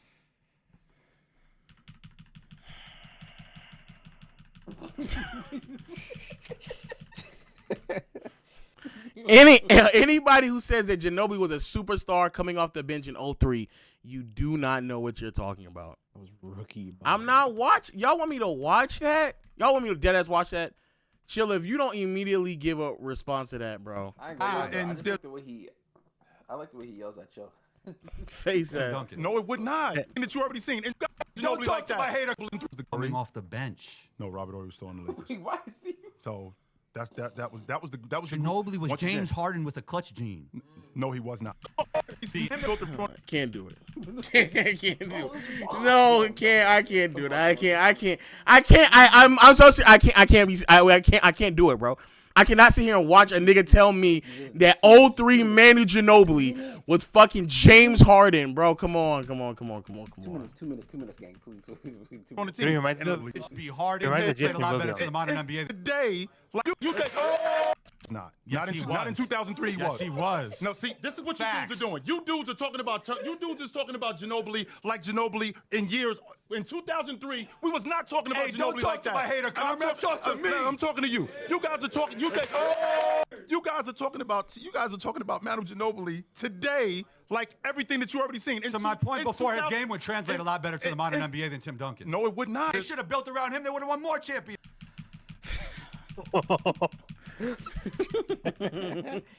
Yeah, we can't make Spurs it. lost. I think that was the most impressive NBA championship of that decade. When the Spurs lost those 3 years to the Lakers, you talk about Manu Ginobili. It wasn't 3 years. Fucking dumbass. It was only 2 because the first one, Tim Duncan was hurt, and this so stacked team that y'all claim it was, they couldn't even get out the first round. So no, it wasn't fucking 3. You got to realize Manu Ginobili wasn't a part of those 3 straight losses. So that actually, Manu Ginobili coming to the Spurs in 03, Tim Duncan couldn't get over the hump those 3 years without him. Oh, bro, my God. It's fucking Manu Ginobili my nigga. Oh, my God, bro. So y'all are now willing to, bro, KB, I can't keep going back because you missed it, bro. The nigga sat there and he sat there and said that Manu Ginobili was a missing piece for them to get over the hump, to pass the Lakers, because he wasn't there for the first 3 losses. Is Manu Ginobili the GOAT to them, or what? Yeah, I don't. What ends up happening is with Tim Duncan is that people tend to embellish who his teammates were to try to belittle what he was providing to the team, because a lot of things that he did on the floor will not show up in the box score because who he was defensively. But saying that rookie Manu Ginobili was a missing piece when the brother was shooting sub 40% from the field and not even averaging double-digit points is ridiculous, bro. He wasn't getting that many minutes. The team ran through Duncan still. They were still the best in the NBA. Shout out to you as well. Yes, Duncan swept the Lakers in 99, so I know, like, what is the argument at that point? Are you going to argue that if the Lakers adding this magical piece before 99, that all of a sudden that means that's the reason why Shaq and Kobe started winning because of that one piece? No, you wouldn't. It's fucking stupid. But yeah. So I need you to know that. That's huh? They beat them in 99. No. Oh! Just hate Samaki. Oh my God. But Manu Ginobili wasn't there. What I'm talking about, the 3 straight Duncan years. was there, though. I know Duncan was there, but I'm just saying, Manu Ginobili. And it wasn't 3 straight years. They beat them 2 years. Okay, well, Manu Ginobili was. Oh, chill on some shit today. All right. And he ain't want to answer none of that. The key factor in 03 that led him to the NBA. It wasn't. It was Duncan. He No. was 27 and 19. He was 29 and 17 in that series. What was he doing the MVP before in 2002? In 2002, he was 23 and 12. And then 01. And he averaged almost. He was getting swept by the Lakers. He almost averaged 30 and 20 in that series. So, and then the Nets, like you said, the second best player, Kenyon Martin, Richard Jefferson. We got plenty of basketball in the decade. Their championship was better. Name them. Kevin Garnett and the Celtics. You can't tell me KG winning his first championship wasn't better. Kobe actually. Oh my God. No way. Y'all and this is the problem. Y'all niggas try to sound so smart that y'all now trying to tell me that KG's first championship on a fucking team that everyone knew was leaps and bounds better than everybody else. Nigga on a super team. Now all of a sudden, that's fine. But now you're telling me because he played with rookie Manu Ginobili, that's a problem. This nigga's playing with Paul Pierce and Ray Allen. That's more impressive. But if he played with rookie Manu Ginobili, now we got to sit here and take all the credit away from him. Bro, not gonna lie, this is dumbass arguments. Niggas is making the most dumbest, illiterate, unrational, low IQ arguments I've ever seen in my life, bro. No. Winning those last two without Shaq, you can't tell me what's better. And we know what Dwayne Wade did in 06. You see the 35 points a game, and he come back and win in 4 straight. Okay. And so you know that championship was better. Right. 04 in the Pistons, we probably saw the best defensive Eastern Conference Finals, and then they beat Duncan beat them, by the way. But Duncan beat them. Duncan beat them, by the way. Oh man, and that right there is the immediate rebuttal. Anytime, and I ain't gonna lie, that right there is why. Anytime if you want to reduce it to wins and losses about what somebody did or didn't do, you cannot bring up what the Pistons did, and then we're going to turn around the following year and acknowledge that Duncan just beat them. You literally cannot do that. But this right here is a dumb argument. And they weren't the same. Duncan beat them. They weren't the same. Oh my God. They weren't the same. Oh. They weren't the same. Team the next year. I know, I get it. It's the exact same team the next year. But I'm telling you, I'm just saying. So Dirk Nowitzki, who is arguably the best power forward of that era, right, beat them in 2003. Okay. In addition to beating them, the 3-time NBA champion Los Angeles Lakers smoked them in 6 games, beat them. Who's they played in the first round? Phoenix? Yes, Stephon Marbury? yes, beat them. Right, they didn't win it, and they didn't win another game after he made that buzzer. I know, I got it. They didn't win another game, and that was because of how awesome Duncan was. And then don't leave out Tim Duncan in the closeout game against the Lakers when they played them in 2003 in the Western Conference. 37, like 19. Yeah, almost 40 and 20. He did that, and then we go to the NBA, and then we go to the NBA championship. You talk about players, right? So Jason Kidd shows up, and that team becomes now a final team. All right, and it takes Tim Duncan to push them over the top with almost a quadruple double in the closeout game. And in addition to the closeout game, how awesome he was in that series, clearly outplaying Kenyon Martin and that whole front line that they had. So clearly, No, exactly. But I'm just talking. Yep. But let's talk about bigger finals in that decade. Yes, sir. You talking about the Boston, road to get there. The road to get there. Boston went 7 almost every series, and then all of a sudden against bro. They went 7 against the Atlanta Hawks. You can't sit here and make an argument this entire time about how Kobe and Shaq were better than Duncan, and then the nigga beats them, and now all of a sudden you're about to big up fucking Joe Johnson hoops, bro. Shut the fuck up, bro. Shut up. You're about to sit here and gas young LeBron and Joe Johnson hoops when you just got done telling us that Kobe and Shaq were better than this nigga, and he beat them in 03. You just said it. You literally just said it. You just said it. So everything you're about to tell me is irrelevant. If you're about to sit here and tell me that the comp that he had to go through was Joe Johnson, and we're talking about Kobe and Shaq, it's not even fucking close. With Atlanta? They're going 7 games with Atlanta. They're in a dog fight. But it's remembered. Right? It's remembered better. No, it's not. It's all right. I forgot. I'm skipping dumbass niggas like this. Nigga said that the Atlanta Hawks in Boston series is remembered more than the Lakers and Spurs. Bro, shut the fuck up. Because of who we had on this crew. Think that 3 finals, of all the ones you could have picked, was the most defining one. Because of who he had on his crew and where they were going at that point. This is the same 2003 Spurs who in 2001 had gotten smoked in the Western Conference Championship. Yes. And then they lost in 5 games the very next year. So now we're at a defining moment where Greg Popovich could be gone. This group is going to end up getting blown up. We have a lot of uncertainty. We don't know who Steven Jackson is. We don't know if Tony Parker is. We don't know who Manu Ginobili is. And this is all true. And not only that, first he keeps saying it also needs to be put into perspective that at that point in time, it was also potential that Tim Duncan could have left as well to go to Orlando, or they potentially, because when Jason Kidd was about to move around, there was rumors that Jason Kidd could have went to the Spurs. So there was a lot of noise about what could or could not have happened at that point in time in NBA history. So that also needs to be put into context. I don't really think that matters that much, to be honest with you. I just think you could just go off of the performance of Duncan, but you know. We don't know about Malik Rose. We don't know about any of these groups. And on top of that, we're going up against a well-established Dallas team with Steve Nash emerging, with Dirk Nowitzki emerging, and Tim Duncan is awesome to get there. And then on top of that, we got to deal with people. Okay, I'll just hear what he has to say, because the fact that no one isn't telling Chill that Dirk got hurt in that series is kind of alarming, because he did. A lot of questions going into that season. A lot. One thing I want to say about what's going on with Tim Duncan and the Spurs in 2003, you could have picked when he beat LeBron, maybe upstart LeBron, because you talk about Steve Nash, Dirk Nowitzki. What? Steve Nash gets shipped, actually goes in free agency, back to Phoenix, right? So that team doesn't even work. Dirk Nowitzki. What? Fuck, bro. Nigga is saying that the number 1 ranked offense that season doesn't work. Nowitzki has to rebuild to build up. Talk about the Lakers. What was happening that year? Shaq was hurt. He was out. He came back. Phil messed up the stuff because Kobe was going off, averaged 30 points per game. Probably should have won the MVP that year. The cohesion, that's what happened there. So then he goes up against a weak Nets team. I know they were solid for the East. The East was really trash back then until Detroit kind of revived it, right? But here's my thing. If that's going to be your best finals, that's weak. What's the storyline? What's the pattern? Because the stuff you're saying is stuff, we didn't know what we didn't know what we didn't know. Storyline. But what do we know? What did we know was what happened. What did we know was that same kind of core group of guys will go 2 short years later or 3 short years later back to the finals. But how about Kobe Bryant when he went and won? It's not 3. It's 2. And then also,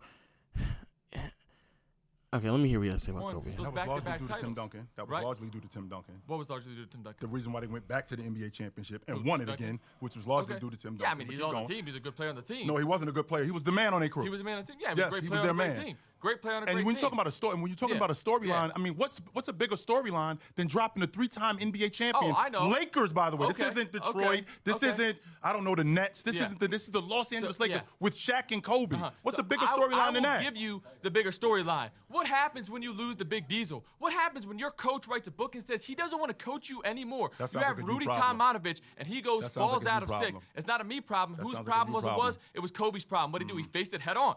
He made it back from losing in the first round, losing Game 7s, to going to 3 straight finals, something Tim Duncan could never do. I don't even think he ever went back to back. Okay? Oh, he did, but he lost one. He lost one. Never won back to back. Kobe went to 3 straight finals. Then he beat the Celtics, who beat him. You tell me a better story. When you win ring number 5, you got one more than Shaq, because Tim Duncan never did that. No, he did never do that, but he did beat the defending 3-time NBA champions who were what they were at that point. That was the storyline. So they weren't, but that was the storyline. Or are we talking about that finals matchup in general? I'm talking about what they did in its entirety, considering what that group was going into that season. That's great, but if we're talking about finals matchups, I feel like 03 is one of the most unmemorable matchups ever. And if we go through the list of championships, there are so many like stories, names, finals MVPs that we can talk about, right? So we started the decade with the 3-peat Lakers. That's one piece. We have Wade in 06. Well, the 3-peat Lakers also don't have that many great finals matchups either. So they faced the Pacers with fucking old Reggie Miller, and then they also faced the exact same Nets team that was younger. So you're arguing the 3-peat Lakers when 2 of the 3 rings were against teams that were just as good, if not worse, than what the Nets were that year. So I don't get that. We have the Detroit Pistons. We have KG and like the big 3 winning their first title. Sure. We had the Lakers to close out the decade. Like 03 doesn't even come to mind, and I feel like the Nets being like honestly the worst finals matchup in this century actually. So No, it's not. It's 07 and it's not even fucking close. Not even remotely close. It's 07. like I don't know how impressive that is. The reason why it's impressive because number one, who the Nets were at that point. I mean, this is the same. Holy fuck! I've been talking for like an hour. Hold on. Let me get here. Way through. Spurs dynasty was the most impressive dynasty of the century. I guess so. Hold on, I'll have to hear a couple of these arguments. I want to hear the gentleman on Twitter come back again and in the video. I think about what you guys are with more impressive. Spurs 2 times en route to your championships. How about going back to back to back? How about going through a rebuild like Kobe and the Lakers did, coming back, waxing Tim Duncan and the Spurs in 08, getting 2 rings against all 50-win teams? That's what's impressive to me. Sure. How about being Dwayne Wade in 06, right? Carrying. Other people were eating during the 2000s in the 21st century. That's not a the only argument that can be made about this is just the Lakers. That's it. You bring up anybody else, it doesn't even fucking matter. You telling me about what Wade did for 1 year doesn't matter. We're talking about it's really just the argument of the Lakers, and that's it. And the argument is very simple. I won 50 wins every single year. We went to the playoffs every single year. I won championships. I never lost in the finals. Won 4 championships during that stretch, or three championships in this stretch, because you're not going to count 99. So yeah, that would be the argument. You tell me about anything else doesn't really matter. Hold on, I want to just see what the next prompt is. Which is a lineup you couldn't even use. Okay, this is the okay. My next claim is Tim Duncan is the best power forward in NBA history, and it's not close. Okay, perfect. I don't want to hear none of this. I just want to hear, because I know he's about to sit down. Okay, here we go. Perfect. You telling me Tim Duncan is going to put up the numbers that Jokic is? I didn't say him putting up the numbers that Jokic is. You brought up the stance of him being athletic, and the best player in the league, arguably, is. He scammed that nickname. I don't even know how he was able to get that based off the numbers, based off the tape, right? I'm going to talk about Kevin Garnett here, all right? Tim Duncan's peak assist percentage is less than what Garnett averaged. That means Garnett, on average, throughout his career, created more shots for his teammates than Tim Duncan did in his best year. Did he create more shots? Yes, he did. So now let's attack this, because this is the one that everybody was going crazy for on Twitter. I don't think you have to use assist percentage to talk about him being a better passer and playmaker, because I do think that Garnett was better at that in terms of Duncan. However, I think if you're going to go as far as to concepts or throw out concepts such as assist percentage and understand what that means, then you should also be thorough and understanding enough to know that assist percentage, or even just assist period, is not the only way in which you can generate offense for your team. I think that should also be understood as well. You talking about assist and then talking about generating offense for your team, it's not a one of one. And if you are smart enough to know what assist percentage means, you are also smart enough to know that using assists and generating offenses, that's not the only way to generate offense. So let's get that out of the way. Did he create more shots, Yes. or did the offense create more shots? We just talked about the whole you've been defending the system, right? Yeah. Right. So Yeah. if the system for the San Antonio Spurs, and they're feeding through him, you call Tim Duncan a hub. Yeah. Would you consider Kevin Garnett a hub? I think so, yeah. Okay, so if Kevin Garnett's a better hub, he's a better defender, he's a better don't offensive think he's a player, better defender, but- volume scorer. He led better offenses throughout his career. Tim Duncan never had an offense go above +3 outside of 99. It took until 2013 when they had Manu and Then how are they Kawhi getting winning back then? in. Then It was how a are they winning? defense. It was a defense in the. So let's I've already tackled this, but again, I want to be clear. And I don't know more, but the Spurs have several years where they are +3. I just don't know. I don't know what exactly. I don't know where he's getting the information, because on Basketball Reference, I think they have a few years where they are +3. Like right there in 2001, they're nearly +4. So I don't know where he's getting that information from. I don't know. And to be fair, I said several. Looks like it's only one, actually. So yeah, it looks like I might be wrong actually there. So I still want to know where exactly he getting his information from. But as I say that, as you all can see, this is what it looks like for Duncan throughout these years. On the flip side, for Minnesota, index, there's the 1 year for Garnett in 2002. But then the rest of some of these years are straight negatives offensively. And then I guess like +3, but these are like it's not like too far off from what we're talking about. And then again in 2002, this is the year that I was referring to earlier, when you have Wally Zerbiak, when you have Chauncey Billups, when you have Anthony Pillar, when you have all those pieces around you. You have Rasho Nesterovic, who's also a really good offensive rebounder, as well as Joe Smith as well. They're both really good offensive rebounders, supplementary pieces next to you. So you have these pieces around you. Again, I would very well argue for this era of basketball, for what we're looking at, I would argue that this in and of itself is more than enough offensively to get you to that point. And I just don't think, I'm so serious when I say this, I just do not think, especially before Manu and Tony start to take off, I do not think throughout the best years of Duncan's career early on that his talent was on par with a lot of what we're seeing offensively. Obviously the team was more defensive oriented and they struggled mightily on the offensive side of the floor. So that's the reason why they operated a lot of offense through Duncan. But there's just a lot of things that both of these teams were dealing with at the time. And offensively, bro, the Spurs were horrible. They were a really bad offensive team. So penalizing Duncan without putting into context who's on the floor with him offensively through the better parts of his career is extremely disingenuous. The system. And the defense in the system based on who? The offense was never tenable in the playoffs or the regular season unless Mono was on the floor with Tim Duncan. In the minutes that it's factual. From 2001 to 2007, the Spurs offense was below league average when Tim Duncan's on the floor without Meanwhile, Mono. they winning NBA championships. It's because they scamming with the defense. But let's get back to the big fundamental. Let's get back to the big fundamental. Sure. Okay. You've heard 38%. My fellow haters have thrown that number out, right?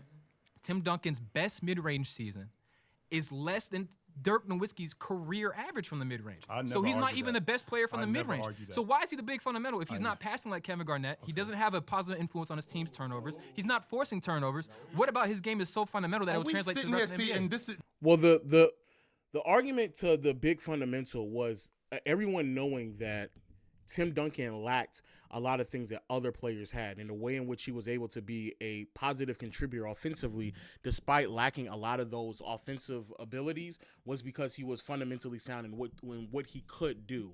So the post-ups were fundamental because he wasn't going to overpower you like a Shaquille O'Neal was. He wasn't going to be as quick as fast on his feet face-up game as a KG was. So he had to do things fundamentally to maximize where he's at right now. Just because I'm not better than you in regards of mid-range shooting doesn't mean that fundamentally my fundamentals are more sound than you. For example, like Curry, you could very well argue in many regards that Curry as a three-point shooter, especially his shooting form, isn't really that fundamental in contrast to a Clay, a Reggie Miller, a Ray Allen, a Devin Booker. There's a lot of things that Curry does that fundamentally you shouldn't be doing. But he is just so far ahead of everybody else that he doesn't have to rely on the fundamentals of his shooting form to still be an overwhelmingly dominant player. That's the argument. So the fundamental arguments just came from who he was technically sound when his shooting form. If he didn't make it or not, that's not really where it came down from. Also, I do think it is pretty fundamentally sound for your whole defensive scheme to funnel in a lot of attention to you consistently, and you're not recording that many fouls. I think there was a lot of times, and I could be wrong, but there's definitely like years where Duncan, you would assume that the amount of minutes he's playing, he would record more fouls and how often he's getting like contested shots at the basket. 3, 3, 3, 3, 2, 2.5, 3, 2.5, 2, 3, 2.5, 2, 2. Like Duncan is playing on the floor during this stretch 37 minutes. Some of these years are 39 plus, and he's averaging fewer than 3 fouls a game. That is fundamentally sound. For you to go out there, be a participant defensively without fouling to the regularity of a lot of other players, that's fundamentally sound. That's fundamental basketball, bro. But I think this is a bad argument overall, though. This is the logic that I always have a problem with, because what you're doing right now is you're only Just looking at the measuring your numbers. Don't tell me that sleeves? you're looking at the tape. I'm looking If at the tape, No, too. you're not. You're clearly not looking at the tape. If you're telling me that Tim Duncan isn't passing the basketball, you're telling me that Tim Duncan isn't He's shooting not the basketball. passing to the level that Kevin Garnett is. That's all I'm saying. So if Tim Duncan isn't passing to the level of Kevin Garnett, which, by the way, you just told me that Kevin Garnett anchored a better offense. If he's not passing to that level, why aren't they winning? If he's They not were winning. passing, They were 50-win teams in Minnesota. Okay, and he won with Boston. If you win a championship with Doc Rivers, that should count for 2 rings. That's what I think. Give me a break. Nasty narrative. Era. He has the best impact metrics of any defensively and offensively than Tim Duncan. Multiple systems, all right? He's arguably more malleable defensively and offensively than Tim Duncan. He's the best defender of his era. He has the best impact metrics of any player in that run where you said the Spurs dominated. If, again, he's out there with nobody. You give him, I don't like doing the whole switching guys in and out, but I believe that Kevin Garnett is the best player from that generation, the best power forward that we've actually seen, even though it's a dying archetype. And that's kind of how. And again, it's a bunch of woulda, coulda, shouldas. It's a bunch of hypotheticals. It's a bunch of what ifs. And that sounds good, fine, and dandy when you were unaware of what's happening. I heard this as well when it came down to the argument of, because I think he also said as well, if you give Garnett the same length that you gave Duncan defensively, especially interior. That sounded crazy. If you give them if you give him basically like David Robinson defensively, then he would also produce similar outputs defensively than Duncan did on a year out of year out basis. And I said this already before. The reality is that I don't know. We don't know if that's true or not, but we do know is that both of them played alongside the exact same center in Rasho Nesterovic, and one player produced a better defense than the other one. We do know for a fact that Kevin Garnett, it took him until 2008 to play alongside a great defensive supporting cast with a great defensive mind on the perimeter in Thibodeau, who went on to revolutionize defense for the next 5 to 7 years for him to get to that level defensively from a team structure standpoint and anchoring a defense at that level. And then we also know, even in that situation, in that scenario, Garnett offensively and a lot of his impact just didn't translate to the playoffs. A lot of the arguments for Garnett is specifically regular season based. And we don't make arguments solely based off of what someone does in the regular season. That's it. We just don't. We don't. Every year when Garnett went into the playoffs, there was something that just didn't translate over as much as it should have. While Duncan, who I'm not saying he's as versatile as Garnett, because he clearly isn't, but at that time it was more about interior presence. That's what it was about. It was about interior presence. That's it. Nigga, that's because his team situation sucked. You're being insanely disingenuous. I personally believe, and actually answer this question. How far do you think that KG would have performed as well as Duncan did in 03? Do you actually believe the whole run? Yes, the whole run from regular season to end of the season, because I don't think he would have. I don't think he would have from the year from 99 to 05. I do not think that Garnett would have been as impactful as Duncan was, because a lot of the things that Garnett would need to have done would have been a post defender in many regards. I'm not saying he would not have. Say it again. You said any version of KG? No, the years in which, I ain't gonna lie, if you have to use the best version of KG to for this argument, fuck it. The best. No, I'm asking you a question. No, from 99, 2000, 01, 02, 03, 04. From that 6 year for whatever 6 year stretch you think of Garnett, even though they're literally the same age. But what 6 year stretch of Garnett you think that would have produced similar outputs from regular season and post? Maybe like, I'd probably say one, really. That if I'm being completely honest, I'm not gonna lie. The problem is though, the structure of the team were different to maximize. Your mic is horrible. Holy hell! I can't even. Oh, 1 second. Hold on. Yeah. At the end of the day, that's the point I'm just trying to make. I think the argument for Garnett is a nice one when you perceive and you think to yourself that if he had that situation, what he would have done. But the truth of the matter is that like it's so hard for me to just concede or give somebody the idea that they would have done what he would have done in that situation, especially knowing the things that would have been needed for you to do the things that was done throughout that stretch of time. You were amazing as a pick and roll defender, and you were extremely versatile in the things in which you were as a defender. If we go through these years though with Duncan, when would that have been the difference maker for what you needed? In 99, you had to go out there in a low post effort with Shaq and early Kobe, so you're more so interior. Then you went up against the Blazers, that was also a more interior dominant team with if I'm not mistaken, Sheed in them. Yeah, with Rasheed being the first option. And then you went with the Knicks that were all trying to get inside the paint. And even as perimeter oriented they may have been with Latrell and Allen Houston, bro, being an interior presence like Tim Duncan still was extremely valuable. And then I would have to then assume that he would have to go out there and defend or score 27 points while shooting 54% from the field against a Marcus Camby, Larry Johnson led front court. Like, do I think that he would be able to do that? Do I think KG at 22 would be able to do that? I don't think so. I think that's a very hard ask to ask. I think that's very difficult to ask of Kevin Garnett. The following year he gets hurt, and the stacked roster that's so fucking talented can't beat the Phoenix Suns without their best player in Jason Kidd. Then the following year, you have to beat the Lakers. So do I think that he would have performed better against this Lakers team when Tim Duncan put up 23, 12, 4 assists, 4 blocks? He shot 48% from the field. But do I think he would have performed better and your teammates are shooting a whopping 41% from the field?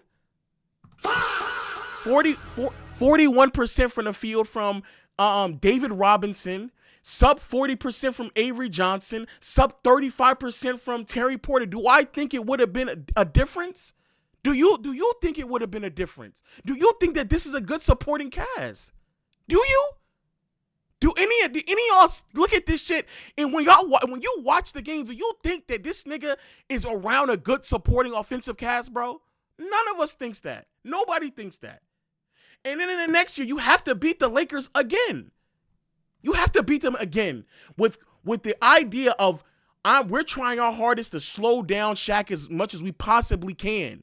Kevin Garnett would have been worse at helping David Robinson at doing this than this nigga Tim Duncan was. And even with Duncan on the other side, putting up 29, 17, 4.5 assists to 5, 3 blocks, albeit 42.5% from the field.